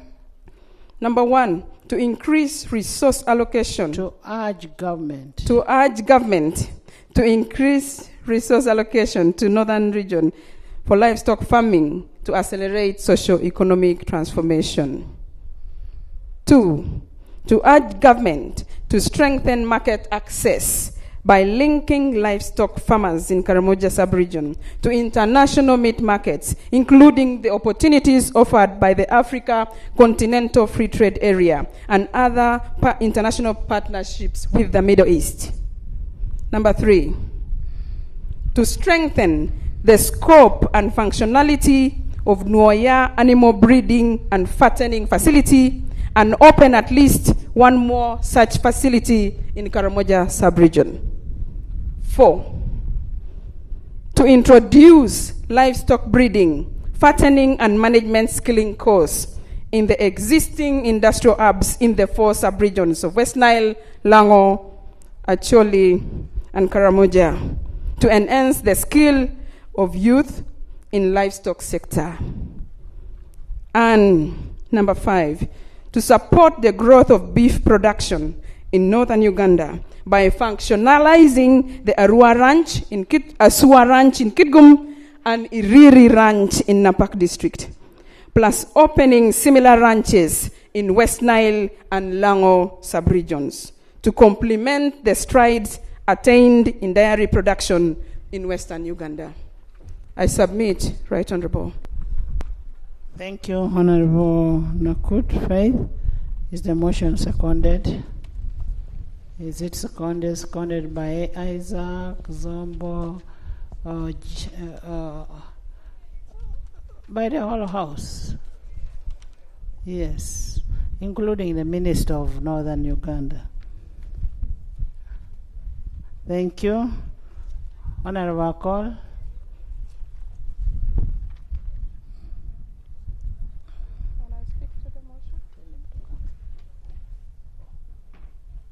Right Honorable Speaker, I rise to second the motion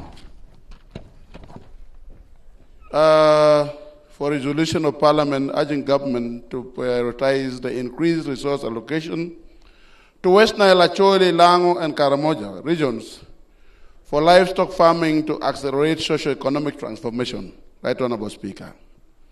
Right Honorable Speaker, when you listen carefully for the State of Nation addressed last financial year, not this particular financial year, the President of the Republic of Uganda was talking to the country of areas that have really accelerated growth in the country. And I still remember that number 1 was coffee, number 2 was dairy cattle or dairy farming, number 3 was about beef. That shows to you that these sectors of livestock is very key for development of these areas.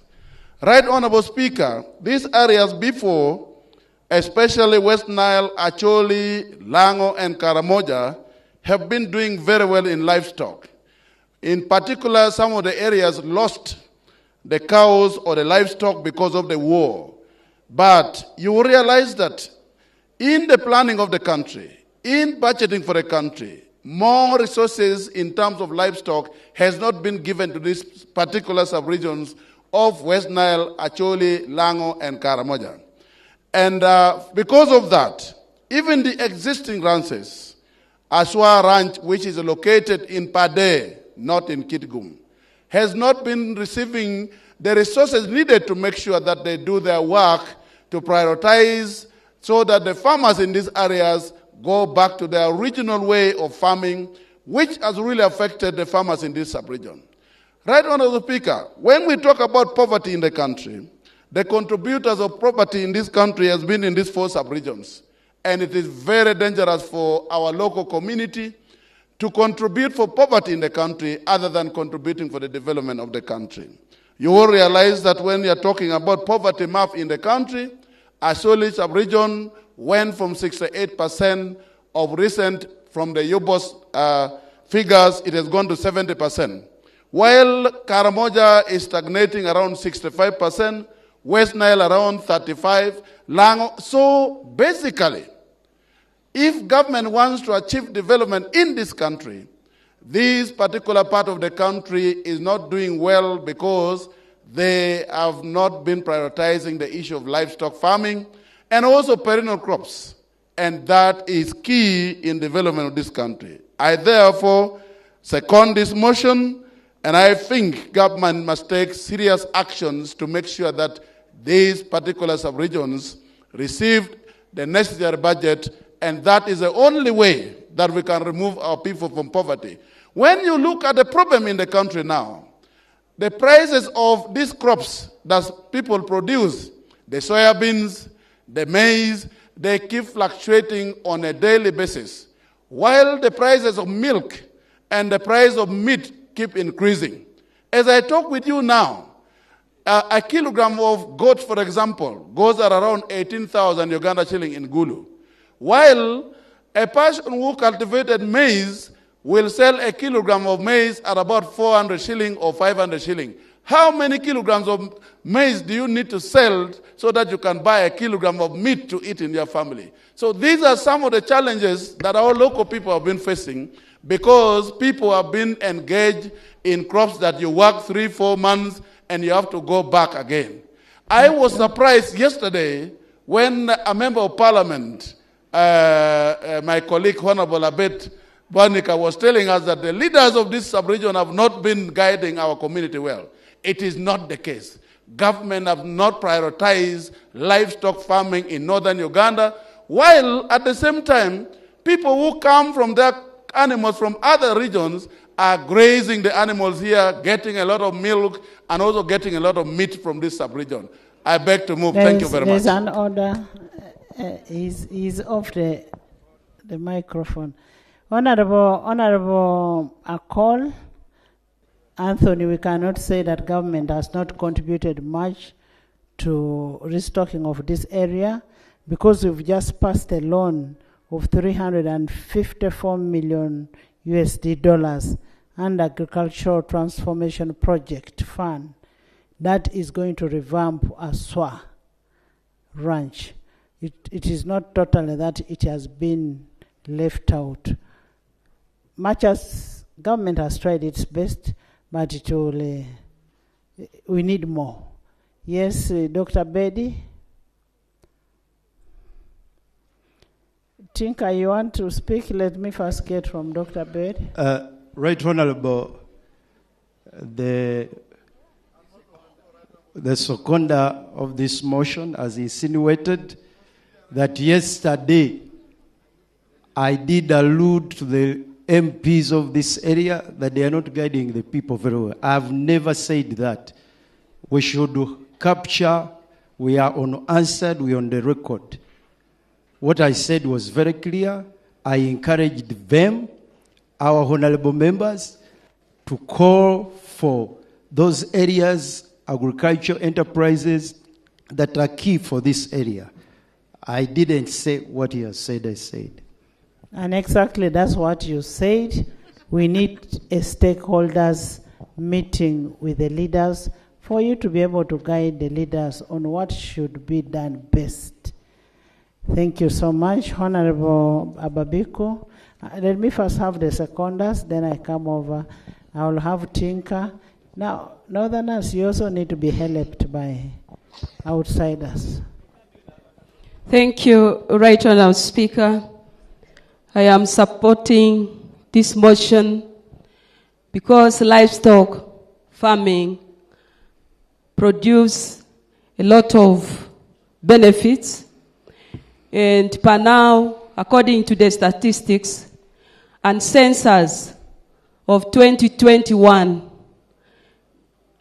livestock farming is providing 4% to our GDP.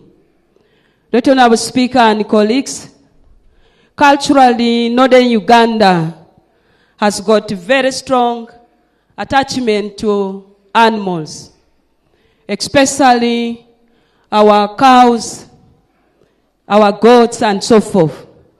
Right Honorable Speaker, therefore, Northern Uganda, when you talk Karamoja. When you talk about animals, we are imagining you're talking about those animals in the game park. For cattle keepers, they mention the real thing. The cows, the goats, yes. Thank you, Right Honorable Speaker. Allow me concentrate more on our cows, our goats. We have a lot of attachment to this. Domestically, they support us economically and socially. We want also to contribute to the GDP of this country. An increment on resources will facilitate this region. One, to make sure that all the regions, the sub-regions in this region are supported, especially in the areas of establishment of breeding and fattening centers. I'm not supporting that breeding and fattening centers should be in only few areas of Lango and Acholi. I am proposing that they should be in the Madi sub-region, they should be at the greater part of the West Nile, Lango sub-region, and so forth. Two, Right Honorable Speaker, this will support artificial insemination where farmers have their cows. And where farmers do not have their cows, the increment will help us to support small-scale farmers by at least giving our farmers 2 cows and a bull. That will make sure that we all participate. Right Honorable Speaker and colleagues, we have a big challenge of knowledge. Many of us are keeping our animals in traditional way. If government increases our funding through the Ministry of Agriculture, we feel our farmers will get well organized so that we keep our animals well, we get increased income, we are linked to markets, and we shall be able to have improved livelihood and contribute to the GDP of this country. I beg to submit. Thank you so much. Thank you so much, Mrs. Engola.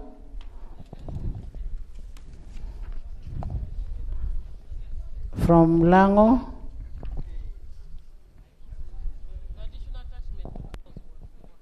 Yes, I'm talking about Mrs. Engola Betty, who is holding. Thank you, Right Honorable Speaker. I also support this motion because livestock farming and breeding is very important to the development of this region and this country. Now, Right Honorable Speaker, in Apache district, we have a breeding center. But the center is not doing a lot. Because if we look at Lango sub-region, they are not extending their services to all those districts, which should be a fact.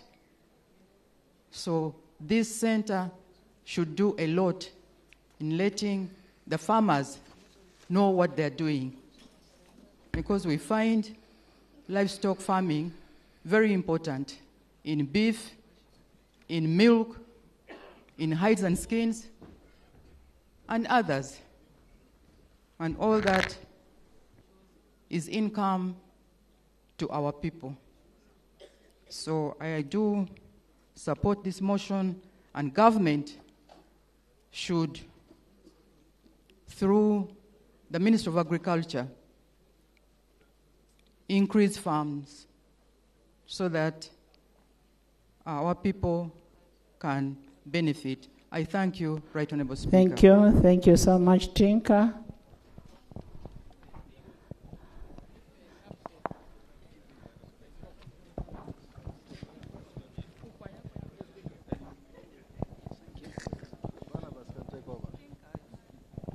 Tinka Michelle Sokia.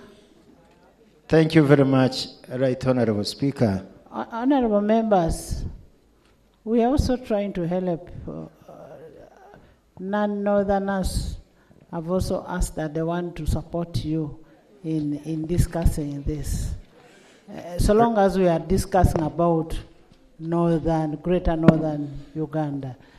Because I don't expect Tinker to start saying he wants cows in his constituency. We are talking about the greater north. Right, Honorable Speaker, you are right to say that we should have a national spirit. Look at the development of northern region and its people squarely. Right, Honorable Speaker, they have visited very many places in Uganda, and they have admired what is happening in Mbarara Bushenyi. They see that if this is done here, with the type of land that they have, it could be a big milestone. I've been privileged, Right Honorable Speaker, to be in all these regions, Karamoja, West Nile, Lango, and Acholi. Right Honorable Speaker, indeed, livestock farming is viable. And the movers of this motion are right for the people that they lead. And it is the reason, Right Honorable Speaker, that I stand to support them.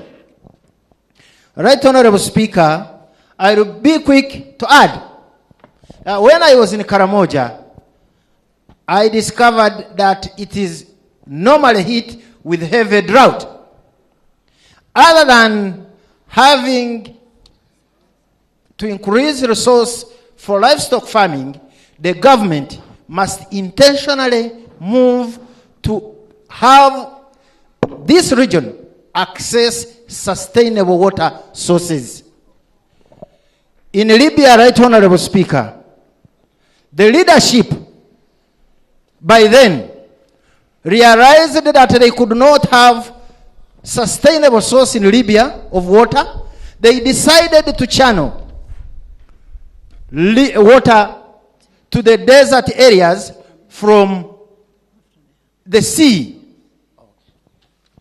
I would also be glad to see government in an effort to develop Karamoja from being a nomadic region by diverting water from the River Nile to this sub-region, such that they can have permanent water sources that do not dry up for their livestock. Right Honorable Speaker,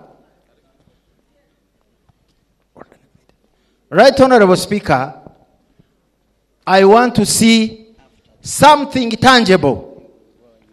When we talk about livestock farming, we are not talking about one cow to each one household. And what type of a cow?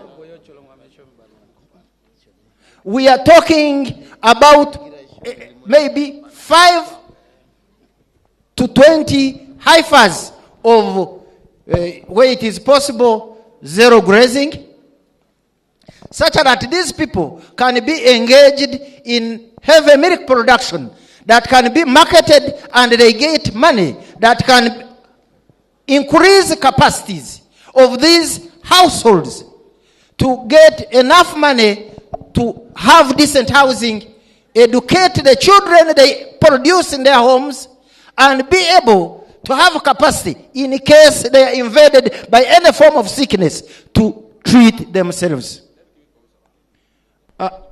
Thank you. Right Honorable Speaker, I want to thank you because I had not submitted on the floor of the House, and your team for having thought about these regional sittings.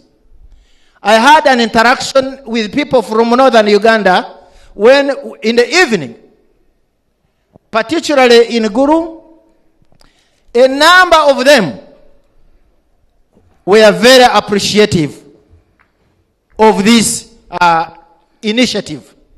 I am looking forward to when this will be in my sub-region, Bunyoro.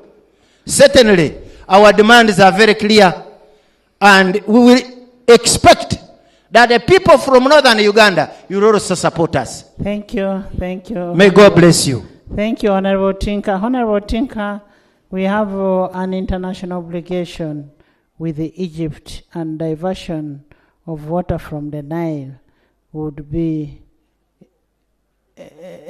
declaring war. But we also have nearby waters in the area apart from the Nile. So the diversion of the water from the Nile should be removed from the Hansard, but it can be from any other area. Can I have Dr. Lulu May, then Mrs. Okia?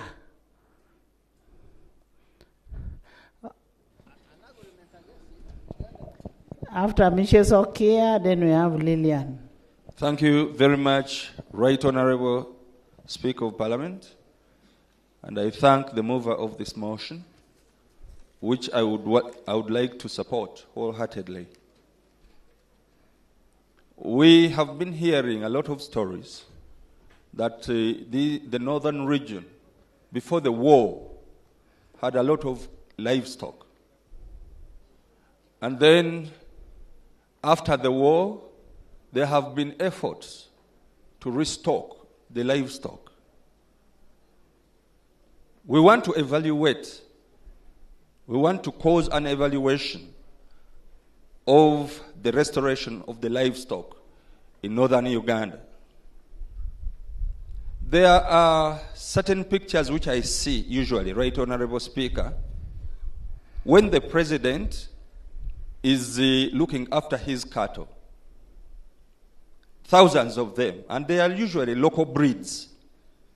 So somebody would wonder, why should a president look after local breeds? He looks after local breeds. And we need to interrogate that, and the president would be the right person to advise. In many areas of this country, including the region where I come from, livestock has always been given to people. And these are exotic breeds, Right Honorable Speaker. And it is very difficult to trace how many people have expanded their herds after being given the exotic breeds. Somehow it becomes very difficult for them to sustain such projects, even if it is one cow, because of the expenses involved in looking after them. So the mover of the motion needed to also to be specific. What kind of livestock would suit this region so that people can sustainably look after them? It will necessitate the ministry to carry out an elaborate kind of research together with the people of northern Uganda, because generations have changed. The previous generations had time for their herds. Today's generations, people may not have a lot of time for the herds of cattle, if at all you want to restock the way it was. Therefore, Right Honorable Speaker, I'll give you.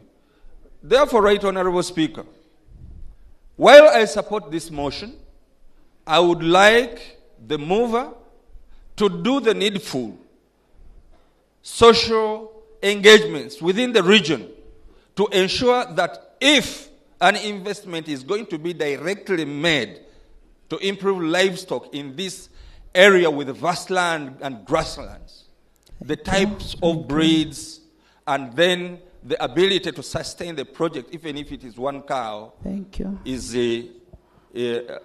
can be sustained. Thank you very much. Thank you. Is the Minister of Agriculture here? Honorable Bueno, the essence is when you give us Frisian cows, the grass in our area may not be suitable for the Frisian cows. They may not be able to live longer.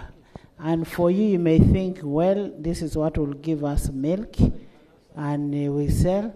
But then, Honorable's argument is one. You need to do a stakeholders meeting to find out which animals fit best in that area. So you respond to the issues. Yes, information. Then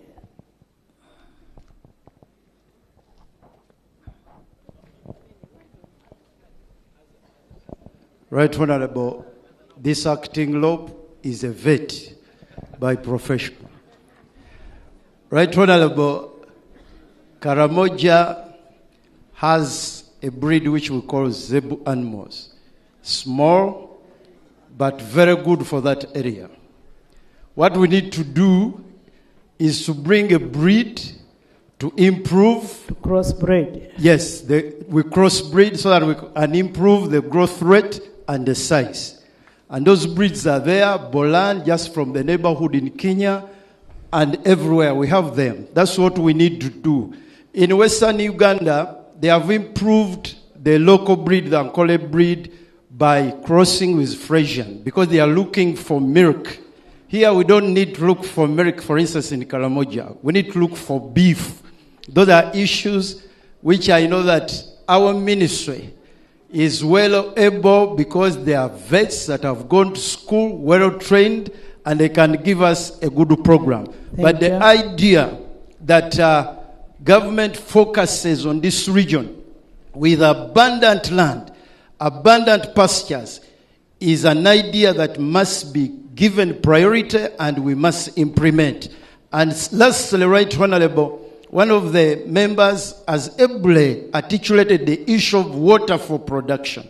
For Karamoja, you cannot talk about animal production unless you also focus on water for production. We don't need to divert any river. We need to set pipes up to Karamoja. Karamoja is not in Sahel. Karamoja is just near here. We can pump water and they can do production. And we can have those feedlots. We can have those breeding centers. I thank you, Right Honorable. Thank you. Before the next person comes, we have Mr. Uguti Sebastian, Deputy Dean of RCCs in Uganda, and is the Deputy RDC Lamo District. Then we have Mr. Tim Godfrey, Division Mayor, La Ro Pache. This is the second time. We have Mr. Kidega James, RDC Agago. And then we have Honorable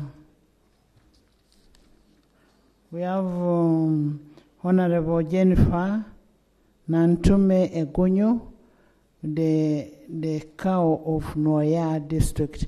She was with us in the 10th Parliament. Honorable, you're welcome. Yes, Mrs. Okia. Thank you, Right Honorable Speaker.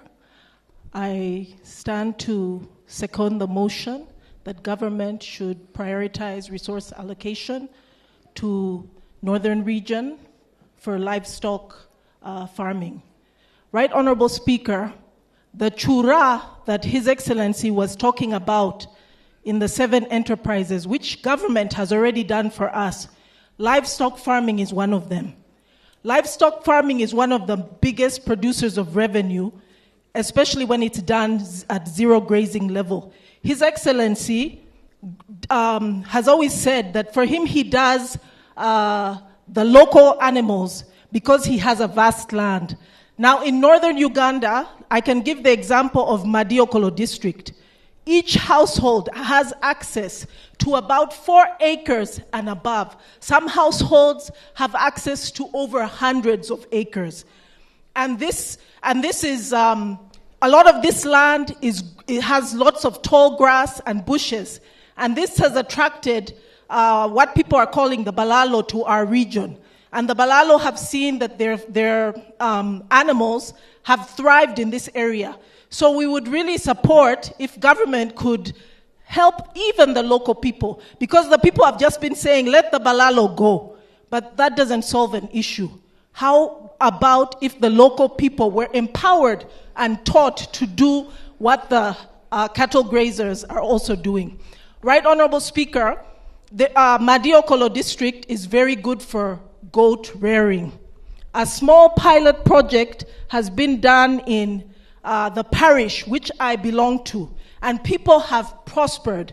The goats multiply at a very fast rate. This is something that can be looked at because someone receives 3 indigenous goats and then maybe a male hybrid goat, and then the population is able to expand.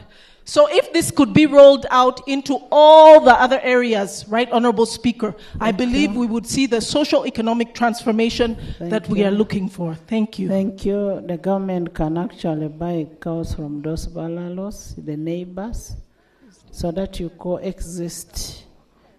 Because those animals are already used to being there. They will not die. Lillian, and then Honorable Joyce Achan. Thank you, Right Honorable Speaker. I stand to second this motion. Right Honorable Speaker, the people of West Nile have been keeping animals, but our local breeds, the best you can animals? do. Leopards? The cows, the goats.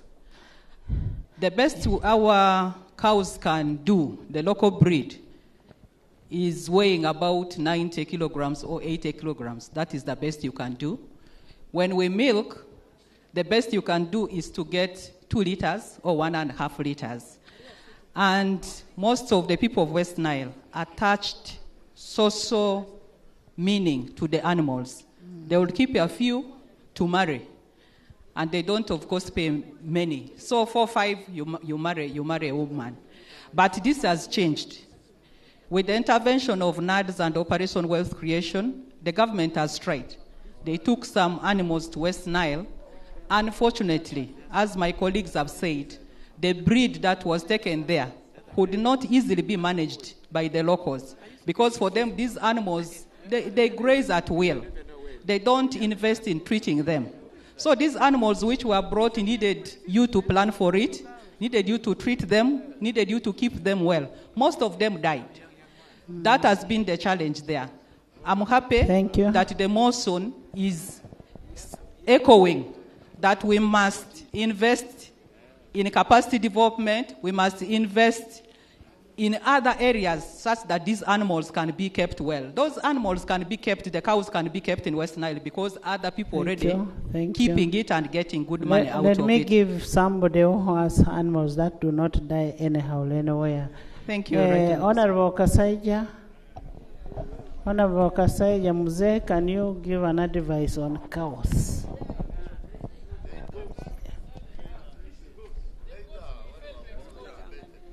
You know, not all cows die anywhere.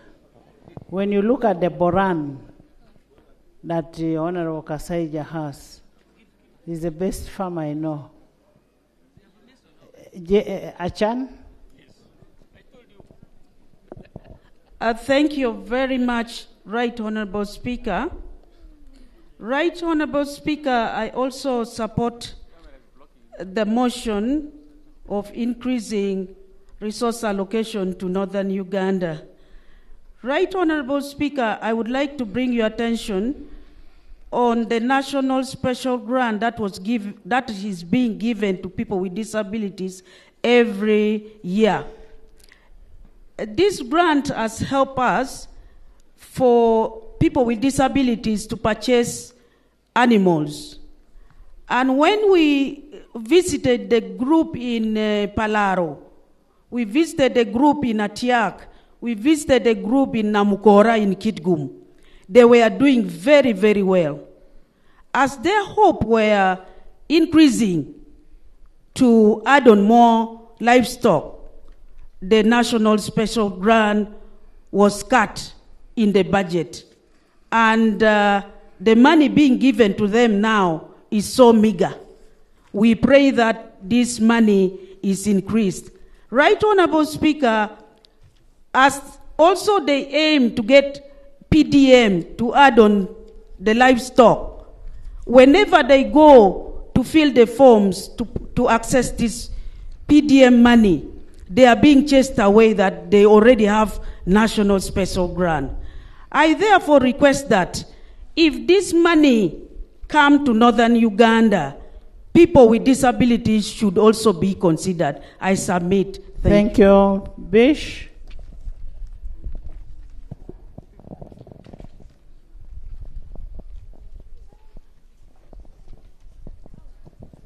After Bish, we have Loki, Honorable Loki.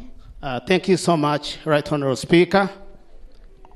I would like to support the motion urging government to increase resources and funding to northern Uganda. Simply because, number one, historically, northern Uganda as a region has been left behind in terms of development. And therefore, there are certain agencies, especially an agency like NAGRIC, which is doing reproduction for animals. And it could be placed here in northern Uganda. Maybe they could have a branch here so that we can do more production. Right Honorable Speaker, in addition to that, the infrastructure in northern Uganda needs to be improved, because with all this, you cannot do much when you don't improve on infrastructure in the region. And more so, as it has been said earlier, we need to increase the education facilities to skill our youth. Because, as the President earlier said, if you don't have household income, and that household income must come from education, must come from agriculture, then the people may not have good health, may not have money in their pockets. So, Right Honorable Speaker, I stand here to support the motion that northern Uganda gets more resources, gets more funding for us to move in tandem with other regions. I thank you. Thank you, Right Honorable Speaker, for giving me this opportunity to join my colleagues to support the motion urging government to increase funding in order to boost livestock farming in the various parts of northern Uganda. Right Honorable Speaker, this motion is premised on the fact that government, through Ministry of Agriculture, Animal Industry and Fisheries, carried out agricultural zoning of this country. That is identifying the potentials of each region, each area in the country to see what they can produce best and therefore export. Right Honorable Speaker, livestock is one way of empowering the rural masses economically, if only we have political will, if only we can enhance the budget to support the livestock subsector. Right Honorable Speaker, honorable colleagues, you realize that in our budgetary allocations, here in, here out, in the Ministry of Agriculture, Animal Industry and Fisheries, you have the livestock sector, which is getting a peanut allocation. How do you expect a subsector which is being given little money to produce much? It is only if government allocates money to this subsector, that's where the cattle keeping communities will be able to produce what to export and contribute to the GDP. Right Honorable Speaker, you see government had programs for restocking various parts of northern Uganda.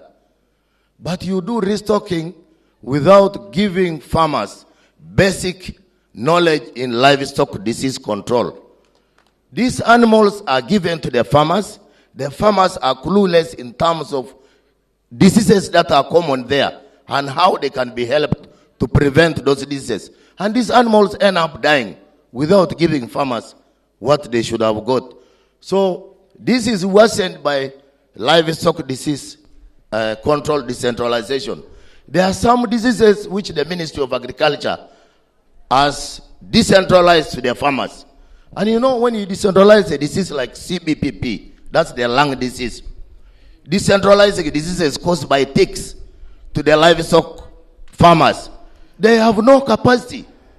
Farmers do not have capacity to control diseases. So why is government running away from the responsibility, a technical responsibility of controlling diseases in the countryside, especially among the people who are keeping animals? So, Right Honorable Speaker, I want to passionately support this motion urging government to increase money. Information. I take the information. Hey. Madam Speaker, you know, I support the motion. You know, when you look at raiders, you know, Madam Speaker, you know, we are not. Honorable Chero came to see my cows. Then he said, "This cow looks like mine." Yes.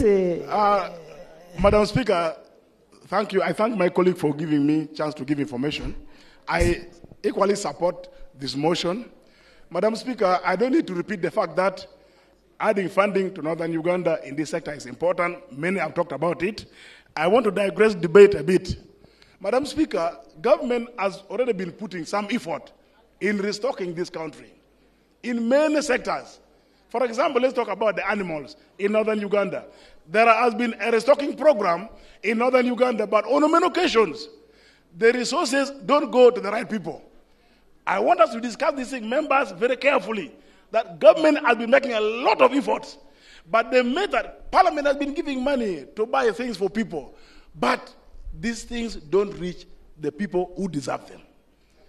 How are we going? When are we going to discuss that one? Let's be very careful, because government has been pouring resources. Government has been giving, but those who implement them down there, if you want to benefit, you bribe even the parish chief. You have to bribe to be in the list. When will the poor bribe to benefit from this thing that we are discussing? This is a very healthy debate, but our people actually debate more. There's a scenario where cows were taken to a particular district and they were only given to family members. So thank you. Finally, Right Honorable, I want to conclude. We can ask government, and through this motion, we want to plead to government in a bid to demonstrate seriousness to develop the livestock subsector in Uganda. We have to pass the rangeland and management policy, because then it is where all the policies, with all the deliberate steps to develop the livestock subsector are defined. So I urge the Minister of Agriculture to table the rangeland and management policy in the House so that we pass alongside the funding. Thank you very much. Thank you, Maureen. Honorable members, if you have spoken, kindly give others also to speak. Right Honorable Speaker, thank you very much. After Maureen, Honorable Koribon. I want to support the motion of government prioritizing and increasing allocation of resources to northern region. Right Honorable Speaker, this brings me, when Arua was still a district before we became to Arua city, I remember there were cows, the Frisians, that were brought to Arua district then, and they just dumped them. And knowing the Frisian cows are very expensive, Right Honorable Speaker. And now, when these cows are distributed or given out, they just call to whom it may concern to pick them. And once you pick them, first of all, our people do not have any knowledge of raising Frisian cows. We do have extension workers, Right Honorable Speaker, but these people do not do anything on the ground when it comes to that. Now, that means all those Frisian cows that were taken to Arua, all of them died. We can now imagine how much it has costed the government. I now request that, Right Honorable Speaker, that as government funds, or as we request government to increase funding for northern region, they should also think about those that are down there, the extension workers, going to before they venture in bringing in any cow, whatever form, in whatever form. Let them first train the people and even the mindset of our people. People are still attached. They are still attached in a way of doing things the traditional manner.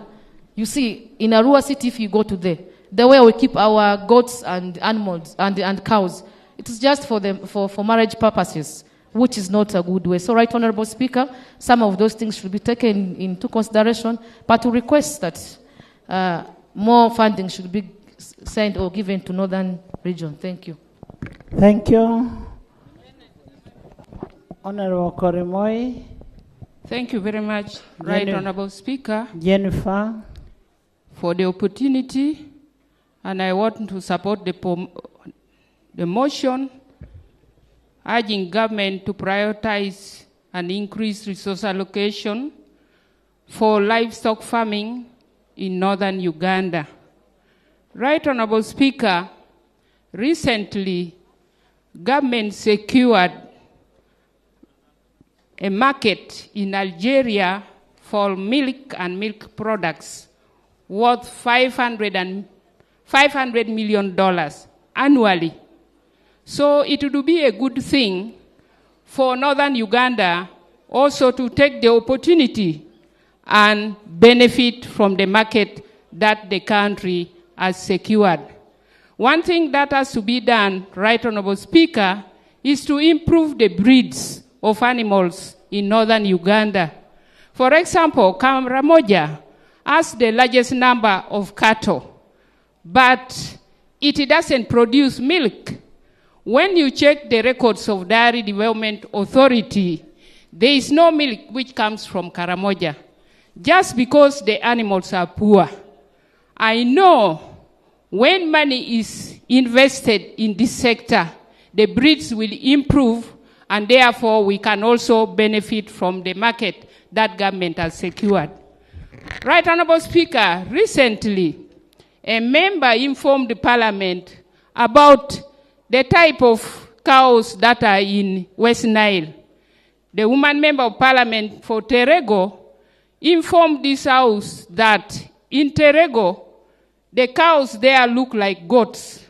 It means they are so poor that they cannot even give any economic benefits. Right Honorable Speaker, when you look at the ranches in this country, in northern Uganda, we have Aswa Ranch, which is intended to benefit the communities and also to improve the breeds. That one is in Pade. And when you come to Lango, there is Maruzi Ranch, which also has challenges, has not been attracting any money. In Karamoja, it is empty, there is no ranch. And in West Nile, we have Gotapoyo, but the Gotapoyo also has been having challenges. So, Right Honorable Speaker, it would really be good for this Parliament and for government to take a deliberate effort to ensure that more money is put into these ranches and also in other areas that are deserving, like Karamoja, so that the animal population is improved. Otherwise, I want to thank the movers, and I know we are in the right way. Thank you, Right Honorable. Thank you, Jennifer. Order on what? Information from who?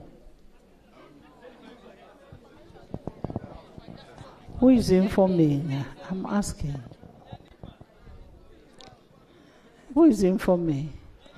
I thank you so much, Right Honorable Speaker, for this opportunity. Honorable members, what is the problem?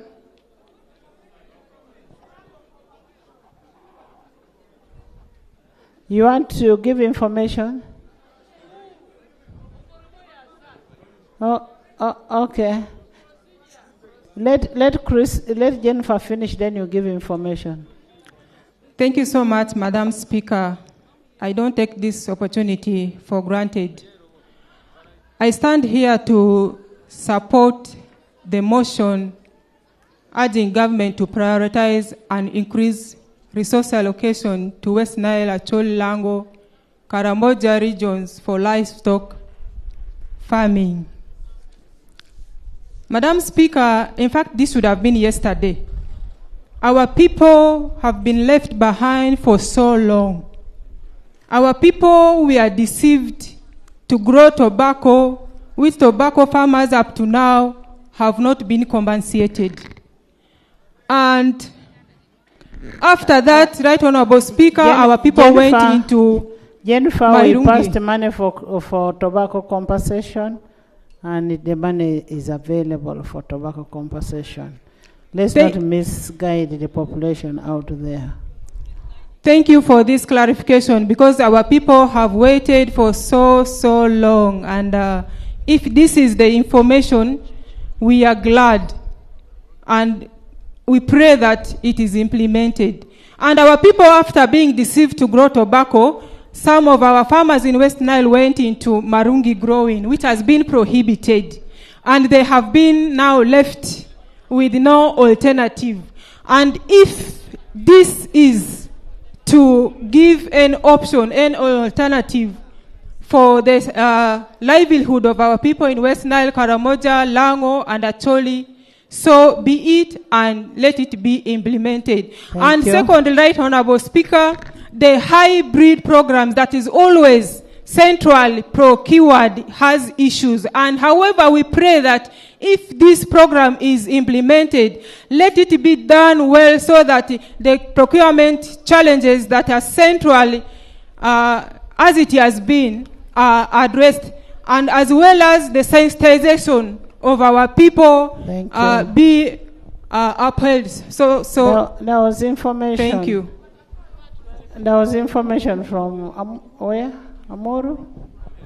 Or from FETA? What information was it? Right Honorable Speaker, I want to thank you for the opportunity. I wish to inform my honorable colleague, that Honorable Korimo, that the demonstration farms he was speaking about and saying is in West Nile, Gotafoyo is not in West Nile. That demonstration farm is in Noya district, is in Acholi sub-region. Yes. However, Right Honorable Speaker, I support the motion very much. Thank you. You see me here, I am a product of cattle farming. My father used to breed bulls to pay school fees, and those bulls would be the one to send us to school.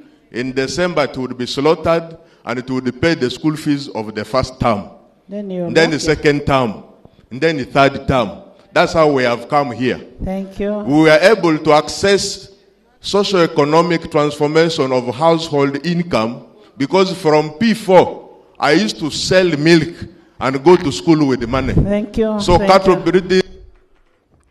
Honorable members, where is Honorable Lanya, Andrew?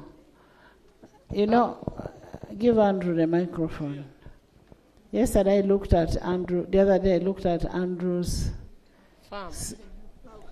cows that looked like they were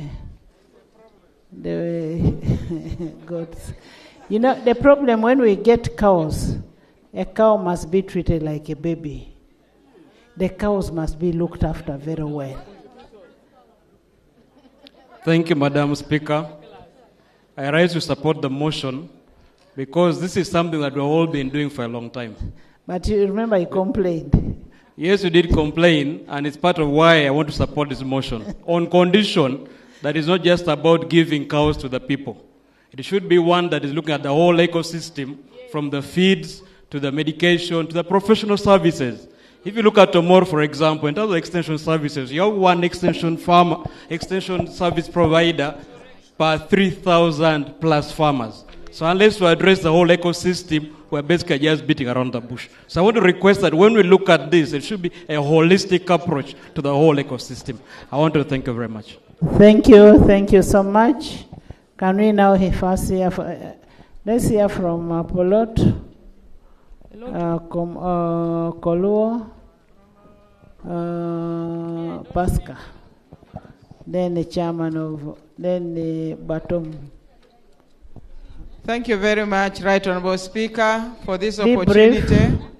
Be brief. Thank you so much.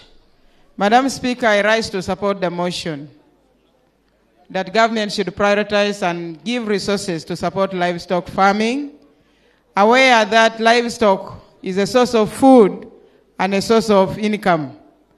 Madam Speaker, for us in Teso, you are one of the model cattle keepers. And I want to agree with the North because they have land. Just like for our case, the population is so high, but you are aware we have areas where people can keep livestock. But Madam Speaker, I wanted this to be put right because as per now, even the President committed that maybe we increase on the number of people who are going to benefit from compensation. So how can government put it right that this is allocation for compensation and this is allocation separately again for the same economic activity? I thank you, Right Honorable. Thank you. There was somebody who said we need a serious talk about restocking vis-a-vis compensation. We really need to talk about that and agree which is the best thing that benefits everybody. We need equity. We really need equity in this country. Because if you're saying you're compensating only 10 people in my village, and yet all of us need restocking, all of us need income. So we need to sit and agree how best can be handled. Pascal? Thank you, Right Honorable Speaker. Right Honorable Speaker, I'm here to strongly support the motion for government to send more resources to the region because we are really, really doing bad. Right Honorable Speaker, it is so painful that we see those who come to graze their animal, they hire land, and then they take it back. The animal that the cow that they could have bought at only 500 shilling, on grazing it in the land of Noya, they will go back selling it at 2 million. Right, Honorable Speaker, this pains us a lot. So this is one of my justification and the confirmation that we must all, as Northern Uganda, stand up for livestock farming. Right, Honorable Speaker, Pade District is the district which is having Achua Ranch. We have Nagrik in Achua Ranch, Right, Honorable Speaker. I'm so happy you said that there is money which is going to be sent to Achua Ranch, which is to the tune of around 355 million US dollar. Right, Honorable Speaker, I pray that this government should not only make this money benefit the investors who are in Achua Ranch. This money should be prioritized to the community. The Nagrik, which is in Achua Ranch, they are government workers, but they are not doing anything to support the community to come up and stand on their own. If we could identify outgrowers and Nagrik directly support them to come up, we would fight poverty in Acholi sub-region and we will no longer remain the same. Thank you. So I hereby strongly support the motion, Right Honorable Speaker. Thank you. If I could ask from all of you here, who leads by example? How many of you have cows? Because we must lead by example. We must, I know Museveni has them. We must lead by example. As we advocate for all this, we should lead by example and make sure our people learn from us. Yes, I'd given baton, Honorable Abrahams, and then Esther. Yes? Kolua, I forgot you. Because you're not a cattle keeper. Thank you very much. I'll come to you. Thank you very much, Right Honorable Speaker, for the opportunity. Let's try to limit the time. I rise to support the motion urging government to increase funding to livestock production in the northern region. Colleagues have spoken about a number of factors, but I want to focus on Karamoja. Karamoja's livestock population can support the growth and increase in the GDP of Karamoja in terms of processing and export of beef. Organic beef in that case. Because Karamoja's livestock is bred on organic pasture, on the natural grass. And the beef from Karamoja is actually on high demand across the globe. We just need to improve on the qualities. But there are a few factors that make it very difficult. A number of colleagues have already alluded to them. One is diseases, the other one is pasture, and then the other one is water. Given that the droughts are long in Karamoja, it leads to less grass during the periods that the rains are not able to support the growth of pasture. And water bulking and transfer would be a very good solution. Yesterday was the Committee of Agriculture made their presentation. They didn't talk about issues of water production in Karamoja. Targeting water, bulking, and transfer. A colleague had talked about getting water from the Nile or Lake Choga to take to Karamoja. That may not be a solution given international issues. But Karamoja has rains that are flash and have a lot of water. And there are 3 sub-catchments in Karamoja that can support water bulking and storage and transfer. One of them is Lokere, which supports the northern districts of Karamoja. It's called the Pager sub-catchment. The middle is the Lokok, and then the southern one is the Aoja. So if we invested money in these areas, yes. Let's first talk about getting the animals, then we look for a source of water. Yes, I'm looking at water that can support pasture management. It is and then to provide enough pasture for water. We can even give Thank you from Aoja. Yes, next.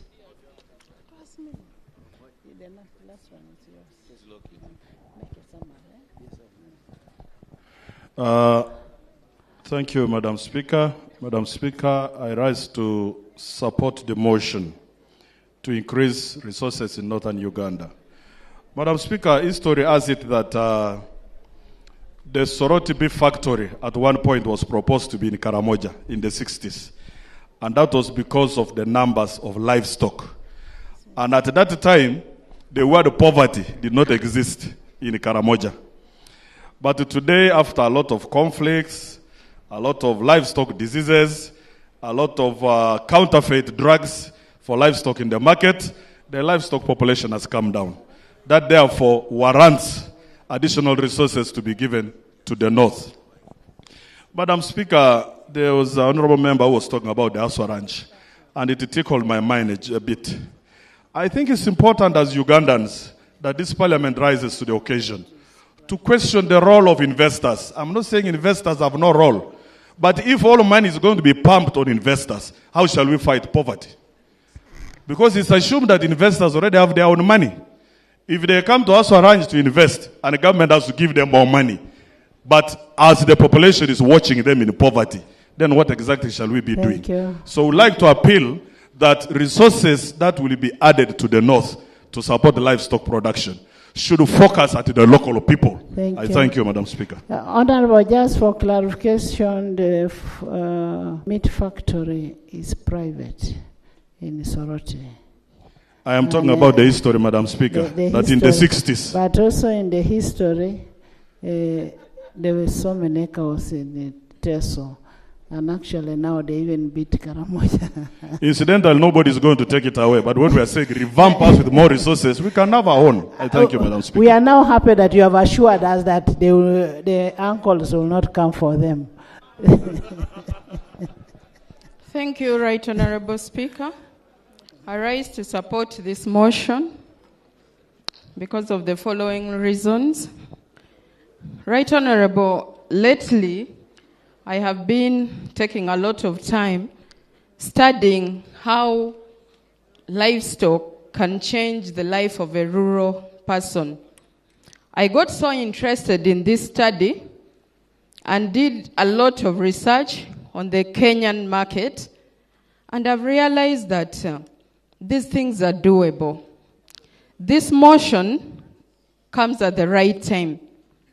However, I want to urge members of parliament, the leaders of northern Uganda, while we process this motion, let us take time and lead by example, like the way Right Honorable is saying. Let us act or become mini demonstration farms for our people. I've realized that you don't need to have a lot of land to benefit from livestock. I've realized that animals, especially dairy animals, feed on daily things that every northern Uganda home has. Sweet potato leaves, banana leaves, everything that we have. That means what we need is only knowledge to make sure that we turn this knowledge into a profitable venture for the women that we are leading. Right Honorable, I can promise you that I'm not going to lead just for the sake, but I'm going to lead from the front. I'm going to get my people to understand that these things are actually possible. I want to say that there is an aspect to this as well. We have the biogas that comes out of cows. Cow dung. Cow dung every day. Northern Uganda is currently affected by deforestation. All a family needs is one cow to have biogas and clean cooking in their homes. This would be very good, and I would love us to inspire our people into that direction. Thank you, Right Honorable. Thank you. I'd told the Honorable Megade. I'd given Honorable Megade.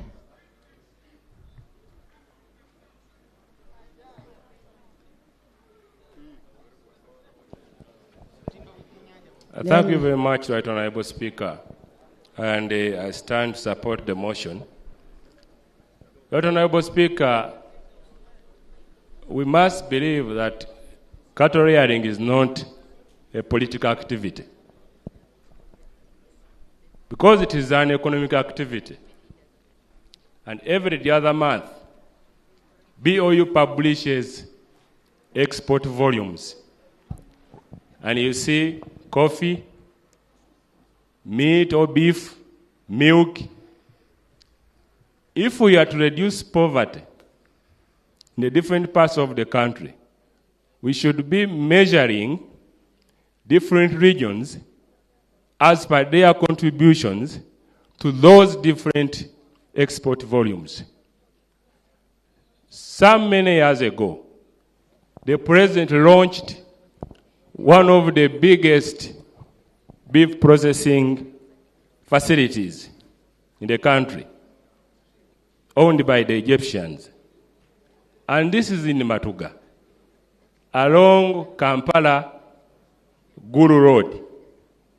It requires 400 heads of cattle per day. It is producing far much below capacity. It is only important and a duty of government that by facilitating northern Uganda join livestock farming, that is in one also helping this factory, which is not far from northern Uganda, to maybe to produce at half capacity or at full capacity. But, Right Honorable Speaker, it is disturbing to see animals move from different parts of the country coming to Matuga along Kampala-Gulu Road, when there are no animals which can come from Gulu to Matuga along Gulu Road. And at the same time, Right Honorable Speaker, Cows can thrive anywhere. I cannot mention that it can also thrive in the islands because I'm in northern Uganda, and that will be for another day. But we must accept that there may be reasons why certain areas are where they are in terms of development, and basically, it is basically because of cattle rearing. Thank you. Thank you very much, Honorable Speaker. Thank you. Honorable Obi, cattle rearing may not be a political activity, but it also affects the political economy in terms of taxes, in terms of investment decisions, the laws that are available. So, can I talk to Noya, DP? Okelo. Thank you. Kolu, I will give you. Thank you, Right Honorable Speaker. Right Honorable Speaker, this House has already taken note that before the conflict, farmers here had a lot of animals. Before we delve into how government can support, we need to look at what happened and what is happening now. Right Honorable Speaker, many things have happened, but currently there are so many things that impede the growth of livestock in northern Uganda, especially that of cows in Acholi and generally northern Uganda. One of them is that the quality of drugs, that in veterinary drugs that are available here, cannot be trusted by farmers. You buy drugs for controlling ticks, and they don't control. So we urge government to try and control the quality and make the environment for livestock better than it is. Right Honorable Speaker, also a farmer to improve the breed should avoid inbreeding. To avoid inbreeding, you need to buy cows, other breeds from elsewhere. Currently, as we speak, Right Honorable Speaker, it is very difficult for a farmer in Acholi or even West Nile to buy cows from across Karuma to come this way. You need 8 different approvals, which makes it entirely difficult, especially for local farmers. Madam Speaker, also when we are talking about livestock farming, we are not just talking about cows. So in this motion to the government should look holistically into the whole livestock industry to include birds. About 2 weeks ago, Right Honorable Speaker, in this city of Gulu, there was very little supply of eggs. And farmers had to rush to Kampala and other towns to bring eggs to serve the need of Gulu City. And that means there is also wide market for also other forms of livestock. Madam Speaker, while we have institutions now being strengthened, it is important that we strengthen continuous research into this farming. Because all farmers need is a good environment, all farmers need are quality drugs, all farmers need are seed money to begin with. I thank you very, very much, and I support this motion. Honorable Minister of Health, before you go, there is a question you needed to answer that is being asked. Members, I'm coming back. Minister of Health has something to go and do, but there's an issue that members are raising in northern Uganda on the issue of drugs, that when they go to the hospitals, they tell them to go and buy drugs from out. The issue of the support to the nodding children. Members, I'm coming back to that. Thank you very much, Right Honorable Speaker. Right Honorable Speaker, I prepared an entire booklet on everything in northern Uganda, starting with Acholi sub-region, Lango sub-region, West Nile, and also Karamoja. Fast forward, I actually want to thank the people of this region, Acholi sub-region, because in my report, they contribute the least of non-communicable diseases. In the entire region, Acholi sub-region has the least morbidity for the commonly known as non-communicable diseases. And Right Honorable Speaker, as a sector, the 75% of our disease burden is preventable. If we increase health promotion, health information, we'll have very few people to treat in this country. Right Honorable Speaker, they asked about why there are no medicines in hospitals. I've been to this sub-region 3 times since I joined the health sector. And sometimes, I've been informed that yesterday, but they received drugs. The biggest problem we have with drugs is that everybody runs to our health centers, government health facilities. And really the drug stockouts is one of our challenges. Why is it a challenge? We get very little money towards buying drugs under NMS. Now, when NMS receives these monies, they purchase drugs, distribute them, and send a message to every member of parliament. Honorable Minister, there is an order.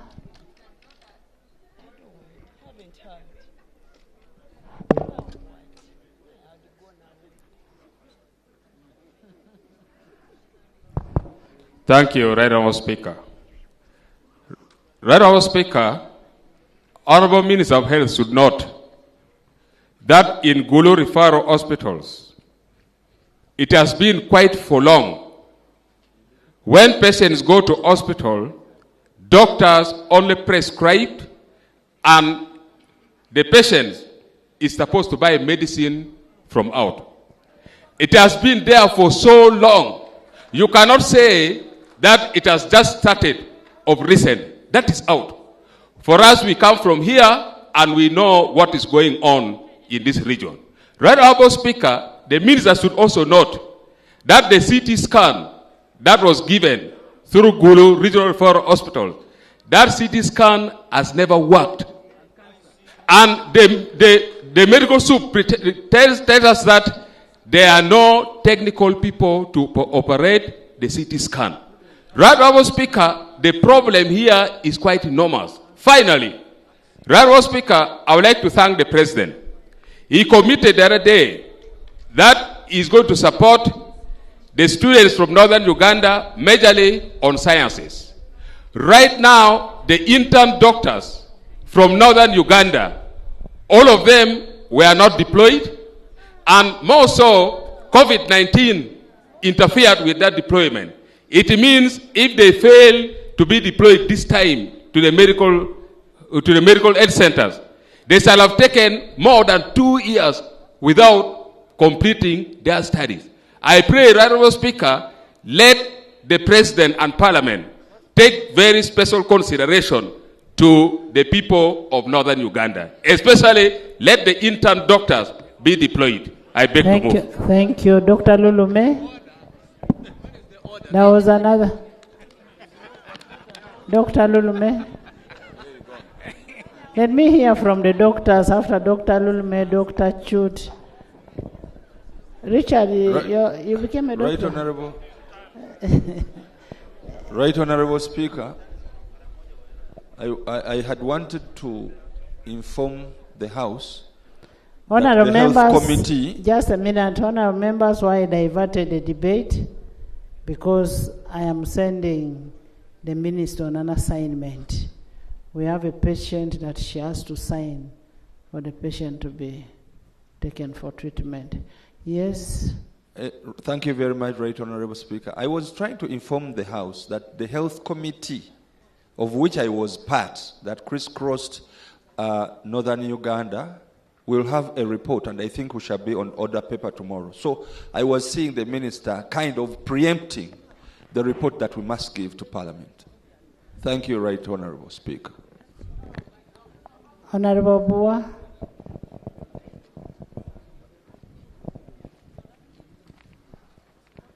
Okay, Honorable Achut.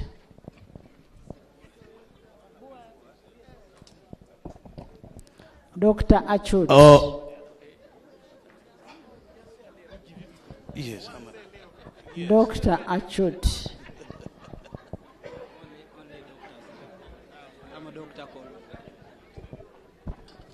Thank you, Right Honourable Speaker. As my colleague has indicated, there's a report from the Health Committee which is going to expound more on the drugs. But I just want to give 3 reasons that we've always observed for drug shortages. One is that delayed deliveries. A delivery that's supposed to have been made 3 months ago hasn't been made. The second reason is we have what we call artificial drug shortages. The drug is there in the store, but then when the patients go, they are actually sent outside to get the medicines. We observed this during our oversight visits, where a patient has been sent to buy a Panadol or a Moxil outside in a pharmacy, but when you go to the store, the medicines are available. So we are having issues of artificial drug shortages, which is driving all that itself. And that is what the report is going to try and raise and see how best to address. So I thought I'd just give that information that our report is going to clarify more on that. Thank you. Thank you, Dr. Ruyonga. Thank you, Madam Speaker. I'm Dr. Ruyonga. Thank you very much, Right Honourable Speaker. I'm Dr. Joseph Ruyonga, and I'm the MP for Hoima West and the Chair of the Health Committee. Right Honourable Speaker and colleagues, as my colleagues have mentioned, we had an oversight from 12th to 17th, and we have a report which we put on order paper, shall present it tomorrow. But to add on what my deputy has mentioned, there is also a very big deficit in the budget for drugs. For the whole country, we had an interaction with the National Medical Stores. There is a deficit of around 180 billion Uganda shillings. So much as there is shortage, but also we have to think of increasing the budget for the drugs for our country. I beg to submit.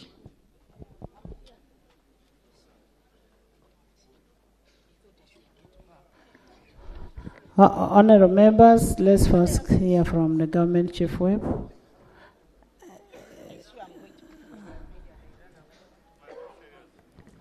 Right Honourable Speaker and Honourable colleagues, following our earlier consultation with you,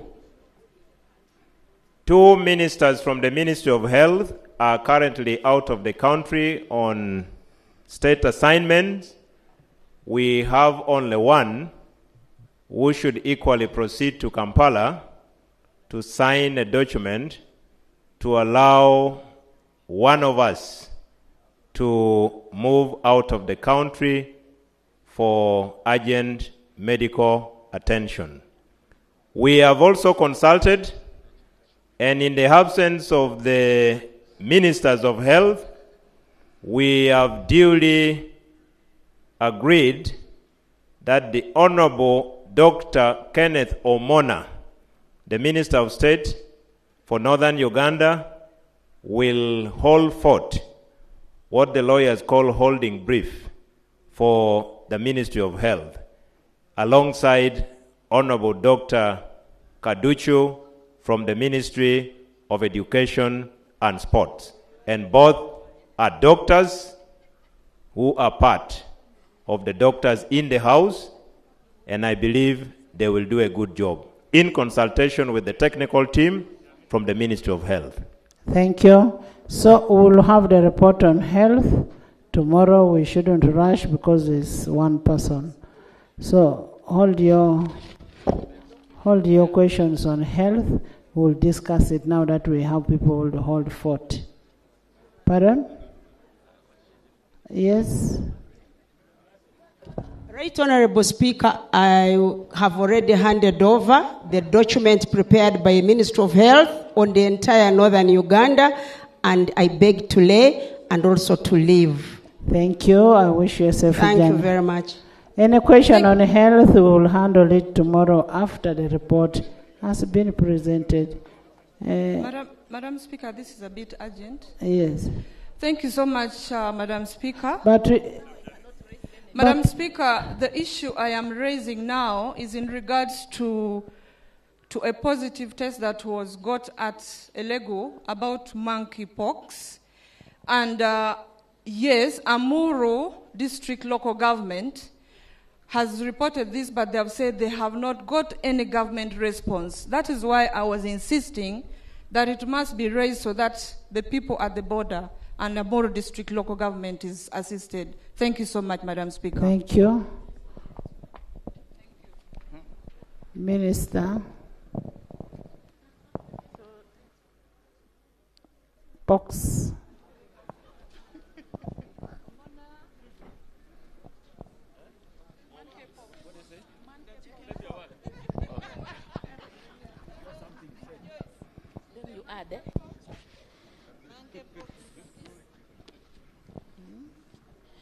Thank you so much, Right Honorable Speaker and Honorable colleague.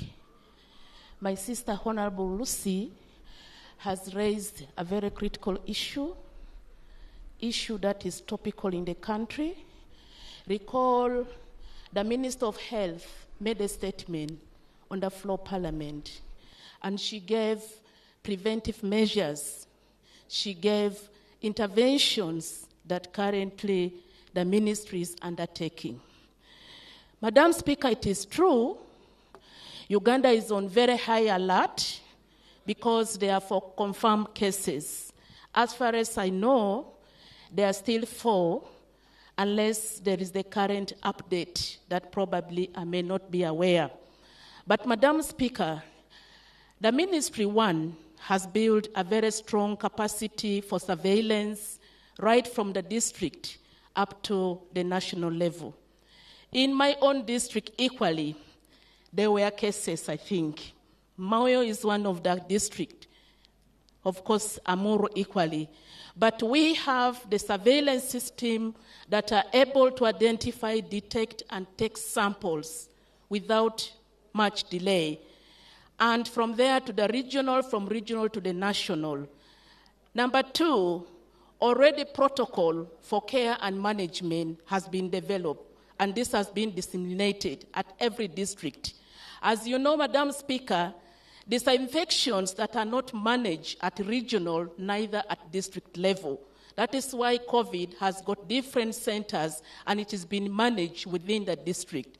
So I want to inform this House, the Ministry of Health is in full control, is in full alert, and has put in place a very strong measures to ensure this disease does not spread. On the other hand, we as leaders, Madam Speaker, it's our sole duty as the minister presented. It's us to ensure that we take special precaution. We can see from His Excellency, the President, how we can try as much as possible to avoid close contact, to use preventive measures, to use all that it can to ensure we do not spread the infection across the country. Any further information, I beg that we get the current latest number, we will present it tomorrow. I beg to submit, Honorable. Thank you, thank you. Honorable Minister of Agriculture. Doctor, you have something to say?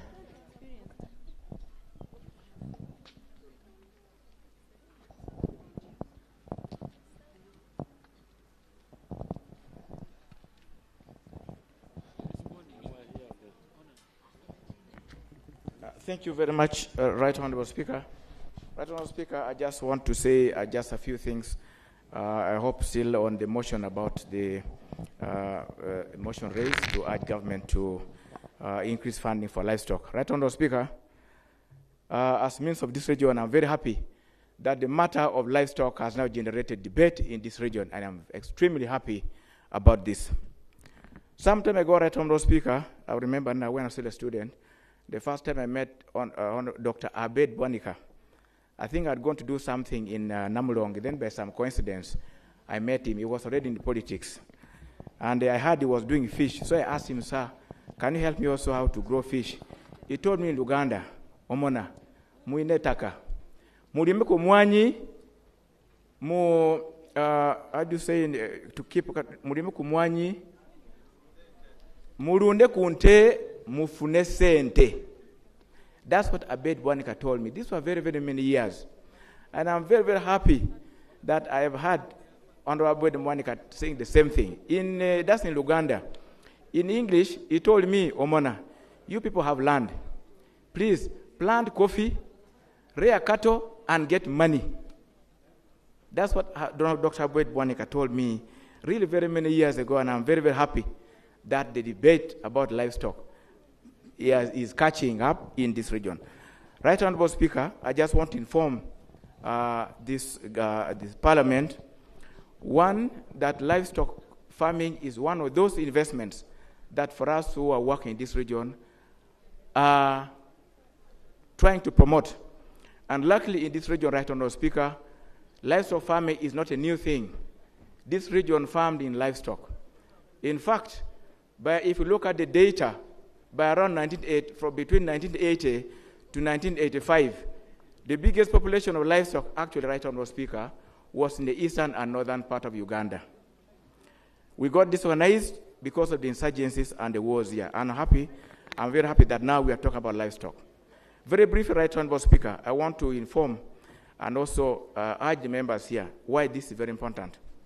First of all, Right Honorable Speaker, I am very happy that the people in northern Uganda here, I don't know why Abed Bonica, doctor, was shy to accept his rebuke for the leaders in northern Uganda here.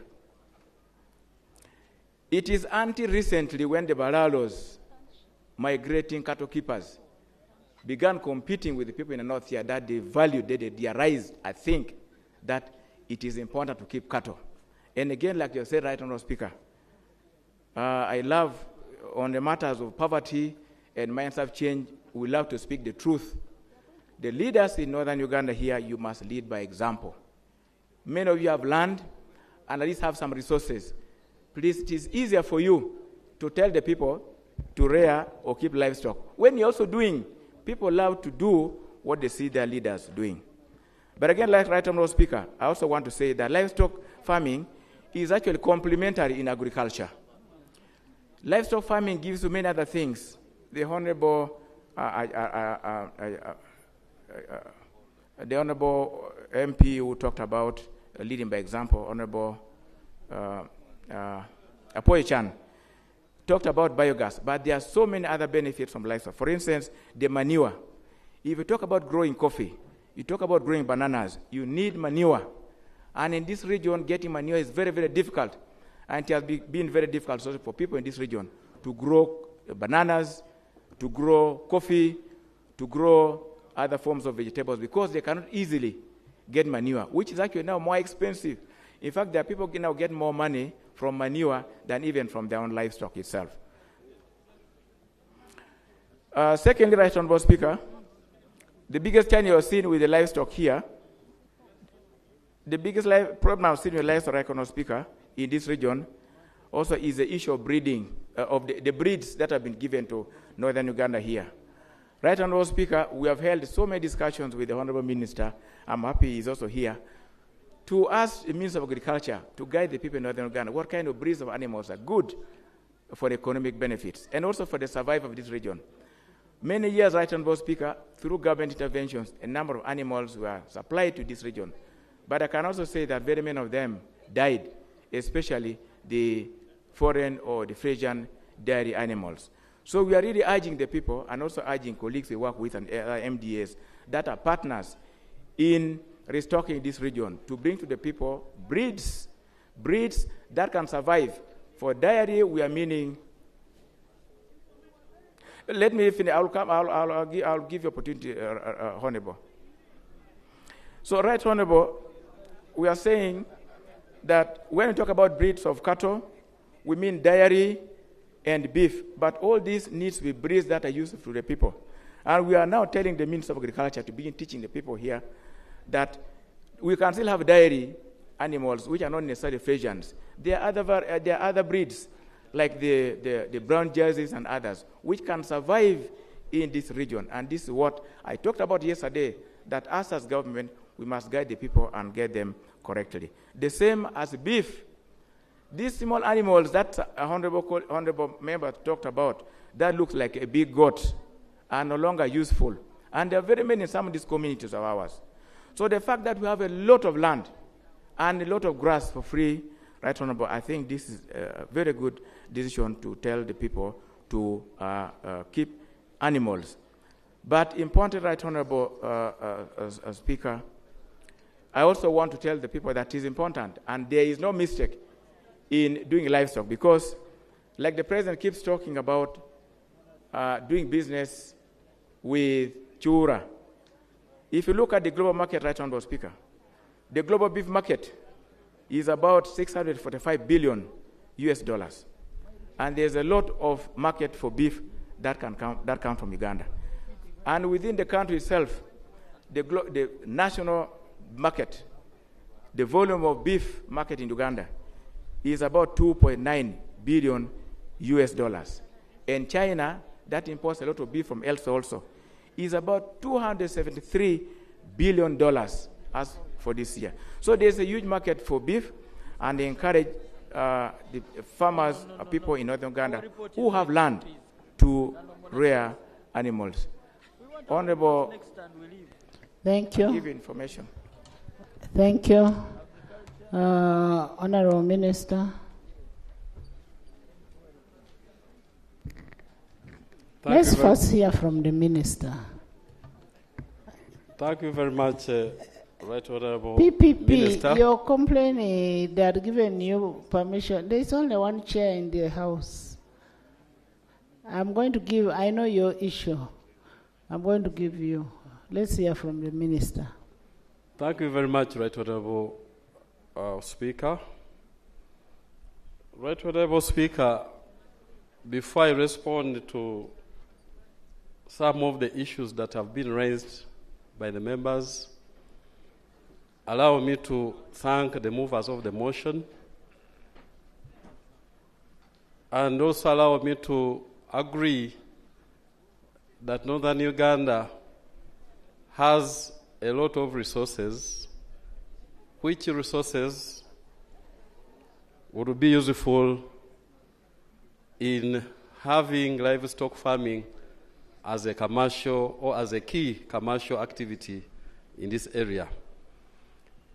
And I agree that where livestock farming is being practiced currently, a lot of lives have been transformed. So we are not exploring. As a country, we know that livestock farming is a very profitable enterprise. So I thank the movers, and I actually support the motion as well. Regarding the issues raised, key among the issues is the requirement by my ministry to involve the communities and the leaders in northern Uganda in determining what kind of livestock would be more suitable to the various categories of people or farmers in northern Uganda. Of course, we have several received guidance from His Excellency the President, and he has also repeated it here, and we have also seen what is happening in the other side of the cattle corridor. The guiding principles, we know them, but we shall come back and in a participatory way determine which animals are more suitable for where. I want to request the leaders that when time comes, we work together in this, but we also work together in mindset change. Because that is the starting point. It's not a matter of giving out animals, but we have to educate the masses. We have to inform the masses. And then with us as a ministry, we shall, after that, continue to give extension services to the population. With that, Right Honorable Speaker, allow me to say that once we get the resolution of Parliament, my ministry will go to Cabinet with a paper so that Cabinet can consider the proposal and then accordingly work out how to prioritize livestock farming in northern Uganda. I beg to move. Thank you. Honorable Minister, before you leave, this information Honorable Court has on Aswa.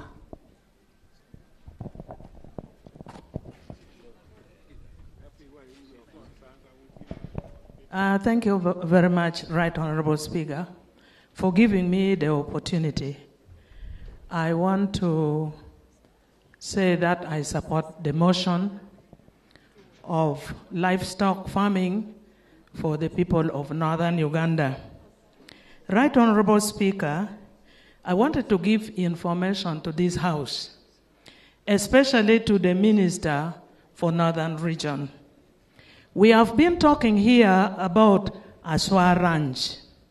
Aswa Ranch is here in northern Uganda, and it is in my constituency in the sub-county called Angagura.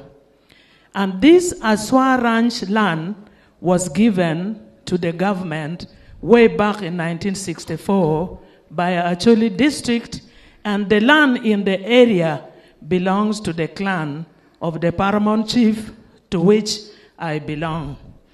And this Achwa Ranch you have talked about, I am happy that you have budgeted for that big sum of money to revamp the Aswa Ranch.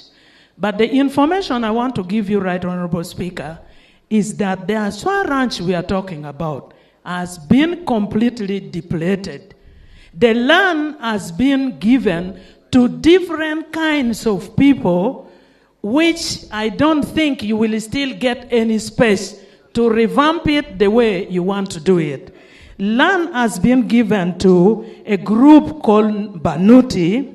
Land is given to Nagrik.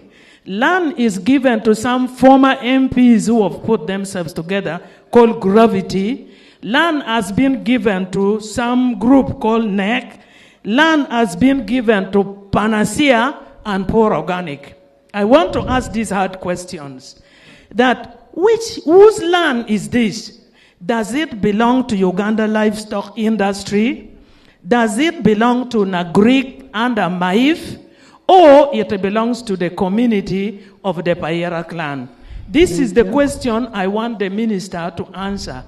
Because if you are saying that you are going to put the livestock there, which livestock will help into improvement of the livestock industry, farming of the people of northern Uganda?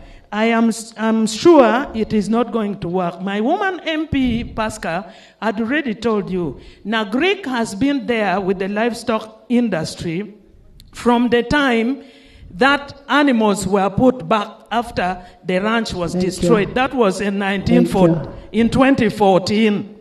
Now, this land also, we need the government, if they say the land belongs to them, to open the boundary to separate this land from the government ranch with the people's land.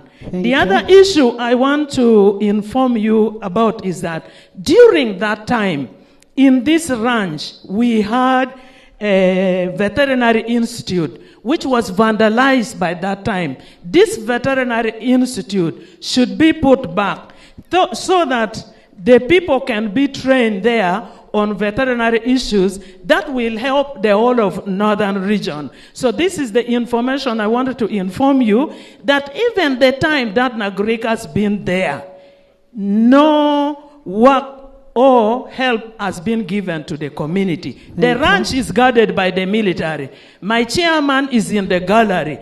Even the chairman, LC5, entered that Nagrik farm when the Committee of Agriculture went there. The manager of the ranch has never come out to educate the people on how they should change the livestock. Thank you.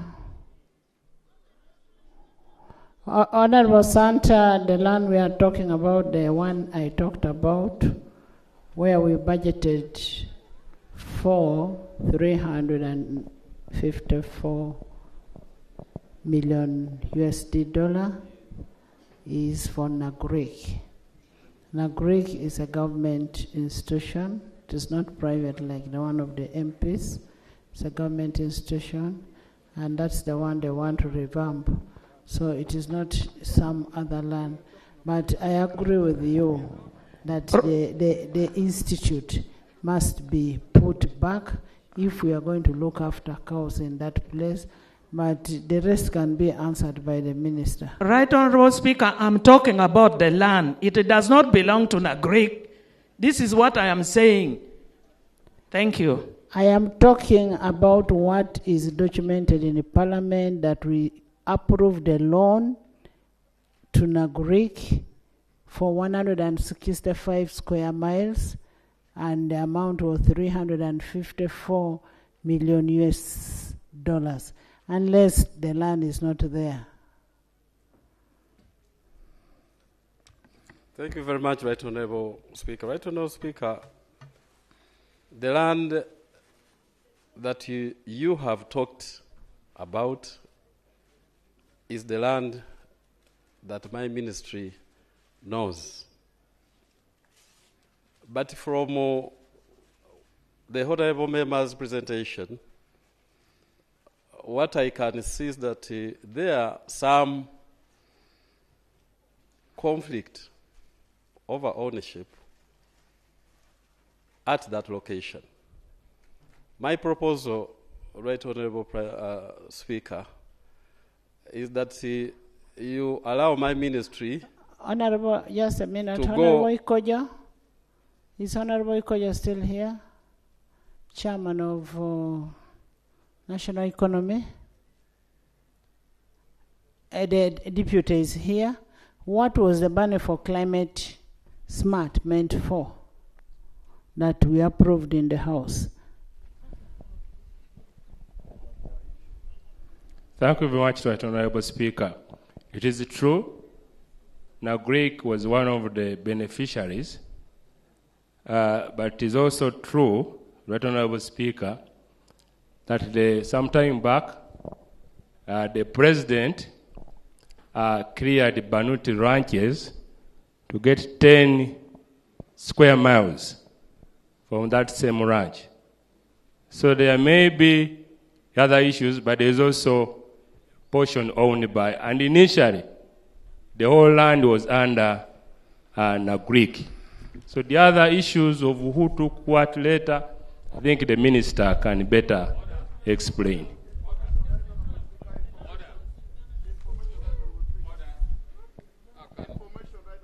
We still have one report. I thought one of you was bringing a motion.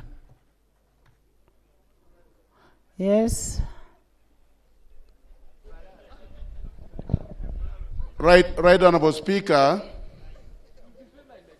last year we had a serious issue of conflict in Ashwa Ranch over the land and Gotafoyo. As leaders from Acholi sub-region, we gave some roles to some members of parliament to do a thorough research, which Honorable Wapenduzi was the one leading the research. Right Honorable Speaker, this information has been gathered together and presented to the government of the Republic of Uganda, and there is a common position that is agreeable If you want some update on the issue of the land that we are talking about, one of Mapenduzi has a detailed information about that. And I wish you give him the opportunity to present it, then you'll understand more about the land we are talking about. Thank you very much. Yes, Mapenduchi. Mapenduchi. Honorable Mapenduchi.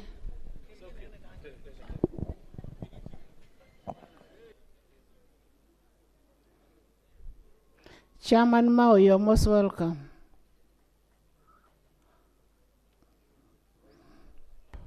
Right Honorable Speaker, thank you very much.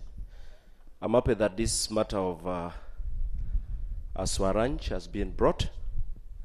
It is true, Right Honorable Speaker, that last year the chair of Acholi Parliamentary Group assigned myself to gather information with a view of resolving the Aswa matter, and also assigned Honorable Tony Awany to look at the question of Gorapoyo. Right Honorable Speaker, I did my part, gathered and got every document, including government documents right from 1965 to date. And the details are very clear on the question of ownership. There are 3 critical issues that we are looking to address. One is the question of who owns Aswa Ranch. 2 is the question of boundary, the boundary question. And 3, how the ranch is currently being used. And we have been able to provide all the facts. We had meetings with the different stakeholders, NAGRIC, Uganda Livestock Industries, the local people, and different groups. Right Honorable Speaker, I have a suggestion, because I have a detailed report plus all the attachments that unfortunately I did not carry. My suggestion is that through your Right Honorable Speaker, you can direct to cause a meeting that would bring the Ministry of Finance, NAGRIC, Uganda Livestock Industries, and all the private groups that have been given land in Aswa Ranch. Because, Honorable Speaker... But Honorable Collard said that the report was with the government. Right Honorable Speaker, it is true the report is available. But what I am saying is that there is need. Because, Honorable Speaker, the different groups that got land inside Aswa are waiving documents that were issued by the President as presidential directives. And our biggest concern is that, number one, the manner in which the population is being treated in that area is not fair. Number 2, the purpose for which Aswa Ranch was established is no longer what is going on in the ground. And number 3, there is need to have meaningful discussion to ensure that that ranch, with the help of NAGRIC, is used for the purpose of helping the region, not benefiting individuals who are not supporting the cause of the region. Honorable Minister. Much.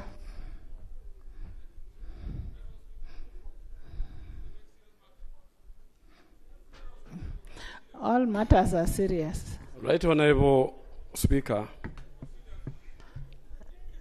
as you intervened, I was requesting that you allow my ministry to consult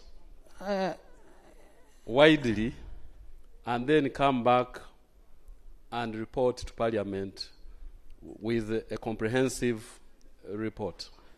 Gilbert, you have something to say? Let me hear from Gilbert first. Thank you, Right Honourable Speaker. Right Honourable Speaker, the issue of Aswa Ranch is very serious. I request Honourable Mapenduzi to lay the document on table so that Parliament deliberate, Parliament discussed, let Mapenduzi present on the floor. Not lay on table, let's have the report. presented to the House. Thank you. Right, Honorable Speaker, I would like to appreciate your directives. And finally, Honorable Speaker, as Aromigade stated, it looks as if people are distributing actually land like they're giving chicken to an individual. You heard he made mention that 10 square miles was given to another group. 20 square miles was given to other people. I really feel, right, Honorable Speaker, we should not take our land for granted. The Achua ranch was given to Balalo, and the president directed that Balalo must leave Acholi land. That was a clear directive from the president. You're diverting from the debate. You're diverting from the debate. And somebody said it is good we are with this Balalo. We can be able to copy how to look after cows from them. We need to coexist. But also, at the same time, if I remember what Mama said, Honorable PP said, that the land originally was for government. Not so. It was given to government.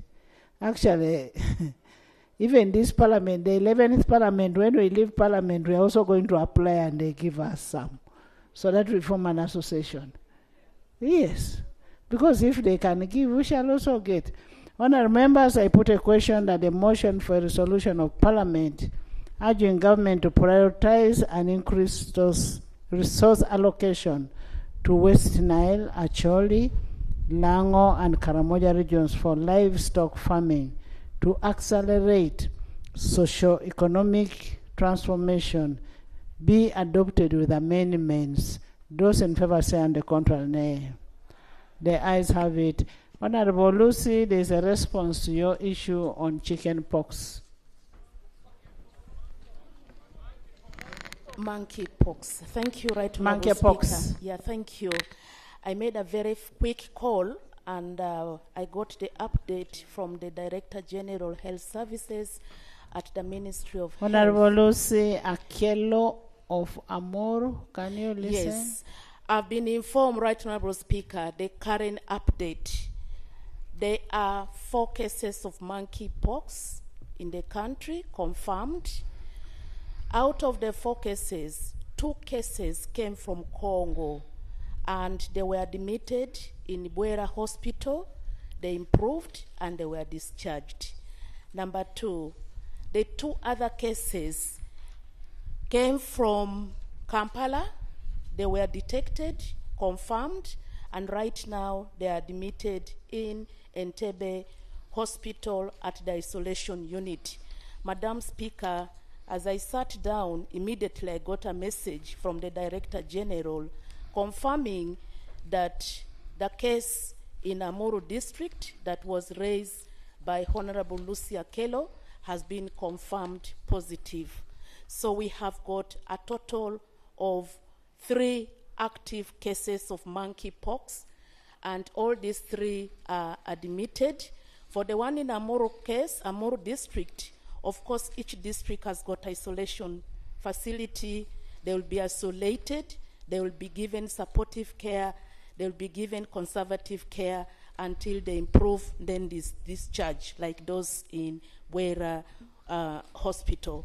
Lastly, Madam Speaker, as I said, the ministry has developed case definition already. There are probably cases, suspected cases, and confirmed cases. So let's continue to be vigilant so that we detect these cases early and we refer them to the appropriate surveillance system within the district so that we do the needful and they are taken care. Madam Speaker, permit me lastly before I sit down, there was issue that was raised by Honorable the Member of Parliament in Amuru, Holanya, about the interns. And he put it, I thought I could say something, that no interns from northern Uganda were deployed. Madam Speaker, I wish to inform this House, as the Minister of Health has already informed the House, that indeed it is true, in the country this year around, there were a total of 2,860 interns. This is medical doctors interns, the nurses, and the pharmacist. The medical doctors has both the dentist and the other line. So, Madam Speaker, the ministry so far deployed 1,590 medical interns. The remaining from the stock that were not deployed is a total of 1,270. Madam Speaker, the criteria that has been set is clear.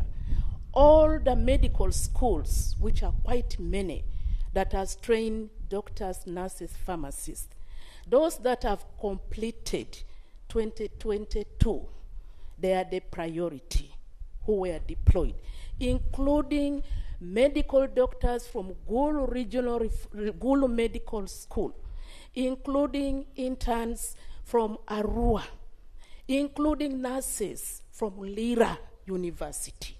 And I want to lay the anxiety that all those interns from northern Uganda, especially from Arua Muni University, Gulu University, Lira University, who completed before last year, they were equally deployed. It is true, Madam Speaker, when these doctors, nurses, pharmacists complete their training, they need to translate the theory into care. The longer they stay, the more they're de-skilled. They need to put the skill into practice. But the challenge the Ministry of Health has got on the table, they need 18 billion to deploy the remaining stocks of intern. So I thought I could give that information so that this House go, knowing that interns from northern Uganda, universities from northern Uganda, were equally treated like any other university across this country. The criteria was clear.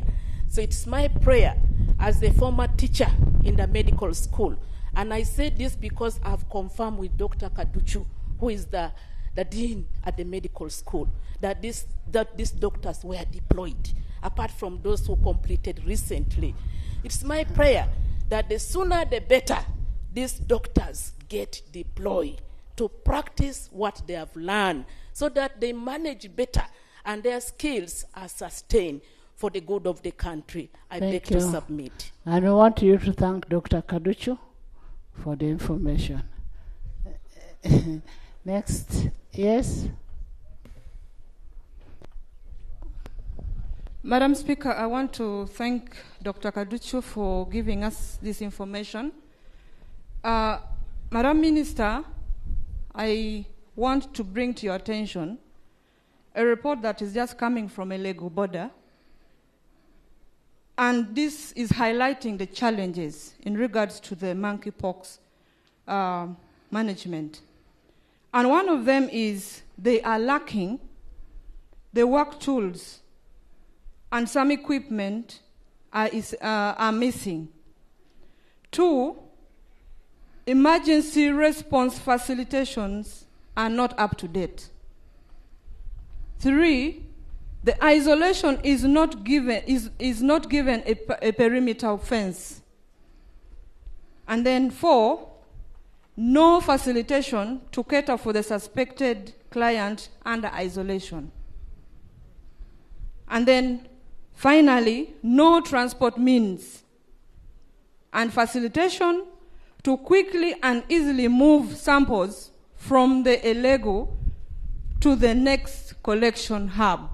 And finally, Madam Speaker, since COVID-19, as leaders from Amuru, we raised the issue of the lack of health center 3 at the border. When we raised this issue, government started by starting to construct a health center 3 facility. But along the way, this construction stalled up to now. How can a whole international border not have a health facility in the midst of all these emergencies that are coming? What has happened to that construction work that started over 2 years ago. Where? And I've been asking these questions. I have not got the answers. I think we need to really revive this because emergencies will always come at these borders. Thank you so much, Madam Speaker. Can we discuss that in tomorrow's debate when they have presented a report on health? So that's one of the first things you should be able to answer tomorrow. Dr. Bedi. Item 7. We are going to have a very brief report. It's basically giving us a report on the pledges. Item 7. Motion for adoption of the report of the Standing Committee on Government Assurances and Implementation on the status of government assurances on the compensation of victims of war and insurgencies in the sub-regions of West Nile, Acholi, Lao, Karamoja, Teso, and Sebei. Thank you. Pursuant to Rule 179 of the Rules of Procedure, the chairperson will present the report in regard to government assurances and implementation of projects.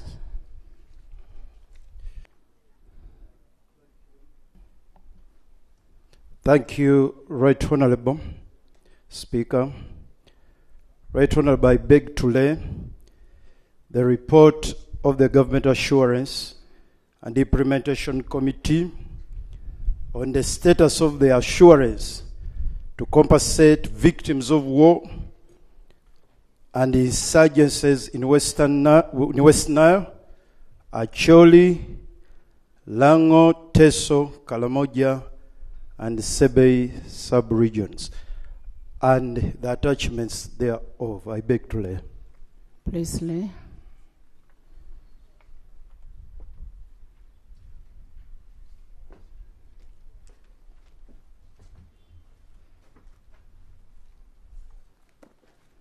Please give us the summary of each region. Right Honorable, I beg to lay the minutes of the meeting of the Committee of Government Assurance and Implementation. I beg to lay.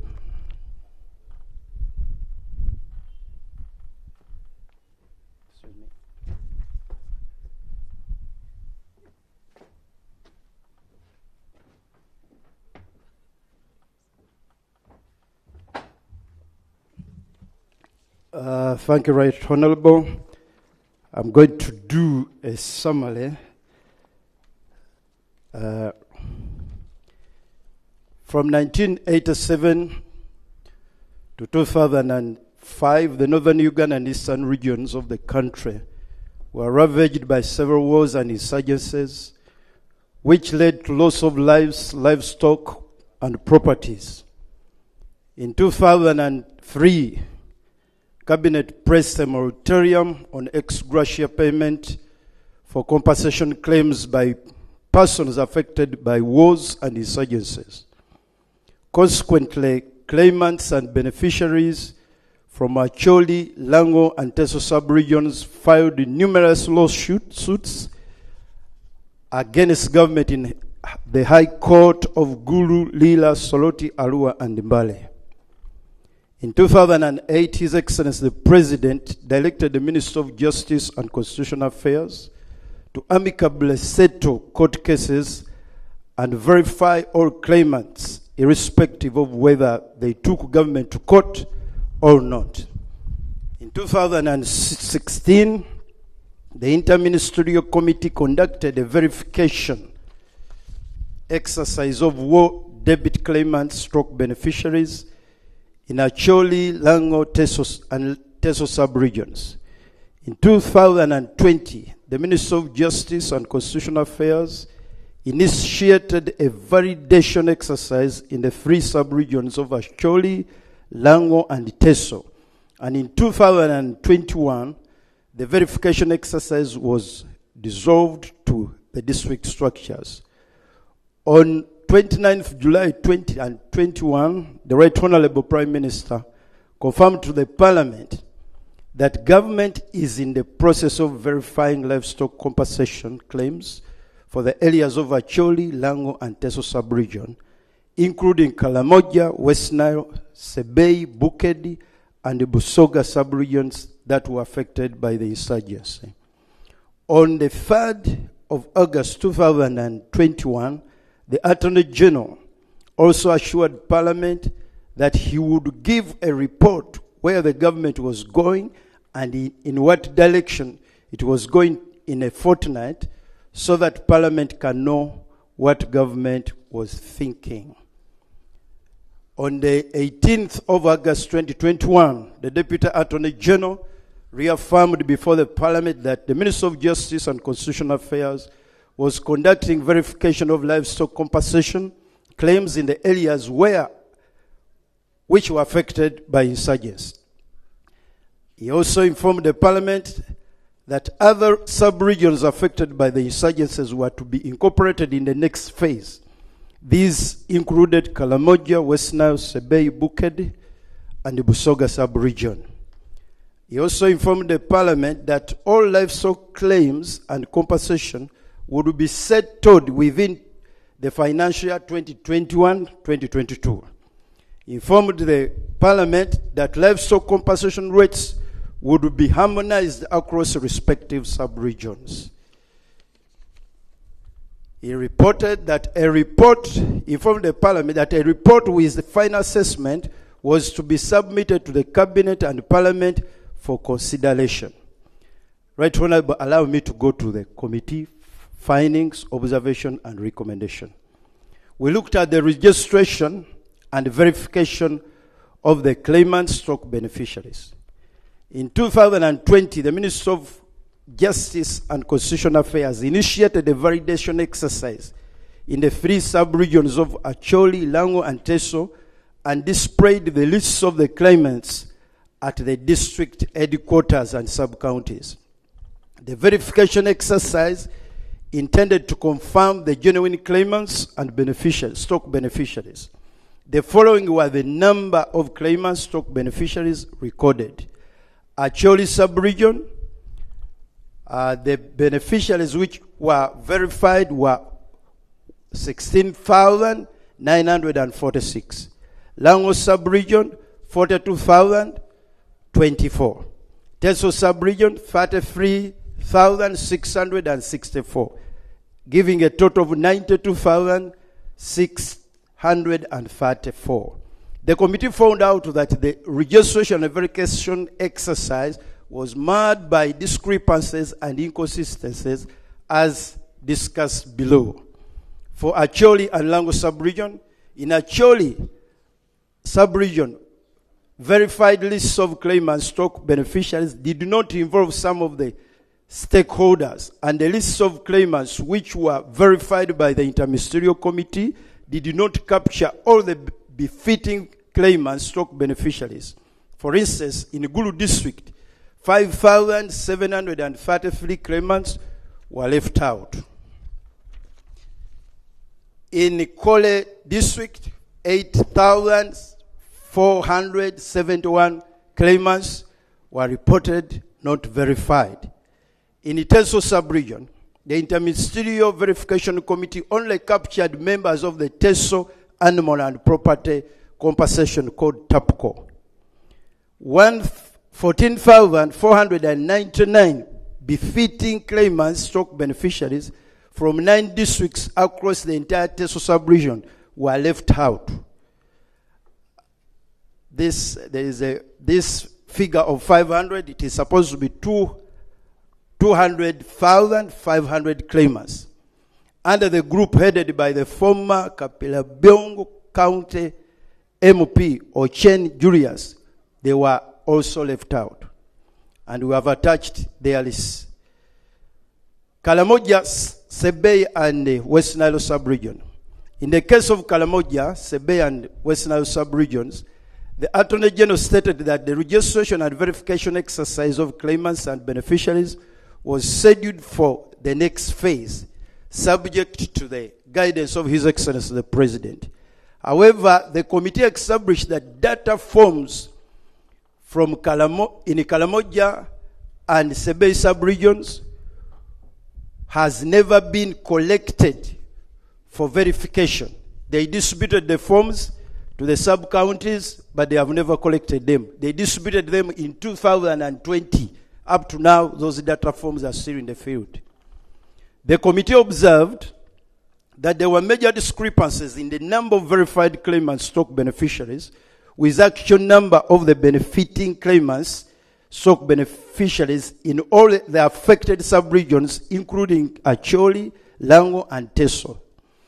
There was a gross negligence of duty on the part of the Minister of Justice and Constitutional Affairs officials with respect to the way they handled the claimant stock beneficiary registration and verification exercise in all affected regions, sub-regions. The committee recommendations. 1. The Minister of Justice should conclude the claimant stock beneficiary registration and verification exercise in all affected sub-regions, including Acholi, Bugishu, Lango, Teso, West Nile, Karamoja, and Sebei, within the period of 6 months.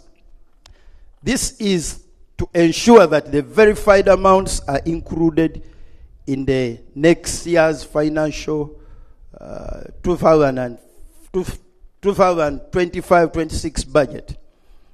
2. The Minister of Justice and Constitutional Affairs should address all complaints relating to the cases of claimants, stock beneficiaries, who are excluded from the initial verification exercise with a view of compiling a more inclusive list of verified claimant stock beneficiaries. 3. The Minister of Justice and Constitutional Affairs should prepare a comprehensive verification report on compensation of all victims of war and insurgents and present it to the Parliament within 6 months from the time of this report adopted. Number 2, we looked at the determination of compensation claims and rates. The Attorney General stated that the compensation to the claimants were determined through a verification and validation exercise to establish the number of livestock lost per claimant, stock beneficiary, and the agreed rate was 1,050,000 per head of cattle. And this was arrived at after consultation with the Minister of Agriculture, Animal Industry, and MAIF, and the Fisheries, which is MAIF. And this was done 3 years ago. However, in many instances, the numbers of livestock previously verified were significantly reduced by the Minister of Justice and Constitutional Affairs without providing any explanation to the claimants' stock beneficiaries. Such cases were reported across Acholi, Lango, and Teso sub-regions. The current market price per head of cattle in today's open market could be slightly higher, and no information on the current compensation rates used for other categories of livestock such as goats, sheep has been provided. Where we went, people lost, apart from cattle, they lost sheep, they lost goats, they lost donkeys, and in some cases, pigs. The committee observed, number 1, that whereas the compensation package for claimant stock beneficiary was determined through a verification and validation exercise, many complained that the number of livestock validated by the Minister of Justice and Constitutional Affairs did not reflect the exact losses incurred during the insurgents. The rate used for compensation was not based on the current market price. The committee recommendations. The Minister of Justice should base its payment to the claimant stock beneficiaries on the exact number of livestock lost as determined by the respective verification committees at the local government level. Number 2, the livestock compensated should relate to the established rate, for example, 1,050,000 per head of cattle. This amount should be uniform throughout the sub-regions. Right Honorable discovered that in some cases, Some people were paid 500,000, 300,000, not 1 million for a cow. Number 3, the IGIG should investigate the varying payments for per head of cattle in the different regions against the agreed amount as per the verification exercise. Number 4, government should revise the compensation value per animal to meet the current market price per head of cattle, goat, sheep, and donkey. Number 3, we looked at the government funding for compensation claims. In the financial year 2021-2022, His Excellency the President directed that 150 billion be provided to kickstart, and the keyword is to kickstart compensations. However, the committee found out that during the financial year 2021-2022, only 50 billion was made available to the Ministry of Justice and Constitutional Affairs for payment of the verified claimants, stock beneficiary, in 3 sub-regions of Acholi, Lango, and Teso. According to the Ministry of Justice and Constitutional Affairs, these funds were distributed equally among the 27 districts and 2 cities. And the districts and cities, they are mentioned. And every district stroke city received 1.72 billion. Further, funds totaling 676.3 million bounced due to various reasons, including invalid bank account numbers, irregular title of the bank accounts, closure of the bank accounts, and dormant accounts. This led to the return of these funds, unpaid funds, to the consolidated fund. Omoro and Kumi districts did not receive payment during the financial year 2021-22 due to what the Ministry of Justice and Constitutional Affairs termed as defective submissions, which submissions were returned to the respective districts for remedial action. Consequently, the allocations to these districts with defective submissions were pulled together and reallocated to other eligible claimants, stock beneficiaries. The committee established that in the financial year 2022-2023, Ministry of Justice and Constitutional Affairs had a budget provision of 30 billion for compensation of verified claimants, stock beneficiaries, but those funds were not released for that purpose. In the financial year 2023-2024, a budget allocation of 20 billion was made available to the Ministry of Justice and Constitutional Affairs for payment of claimants and beneficiaries in Acholi, Langa, and Teso sub-regions. Out of this, 71.3 billion was received, and UGX 69.9 billion was paid out to the claimants, stock beneficiaries. The Ministry of Justice and Constitutional Affairs stated that due to date, a total of 121.28 billion has been released to the ministry for compensation of claimants at stock beneficiaries in Acholi and Teso sub-region. And 119.24 billion has been paid out to the respective claimants, and the details they attached in the report, what money went where. The committee was informed by the Deputy Attorney General and the Minister of Finance that as at 30th June 2024, the total outstanding liability for compensation claims so far verified amounted to 472.72 billion, and that the Minister of Finance had allocated only 40 billion for the Ministry of Justice and Constitutional Affairs in the budget of the financial year 2024-2025 to cater for the outstanding claims.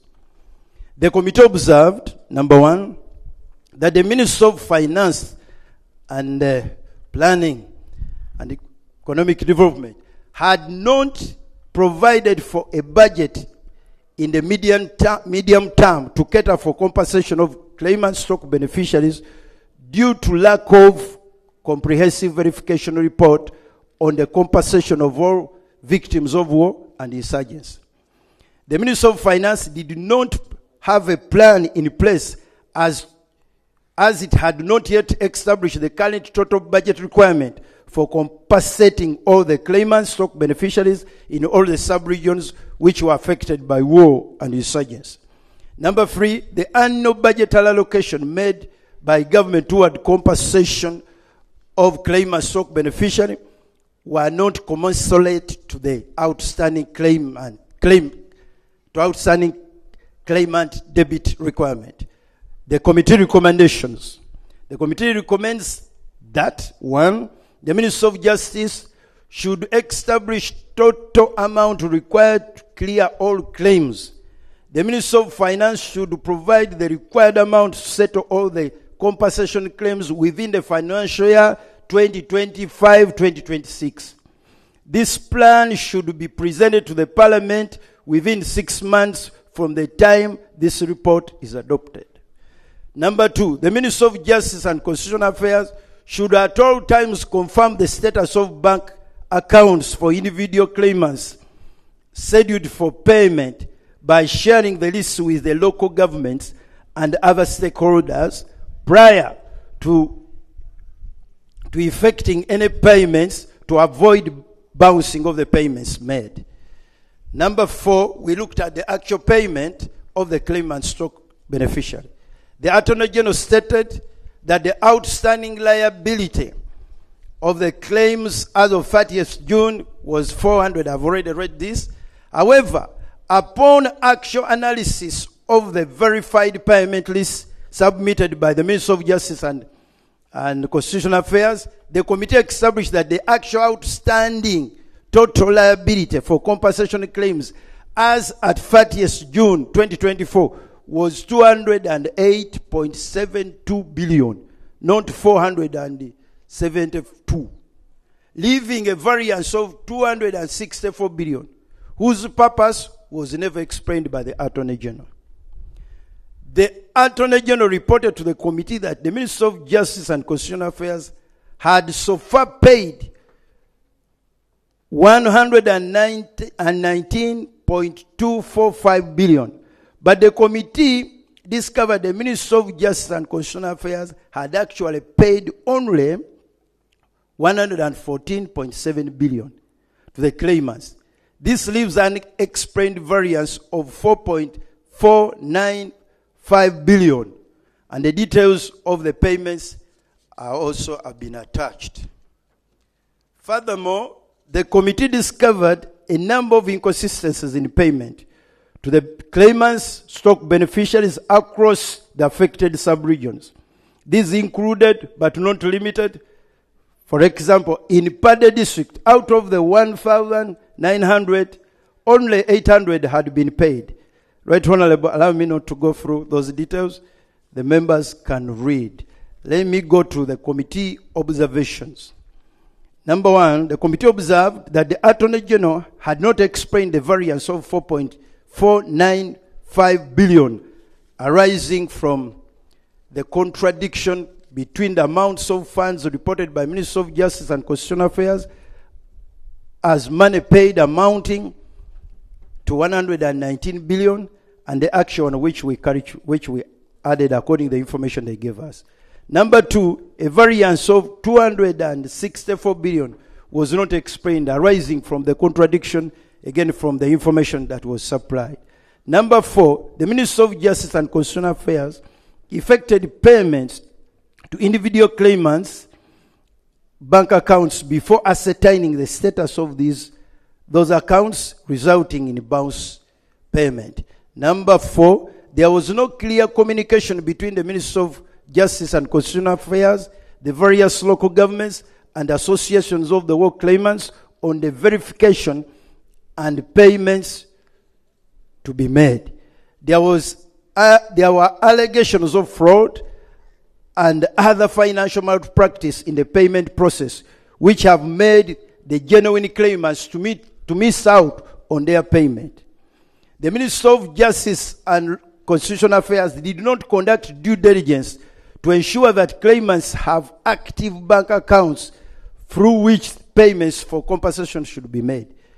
the claimants are incurring costs of maintaining active bank accounts due to without getting payments.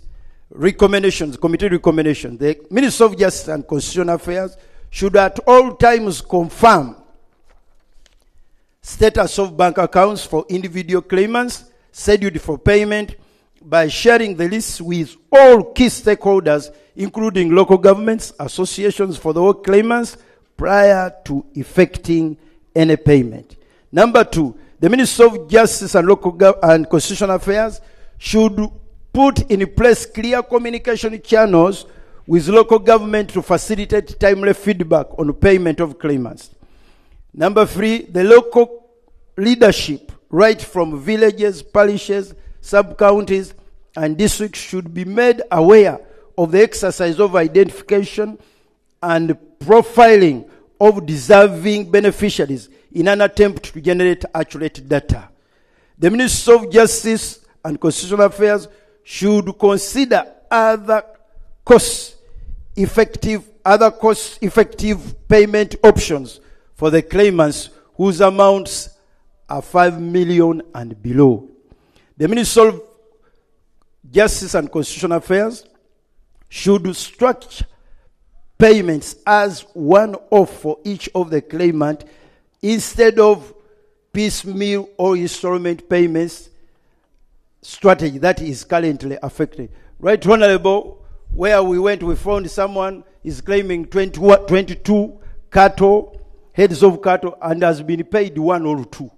And they are there, they are waiting. The district verification committee teams should, with immediate effect, stop receiving payments on behalf of claimants and charging them 10%.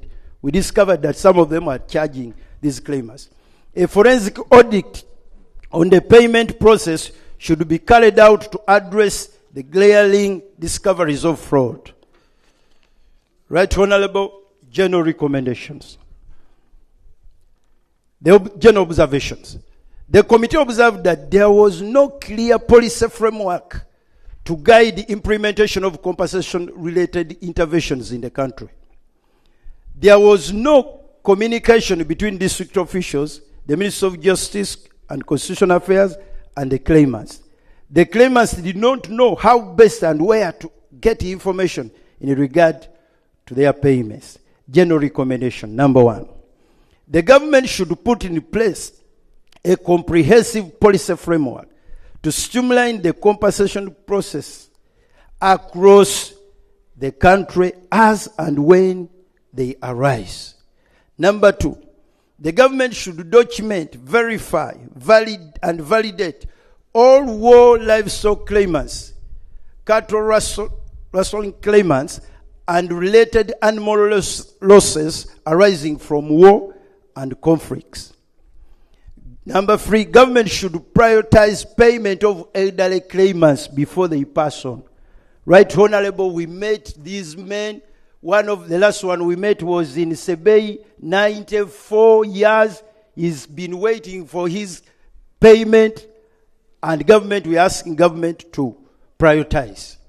Number 4, registration, verification, and validation of claimants should be done with transparency to avoid continuous litigations. Number 5, subsequent livestock compensation claims for the other 3 sub-regions of Karamoja, Sebei, and West Nile should be handled with utmost urgency.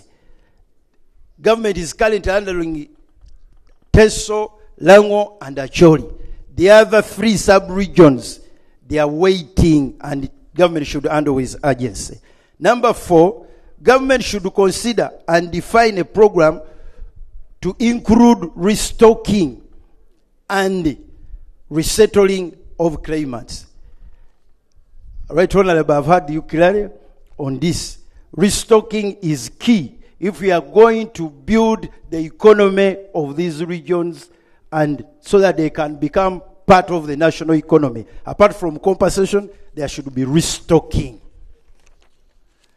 Government should put in place mitigation measures against cattle rustling in the sub-region of Sebei, Karamoja, and TESO, including but not limited to the deployment of radio frequency identification.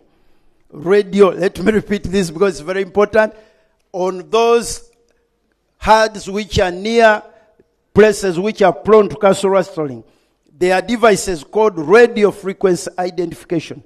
You can track down any animal, whether it has gone to Kenya or to Sudan. You can know whether it has gone in a claro anywhere. You can track. We should deploy. Government should invest in the education of communities where cattle rustling is endemic as one of the long-term remedies. Government should deepen the disarmament exercise and improve security to guarantee security of people and property. And lastly, compensation should be coordinated and handled by one government agency to avoid duplication and waste of resources. In Karamoja, we found out that the Prime Minister's office is involved in compensation, and the Minister of Justice, Constitutional Affairs also, they are involved.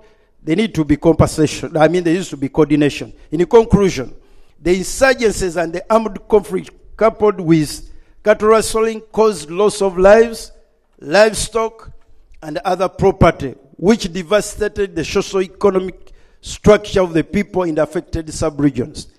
Government committed to compensate the victims for their lost livestock. The compensation is not only justified, but also long overdue. Government's commitment is yet to be fully fulfilled. The process was marred with fraud, procedural irregularities, undue delays, and insufficient funding. It is only just and fair that compensations are administered timely, fairly, transparently, and without prejudice. Government should fulfill their commitment, or come out honestly and declare their capacity to fulfill their pledges. Right Honorable Speaker and honorable colleagues, I beg to report. Thank you. Thank you so much, Dr. Bedi, Acting Leader of Opposition. Thank you. Silo? Attorney General, you have something to say? First. Let him say what he has to say first.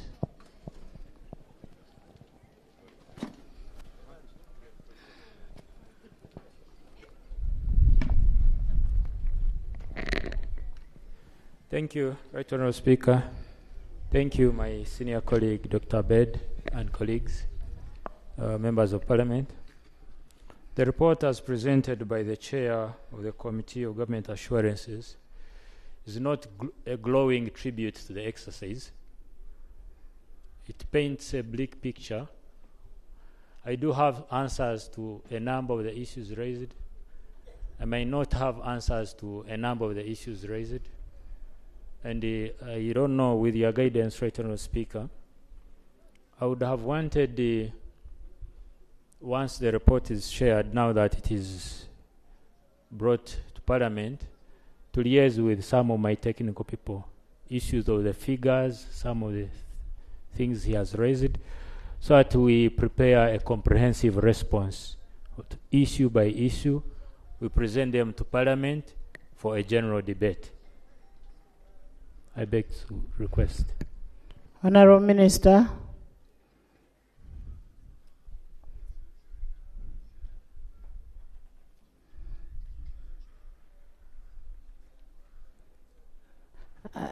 Your minister.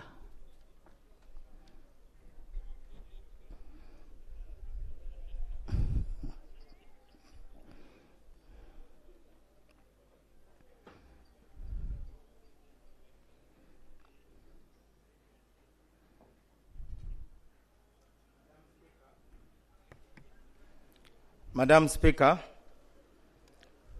first permit me to apologize for being absent when you opened the House yesterday. I was obligated to welcome delegates from 22 countries attending the first ever Africa Women's Conference on Intellectual Property, and I had to be there to welcome Her Excellency the Vice President. But this morning, though I arrived late, I was in time to listen to the speech of His Excellency the President. Please kindly accept my apology, and I welcome everybody else to the heart of northern Uganda, the warm heart of northern Uganda. Madam Speaker, I would like to thank the Honorable Dr. Abed Bwanika for being a most eloquent spokesperson of those who are victims of broken promises. I hope some elders will be identified to give him a name from northern Uganda because of the eloquence with which he spoke. This shows that even though geographically we are in Gulu in northern Uganda, but we are articulating national issues, and our aim is to integrate the whole of Uganda. In relation to what has been presented, let me stress that these payments are ex gratia. Ex gratia is a Latin word which means the payments are made out of a sense of moral obligation rather than because of any legal requirement or arising from an admission of liability. It is a gesture of goodwill. It is part of the national reconciliation process. And on behalf of the Ministry of Justice and Constitutional Affairs, I wish to inform the House, Madam Speaker, that Cabinet has discussed this matter, and I do believe that since, with your permission, we may be given up to 6 months to come back with a comprehensive response, I believe that by that time we will have held the consultation that His Excellency the President talked about. We are supposed to bring together all stakeholders and we tackle this problem together. I want to assure you that the Ministry of Justice is not hiding any information, and we will abide by the resolution contained in the report. And like the Deputy Attorney General said, I wish to request, Madam Speaker, that the real debate should take place when we come with our response. Thank you, Madam Speaker. Thank you. Thank you, Honorable Minister. There's a procedure matter. It is also not... Madam Speaker, thank you very much. Madam Speaker, this report has already been presented in the House. And our rule of procedure requires that a report that is presented is debated, whether improvement is given to or there are certain omissions that are supposed to be given to complement the strength of the report. And for that matter, Madam Speaker, wouldn't it be procedurally right for us to give our inputs into this report while we wait for the other one and we kind of like combine eventually? But this has to be debated and then improvement made on it. Are we proceeding right, Madam Speaker? Thank you.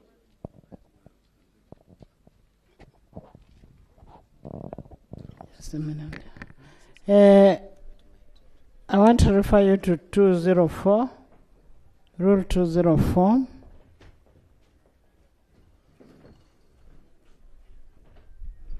(2046), notwithstanding sub-rule 5, where sub-rule 5 is there, debate on the report may, in the discretion of the Speaker, may end so. We can even decide to adopt this report as it is, and we ask for action under Rule 220. Yes, Attorney General, you wanted to say something? Just a minute.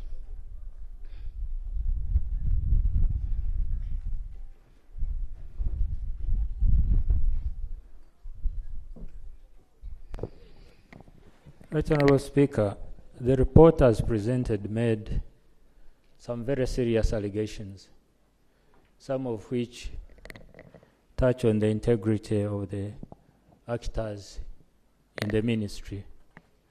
Right Honourable Speaker,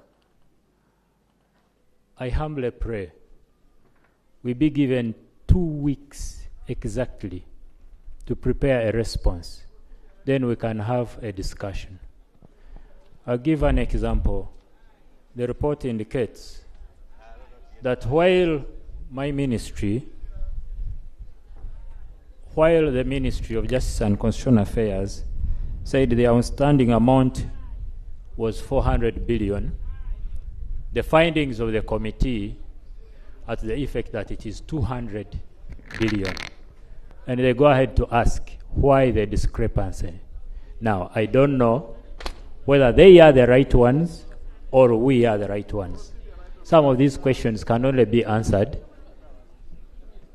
by us, myself, engaging with the technical people and giving me a proper response, which I would use to present a response to Parliament. The issues the minister is talking about, the discrepancy is borders to criminality. So if we are to discuss on something that it doesn't have proof on it, there's a procedure matter? Right Honourable Speaker. Right Honourable Speaker.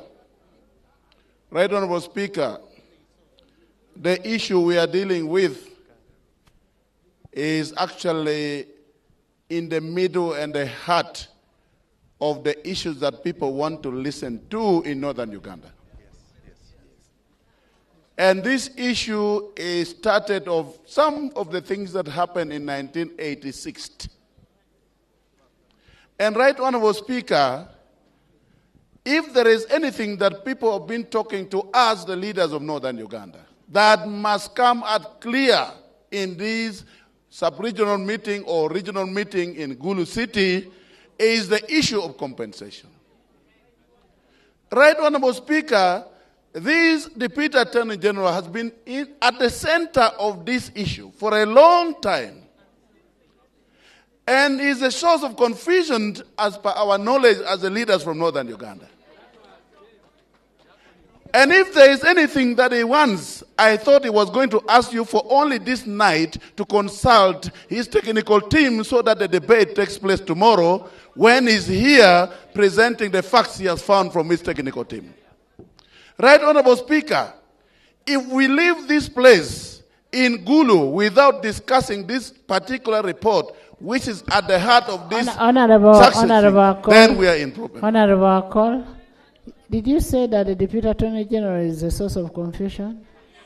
Did you say that? Right Honourable Speaker, I am not withdrawing that statement because give me time to substantiate on that. I am saying that is unparliamentary. You can use a better word. I have never known you for that. That is not the honourable call I know. Please. Right Honourable Speaker, for lack of better English, I would say he has been confusing the process. Honourable call. Honourable call, back to the microphone. Can I have that withdrawn from the Hansard? You can use something else, but not as a person confusing. You'd equally feel bad. Right Honourable Speaker. As at the beginning, I said, let's debate these issues with sanity. Right Honourable Speaker, let me remove the same confusion. Way you feel. I apologize for using source of confusion, but I must say he has not been doing things right. I apologize for the other word. Thank you very much. Thank you.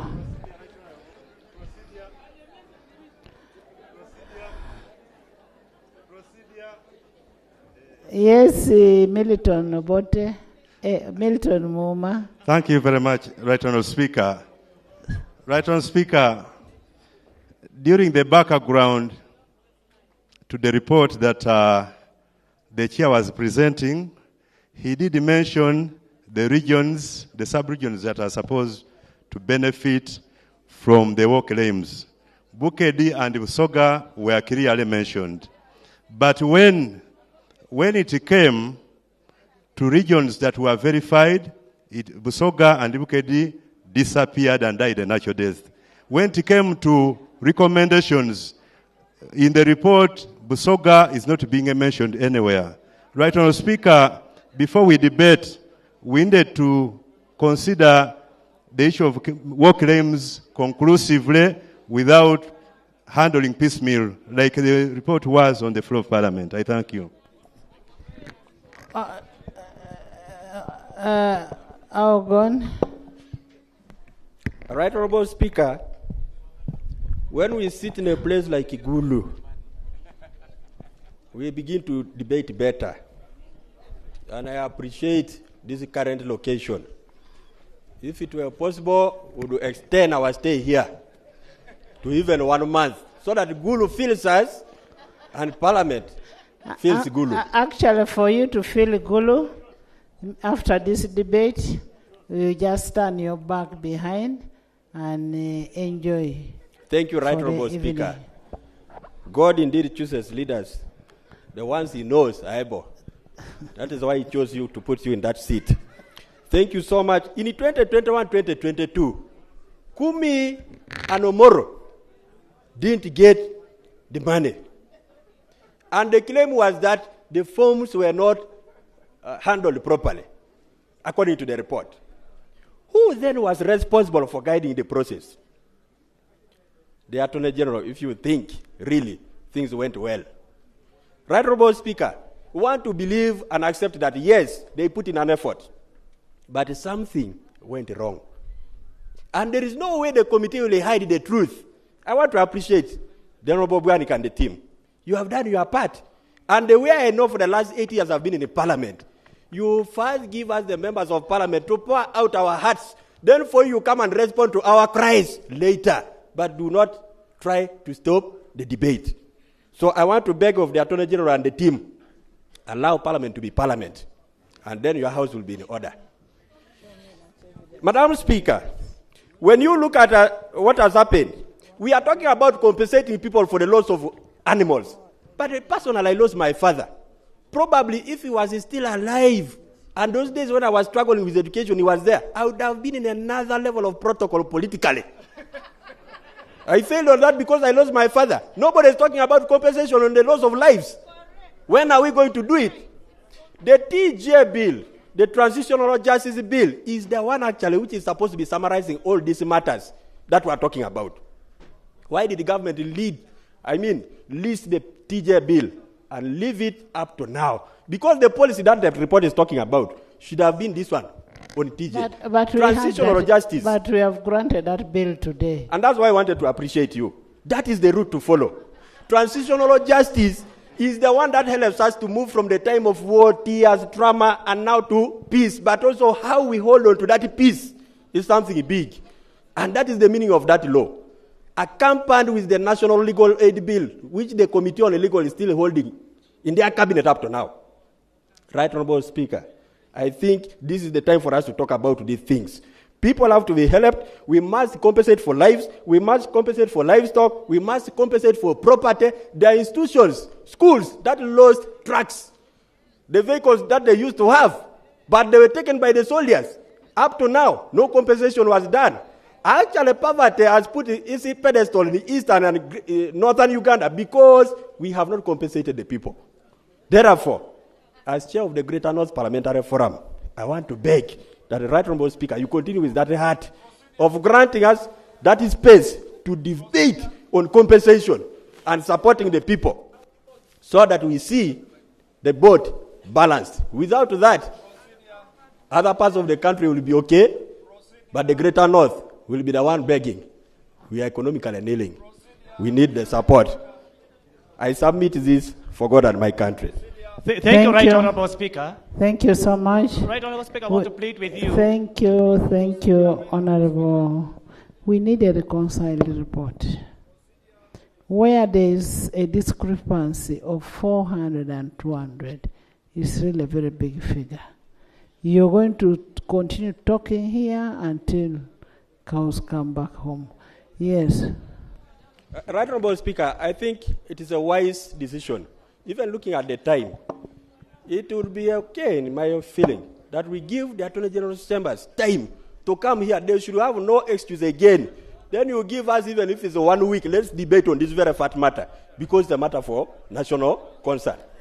Thank you. Honorable Abudu, Honorable Felix.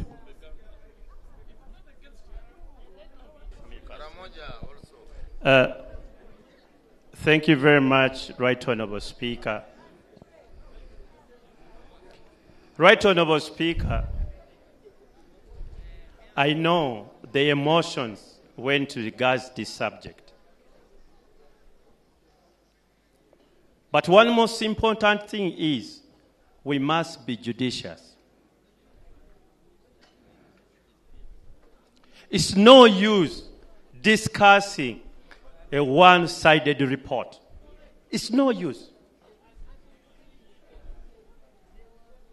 We need to be fair to ourselves. We need to be fair to those people listening to us. Allegations have been made in that report. We have not had responses to those allegations. And us who want to meaningfully contribute to the allegations that have been made, we are begging that we want to hear the other side and we make a contribution. I mean, that's what our rules of procedure say. So, I strongly suggest, Right Honorable Speaker, that the landed Attorney General has asked for 2 weeks. But we are here until tomorrow. 2 weeks may be a long time. Why can't we give him until tomorrow? He comes up with specific responses to the allegations in that report, and we debate meaningfully. Then we can appreciate, because that is what. Or you want to educate me on the rules, madam? I'll listen. Honorable Attorney General. First of all, before I get to Attorney General, Honorable Katuntu, I want the revised rules by next week. The amendments of the rules. The rules are almost ready, and I can tell you that much as we wrote to the office, for example, of the leader of opposition, we got nothing. The government chief, the Prime Minister's office, the government chief whip responded. The clerk's office responded, and we have been processing. So by next week, you put us the order paper, there would be a report. There's no doubt about that. We need the rules. But I am only waiting, Right Honorable Speaker, for somebody who was putting me to order, really to listen to it, because... let's get the order from...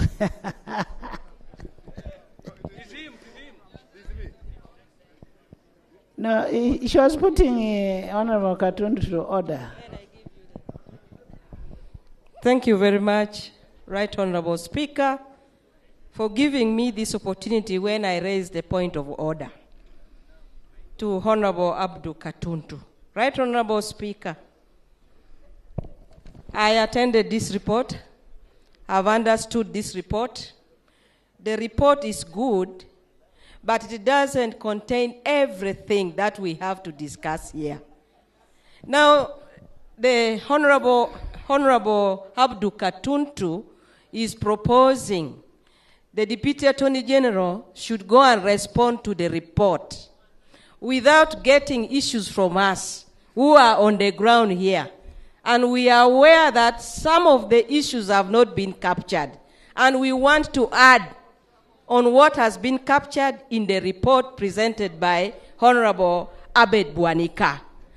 Right Honorable Speaker, is Honorable Katuntu in order to say that we should not discuss this report, yet we have to add on more issues so that the Attorney General comprehensively comes up with the answers that this region deserves. Right Honorable Speaker, is he in order?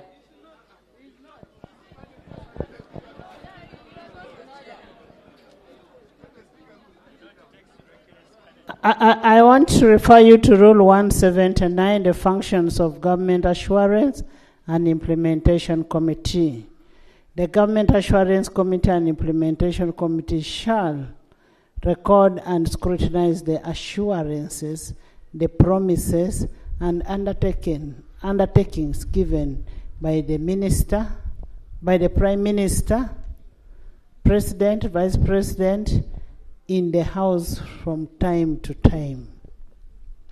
2, monitor and evaluate the fulfillment of the government assurances.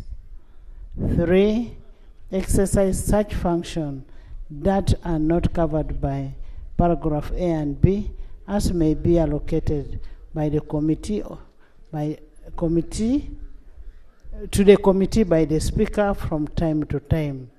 We are scrutinizing the promises that were made. There was a promise that was made. Money was released. 130 billion shillings was released. In the report, they say 400 and what? There is a discrepancy of 209 billion? 209 million. Right Honorable, that is not money released. That is money given out to beneficiaries. The money which has been given out, what the Minister of Justice and Constitutional Affairs has reported is 119.24 billion so far.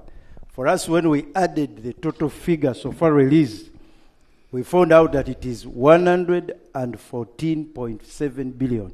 It has a discrepancy of 4.495 billion. The other money is the total of 472.72 is the total of the verified. What the ministers say that they are verified, and this is the total amount. When they supplied us with the information, we added the figures because they are names of the outstanding. When we added the figures, it came to 208.7 billion.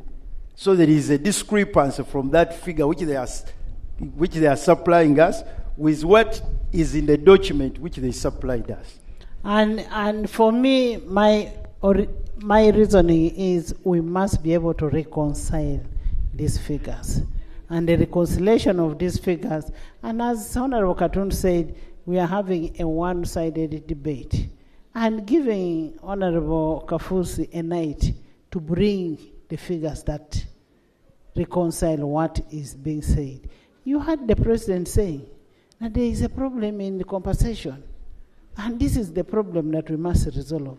If we fail to resolve between the Committee of Assurance and the Ministry, then we shall get a select committee that will go, or we shall ask for a forensic audit on this. Honorable Katuntu was still on the microphone. Thank you very much for that wise ruling, Right Honorable Speaker. For every committee of parliament, before it embarks on its task, it has its own terms of reference. Are we now going to set different terms of reference which were not captured by the committee? Then we'll be moving outside the committee report and actually the rules of procedure.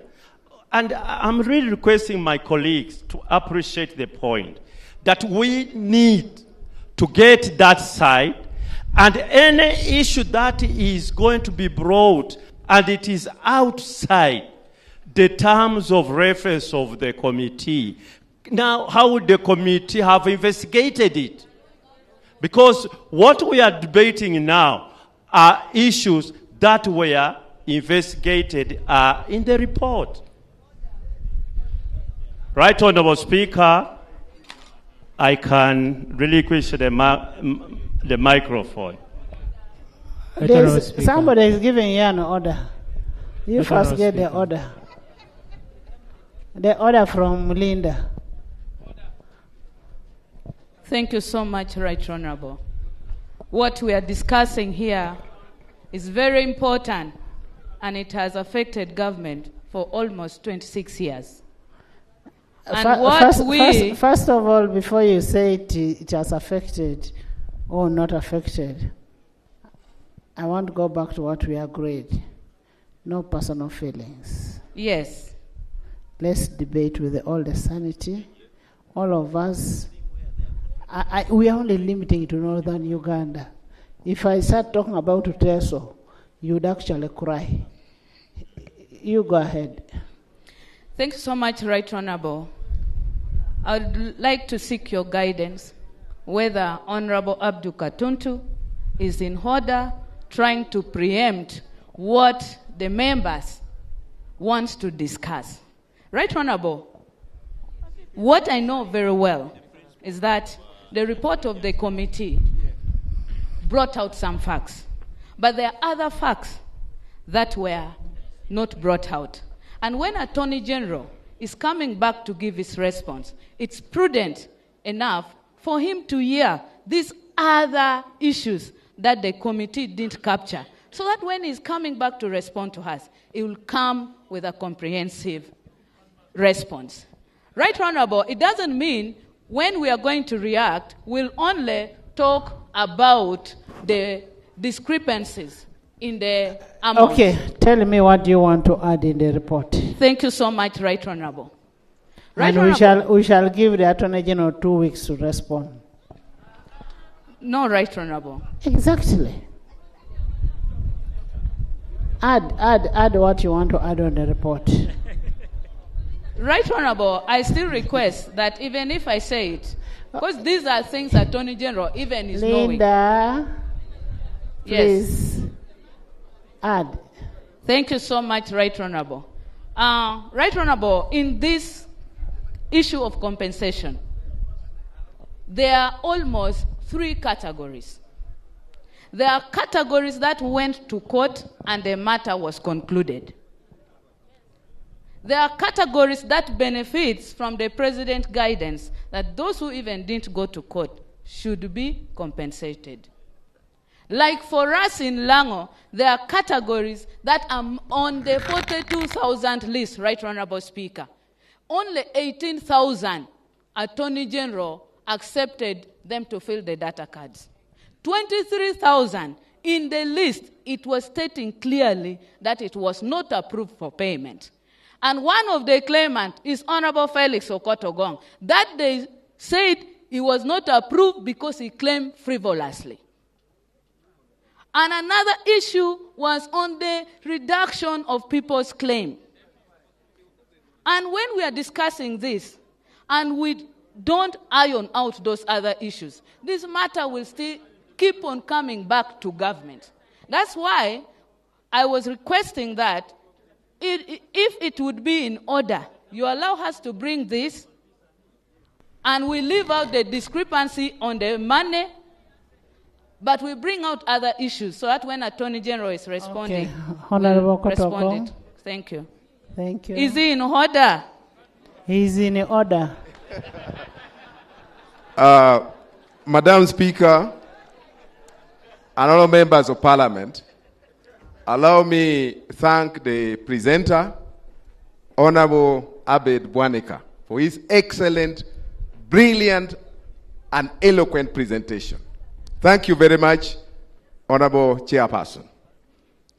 Madam Speaker, this matter is not new to this Parliament. This matter has been on the floor of Parliament for so many times. Madam Speaker, the President is willing to pay the people of Northern Uganda. The President promised that is going to pay members, the claimants, their claims. But our problem has been the process of how this matter has been handled. Madam Speaker, as Honorable Linda said, There are members who went to court. And government decided to do it out of court settlement. And it was agreed, and the lists were presented. And we have those lists from 2 advocates from companies. And the president agreed, therefore, that which to clear this matter, which company? it was Mahmoud Kibwanga, company advocates, Yes. and then Basasha and company advocates, Okay. whereby members spent money to process their claims. Some members even went to court to get the affidavit and also to get the administration of their estates. Madam Speaker, I want to appeal to you and this House that our people have waited for too long. Parliament, let us decide today. Let the matter be concluded in Gulu and refer it as Gulu Declaration. Gulu Declaration that all the claimants be paid. Madam Speaker, our people have been waiting for too long, as I said. Allow them, like some of them died. For example, my father was the biggest cattle keeper. Over 1,000 cattle. He lost all of them during war. He died without getting his claims. When I decided to claim on his behalf, they said it was a frivolous claim. I was claiming on behalf of the family. Even then, it was even approved. I went through all the processes. And they approved 600 cattle for my father. But up to now, they are paid only 10 out of 600,000. Madam Speaker, I'm not saying I should put my interest before the interest of the people. My interest is that the people of Lango, Acholi, Teso, who have genuine claims, let them be paid their due. Honorable Attorney General, I know it was me. Thank you. Madam Speaker, let me add this one. When the president came to Lango during the campaign, it was me who suggested that the president should increase it to 150 billion, 50 per region, and per annum. Every year, they should be getting 150 billion, from 30 billion to 50 billion. But Honorable Felix, not all claimants will be paid apart from the verified claimants. So that one should be on record. The verification process must take place and determine the rightful people to get the what? Thank you very much, Madam Speaker. I'm so happy that you have made a good statement that all verified claimants should be paid and should be this financial year. If we can vary the budget, get a supplementary budget, and our people are paid. Thank you very much, Madam Speaker. Give a yes, procedure. Right. Madam Speaker, we are discussing a very critical matter. Madam Speaker, we are discussing a very critical matter. One of the purposes of putting regional sittings is to completely exhaust debate that pertains to that particular region. And compensation is in the heart, like they've said, of the matters that affect people in northern Uganda. So we must thank you for bringing Parliament here. Madam Speaker, I look scared and worried. I'm a bit scared and worried. When my senior land brother, Minister for Justice, walked over there and declared. He's on procedure. And he declared compensation a token, an ex gratia. And that is a senior land lawyer. Said, what we are discussing here, all is ex gratia, like Senator Reference Chairman. Now, we are talking about compensation. Are we proceeding well by debating as Gracia? Are we debating as Gracia or compensation? You know. Are we proceeding well? There is an, one pray. thing that the president said, was it the president or the motion, that what government is paying for now is not what government did. It is what was done by the past governments. Yes, Ojara? Right Honorable Speaker, the Honorable Norman Ochero is my good friend. No, is your Obi in the... Right Honorable Speaker, one time I took him to our village only to realize that he was actually operating in our area and is one of those who took part in with the rebel groups raiding our animals. And he knows. Right, Honorable Speaker. And they took 9 bags of your granas. They carried including ginats and goats. Is it in order, right, Honorable Speaker, to pretend to be caring when it's actually part of the problem? Thank you.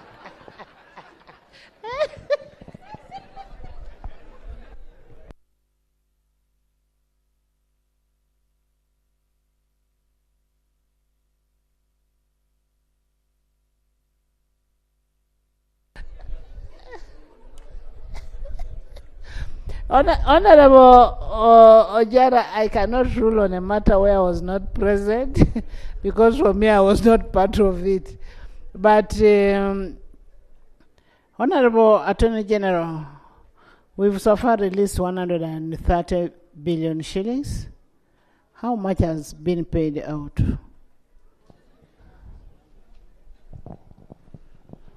Right Honorable Speaker,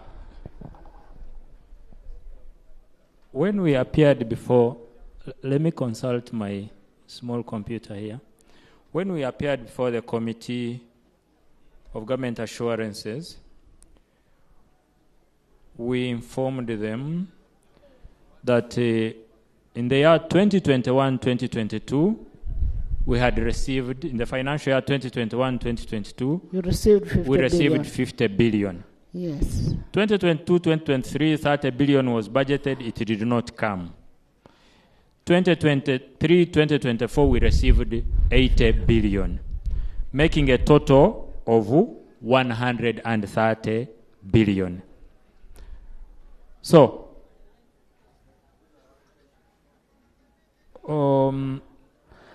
that was what was allocated by Parliament. That's what was allocated by Parliament. How much did you get as a release? From the document I have here, Right Honorable Speaker, 121.28 billion was released.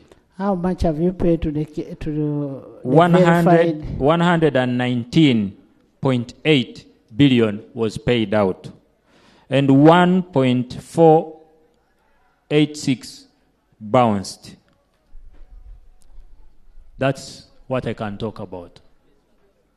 So the discrepancies discussed or brought forward by the report, I can only correct them by engaging the technical people so that I respond to them ably. It is already passed. Honorable Attorney General. Yes, Right Honorable. The people of Acholi, the people of West Nile, the people of Teso, Bukedi, Busoga, all those people, Lango, are on issues of compensation. Yes. And they would even be only happy if we only discussed compensation in this sitting. Compensation is paramount for them. So you need to put your things right for you to be able to tell the people how much you have given them, who are the beneficiaries. Right Honorable Speaker, that's why I requested for time to do that. I would be ready the sitting of next week to respond to everything as raised. But be that as it may, Right Honorable Speaker, all the figures paid out, including the lists paid out, are on the website of the Ministry of Justice. Every member can access it so that by the time we appear next week, if you agree to my proposal, for me to present my response, everyone will have the requisite information from the website.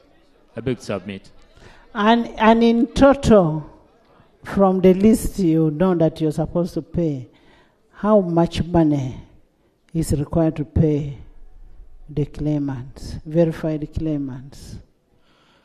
Right Honorable Speaker, when we appeared before the Committee of Government Assurance, we said on the basis of the verified claimants that we have on the lists, would require 400 billion.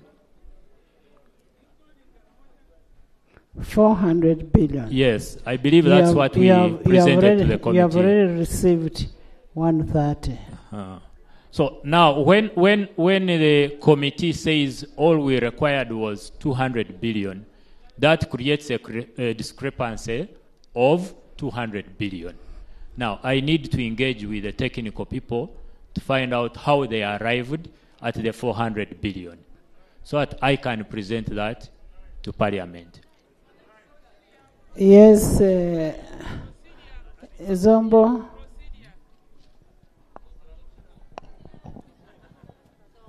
Thank you, Right Honorable Speaker. Honorable members, you're hearing what the Attorney General is saying.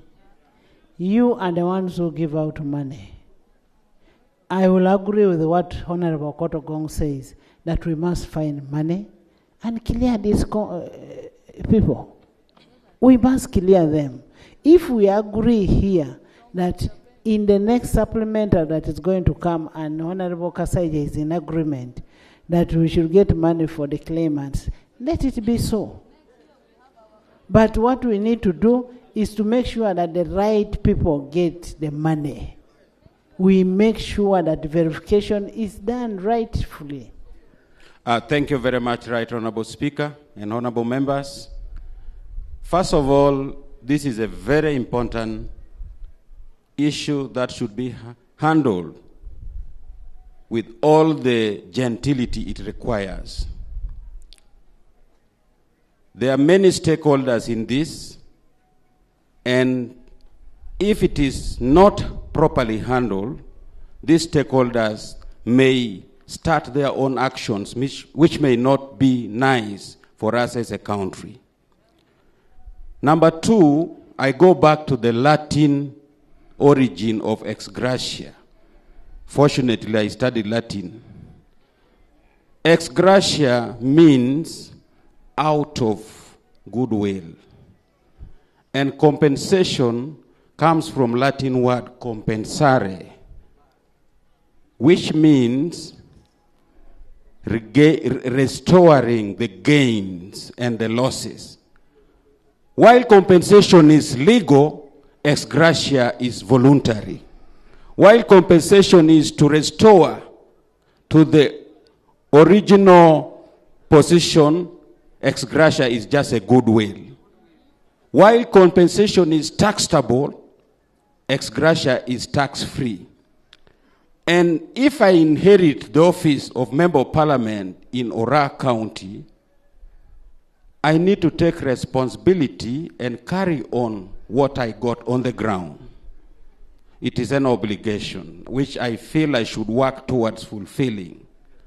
So, and when you look at the history, the events, the people who suffered the impact of these catastrophes, if you look at 1996, for example, where LRA, for example, banned about 16 vehicles on Karuma Pakwash Road, it was the people of West Nile. So, for me, first of all, I need clarification from the Attorney General. Why are you calling it ex gratia, not compensation? Number two, yes, and then number two, I think the Attorney General and the Minister for Justice. And then the people who suffered in this are only not restricted to Acholi, Lango, and Teso. So what is the position of the people of West Nile? Thank you very much. Yes, Chair. Even the people of Bugisu suffered. Right Honorable Speaker, when we moved across... Abeja, you have something to say? Okay. Right Honorable Speaker, when we moved across the sub-regions, this was a very important matter. And there are teams that traveled from Kalamoja, they are here. There are teams that traveled from Sebei, they are here. There are teams that traveled from all the sub-regions to come and hear the Parliament of the Republic of Uganda debate on this very important issue. Right Honorable, I want to implore you that the Attorney General tomorrow comes up with some answers and he allows the Parliament to debate this very important issue for the northern region. We cannot refer this issue to next 2 weeks. We must leave northern Uganda when we have fully debated and we have taken resolutions on this very important issue. I want to implore you, Right Honorable, that tomorrow the Attorney General can call, because these discrepancies, he can call his offices and allow members so that we debate and come up with resolutions and settle this issue. I implore you, Right Honorable.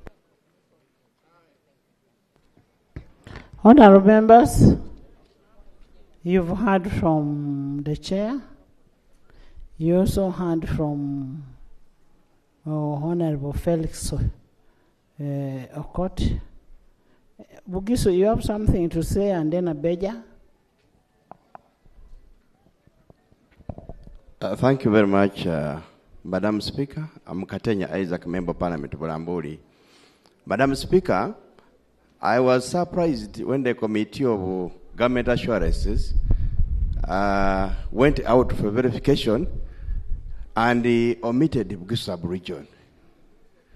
I want to ask the Office of the Attorney General, because I wrote to you, you responded that Bugisu sub-region is going to be included. You know very well we suffered the cattle rustling, we have suffered with Teso, my constituency in particular, neighbors Karamoja, neighbors Teso, and other regions.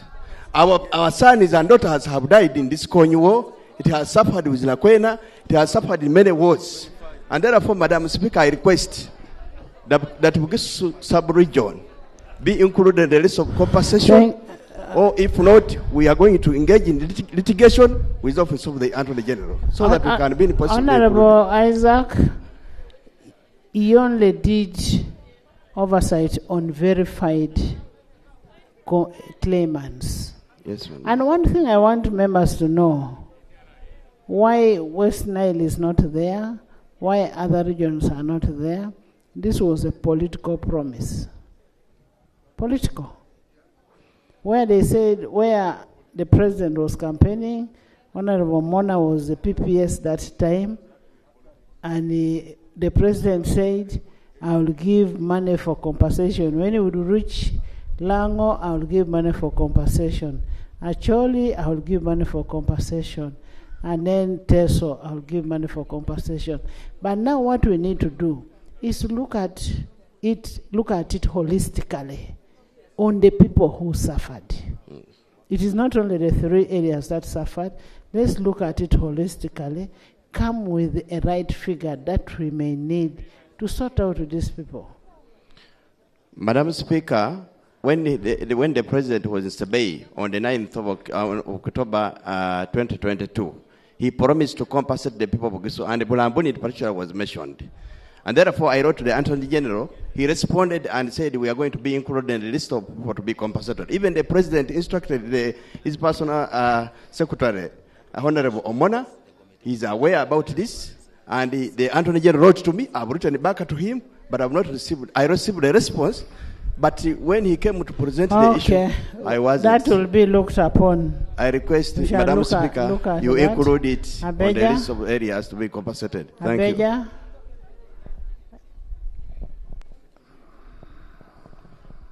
Thank you, Right Honorable Speaker. Allow me to appreciate the report from the committee. And to begin with, Right Honorable Speaker, let's appreciate His Excellency the President. The issue of compensation, sometimes when I hear about it, I feel so painful. Muzei has a very good heart to compensate. But why, the reason why this matter can never come to a conclusion? The report coming from my district, the confusion is being caused by the lawyers who took over this compensation. These lawyers never lost anything like a cow. But the money they have eaten, the corruption in this compensation, God will pay them. God will punish them. My father lost cows. None of my family member has ever received any single cow. But we have evidence in Lango that people have eaten these cows. That lawyers received. May God forgive them. Two, Right Honorable. May God not forgive them, but may they be forgiven. Right Honorable Speaker, we were at Chankwanzi, our first retreat. You were not there. After people's presentation before Muzei requested that since your parents who have died has left behind children, why can't we give like 2, 3, 4 cows per household, or to each and every family which is now currently living? But people who had a hand and had a feeling towards this never allowed.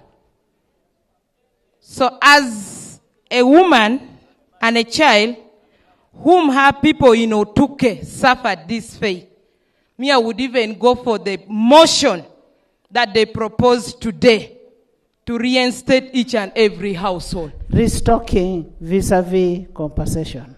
Yes. Because in my district, even the real beneficiaries are not going to get this compensation. How about those ones who will be left crying? I submit. Thank you, Susan. Achuti. Thank you, Right Honorable Speaker. Right Honorable Speaker, as Lango, we've been having discussions with the Attorney General for the last 3 years. And what has been presented today is information that he has. There is key information that we want him to present here tomorrow.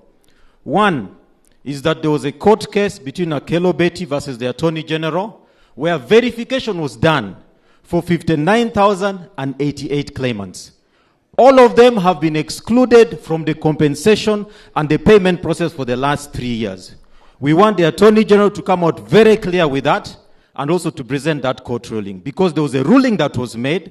The verification was done in court in the presence of the Ministry of Justice. But all the 59,088 claimants have never been paid up to date. Two, the Attorney General had the 42,042 people that they verified. However, only 18,000. Dr. Chuti, actually, I'm the one who gave you to represent me in that meeting. Now, what you're giving out is what was in the committee. Remember, we had a meeting of the different 3 sub-regions.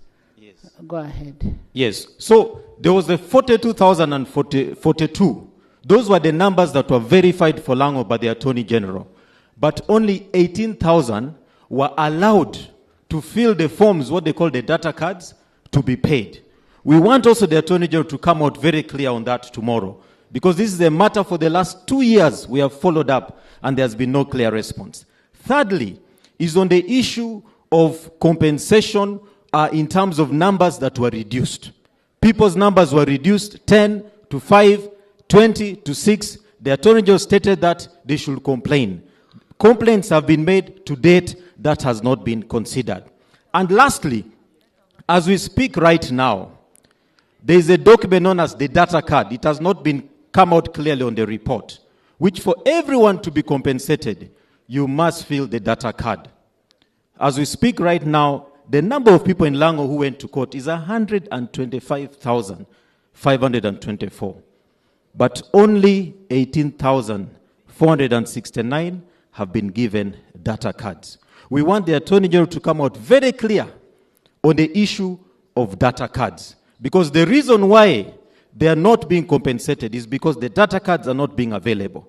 And I want to state, Right Honorable Speaker, that as much as we're discussing an outstanding figure of 400 and something billion, the actual figure is much, much bigger, and already the Attorney General has already verified. So even when we say 6 months for verification, he already has additional numbers. What figure do you have from He has, outside? there's an additional 59,088 on top of the 42,042 that were already verified in court. And the court made a ruling that they be paid. But they have been excluded from the list itself. There's a procedure. Honourable members, it's an agreed position that we get a report from Attorney General tomorrow, not so? Madam Not Speaker, so? Just a minute, Mama. I rise on a point of procedure. I have kept on hearing English words, ex gratia, compensation. Who are the people of ex gratia? Who are the people for compensation? And where are they? How many are they? Because sounds like ex gratia has no legal basis, as the Honorable Mao submitted. But compensation seems to have a legal base. Where does that put Karamoja, whose cases have not been verified? My understanding also is that the state has a responsibility to protect life and property. In circumstances where the state fails on its hands to protect life and property, what do you do to those people? Do you give them ex gratia or do you compensate them? Madam Speaker, are we therefore proceeding properly when we cannot define who the beneficiaries of compensation are and those who are for ex gratia? We are actually not moving well because we have deviated from the report. Where is yes, Emmanuel, then Tinka. Right Honorable Speaker, it was me yesterday who brought a point of procedure that stopped the Minister for Northern Uganda continuing with the issue of compensation. And today we are discussing the issue of compensation again.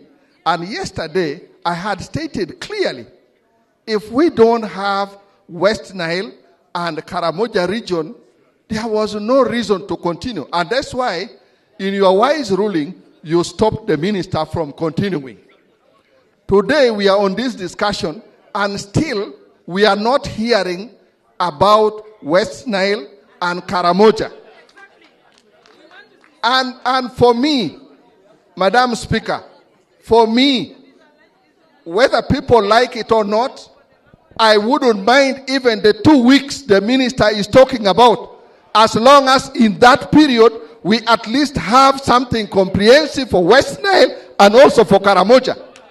What is the use of continuing to discuss tomorrow when we still don't have Karamoja and West Nile in all this debate? Madam Speaker, members, I wish to submit. Honorable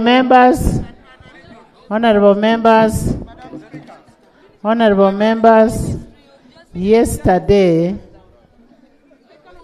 honorable members, Dorcas, I've not called you to speak. I was just telling you there's one meeting. Honorable members, what Honorable Emmanuel is mentioning is what happened to Karamoja yesterday.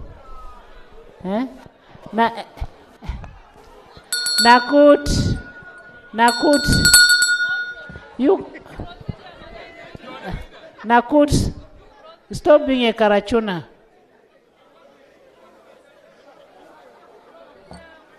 Honorable members, since you're becoming indisciplined, Honorable members, honorable members, Dorcas, Achen Dorcas.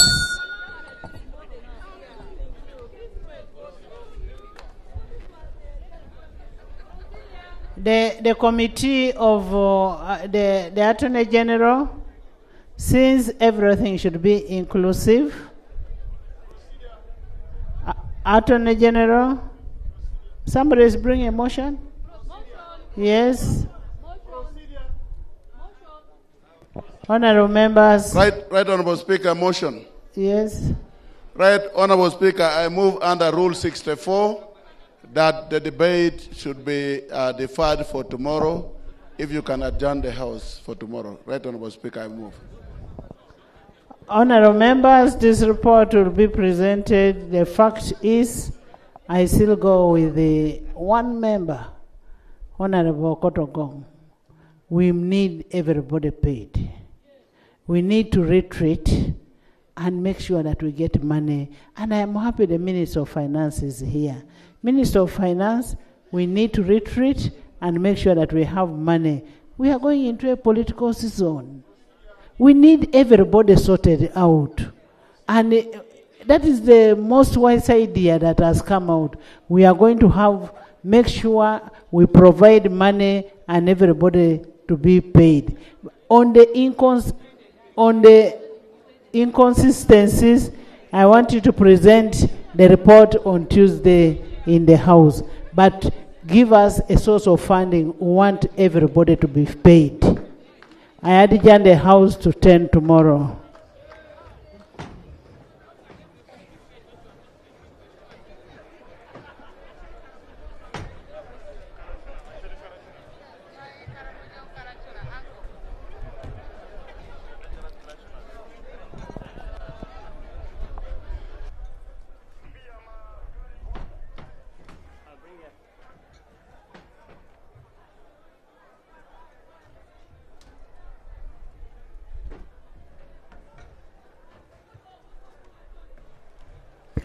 Honorable members of Parliament, you are all invited for a group photograph behind the main tent.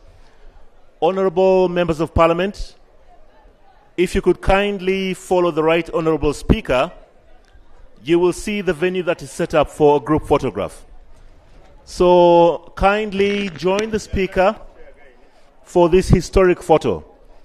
After the photograph, we invite you to join us for dinner at the tent which is adjacent to the plenary hall. So after your group photograph, please come and join us for a short dinner, and thereafter you may retire.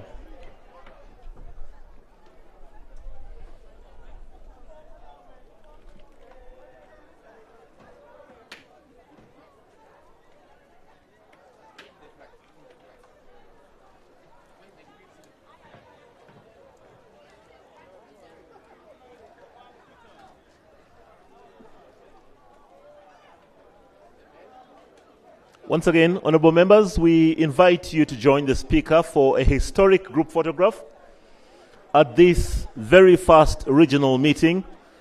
Make sure that you are part of the historical photo. So please make your way to the top of Kaunda grounds, and we have that group photograph, and thereafter you're invited for dinner. Thank you.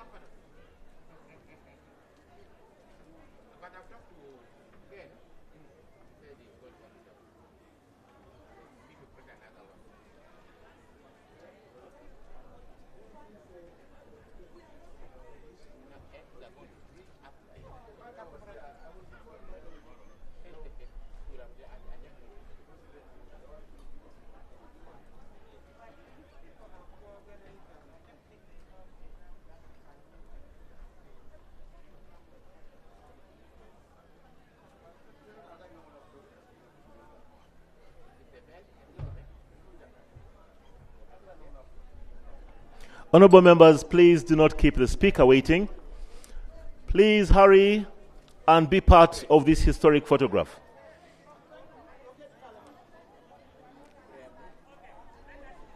And immediately after the photograph, we invite you to join us for dinner at the adjacent tent, right next to this plenary hall.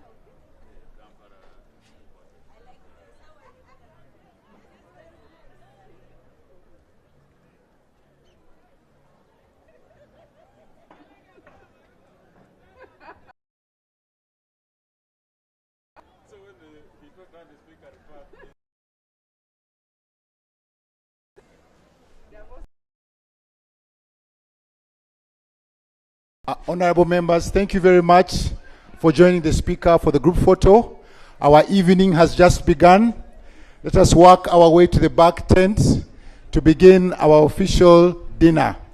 Please work your way to the back tent to begin our official dinner for the evening. Thank you very much.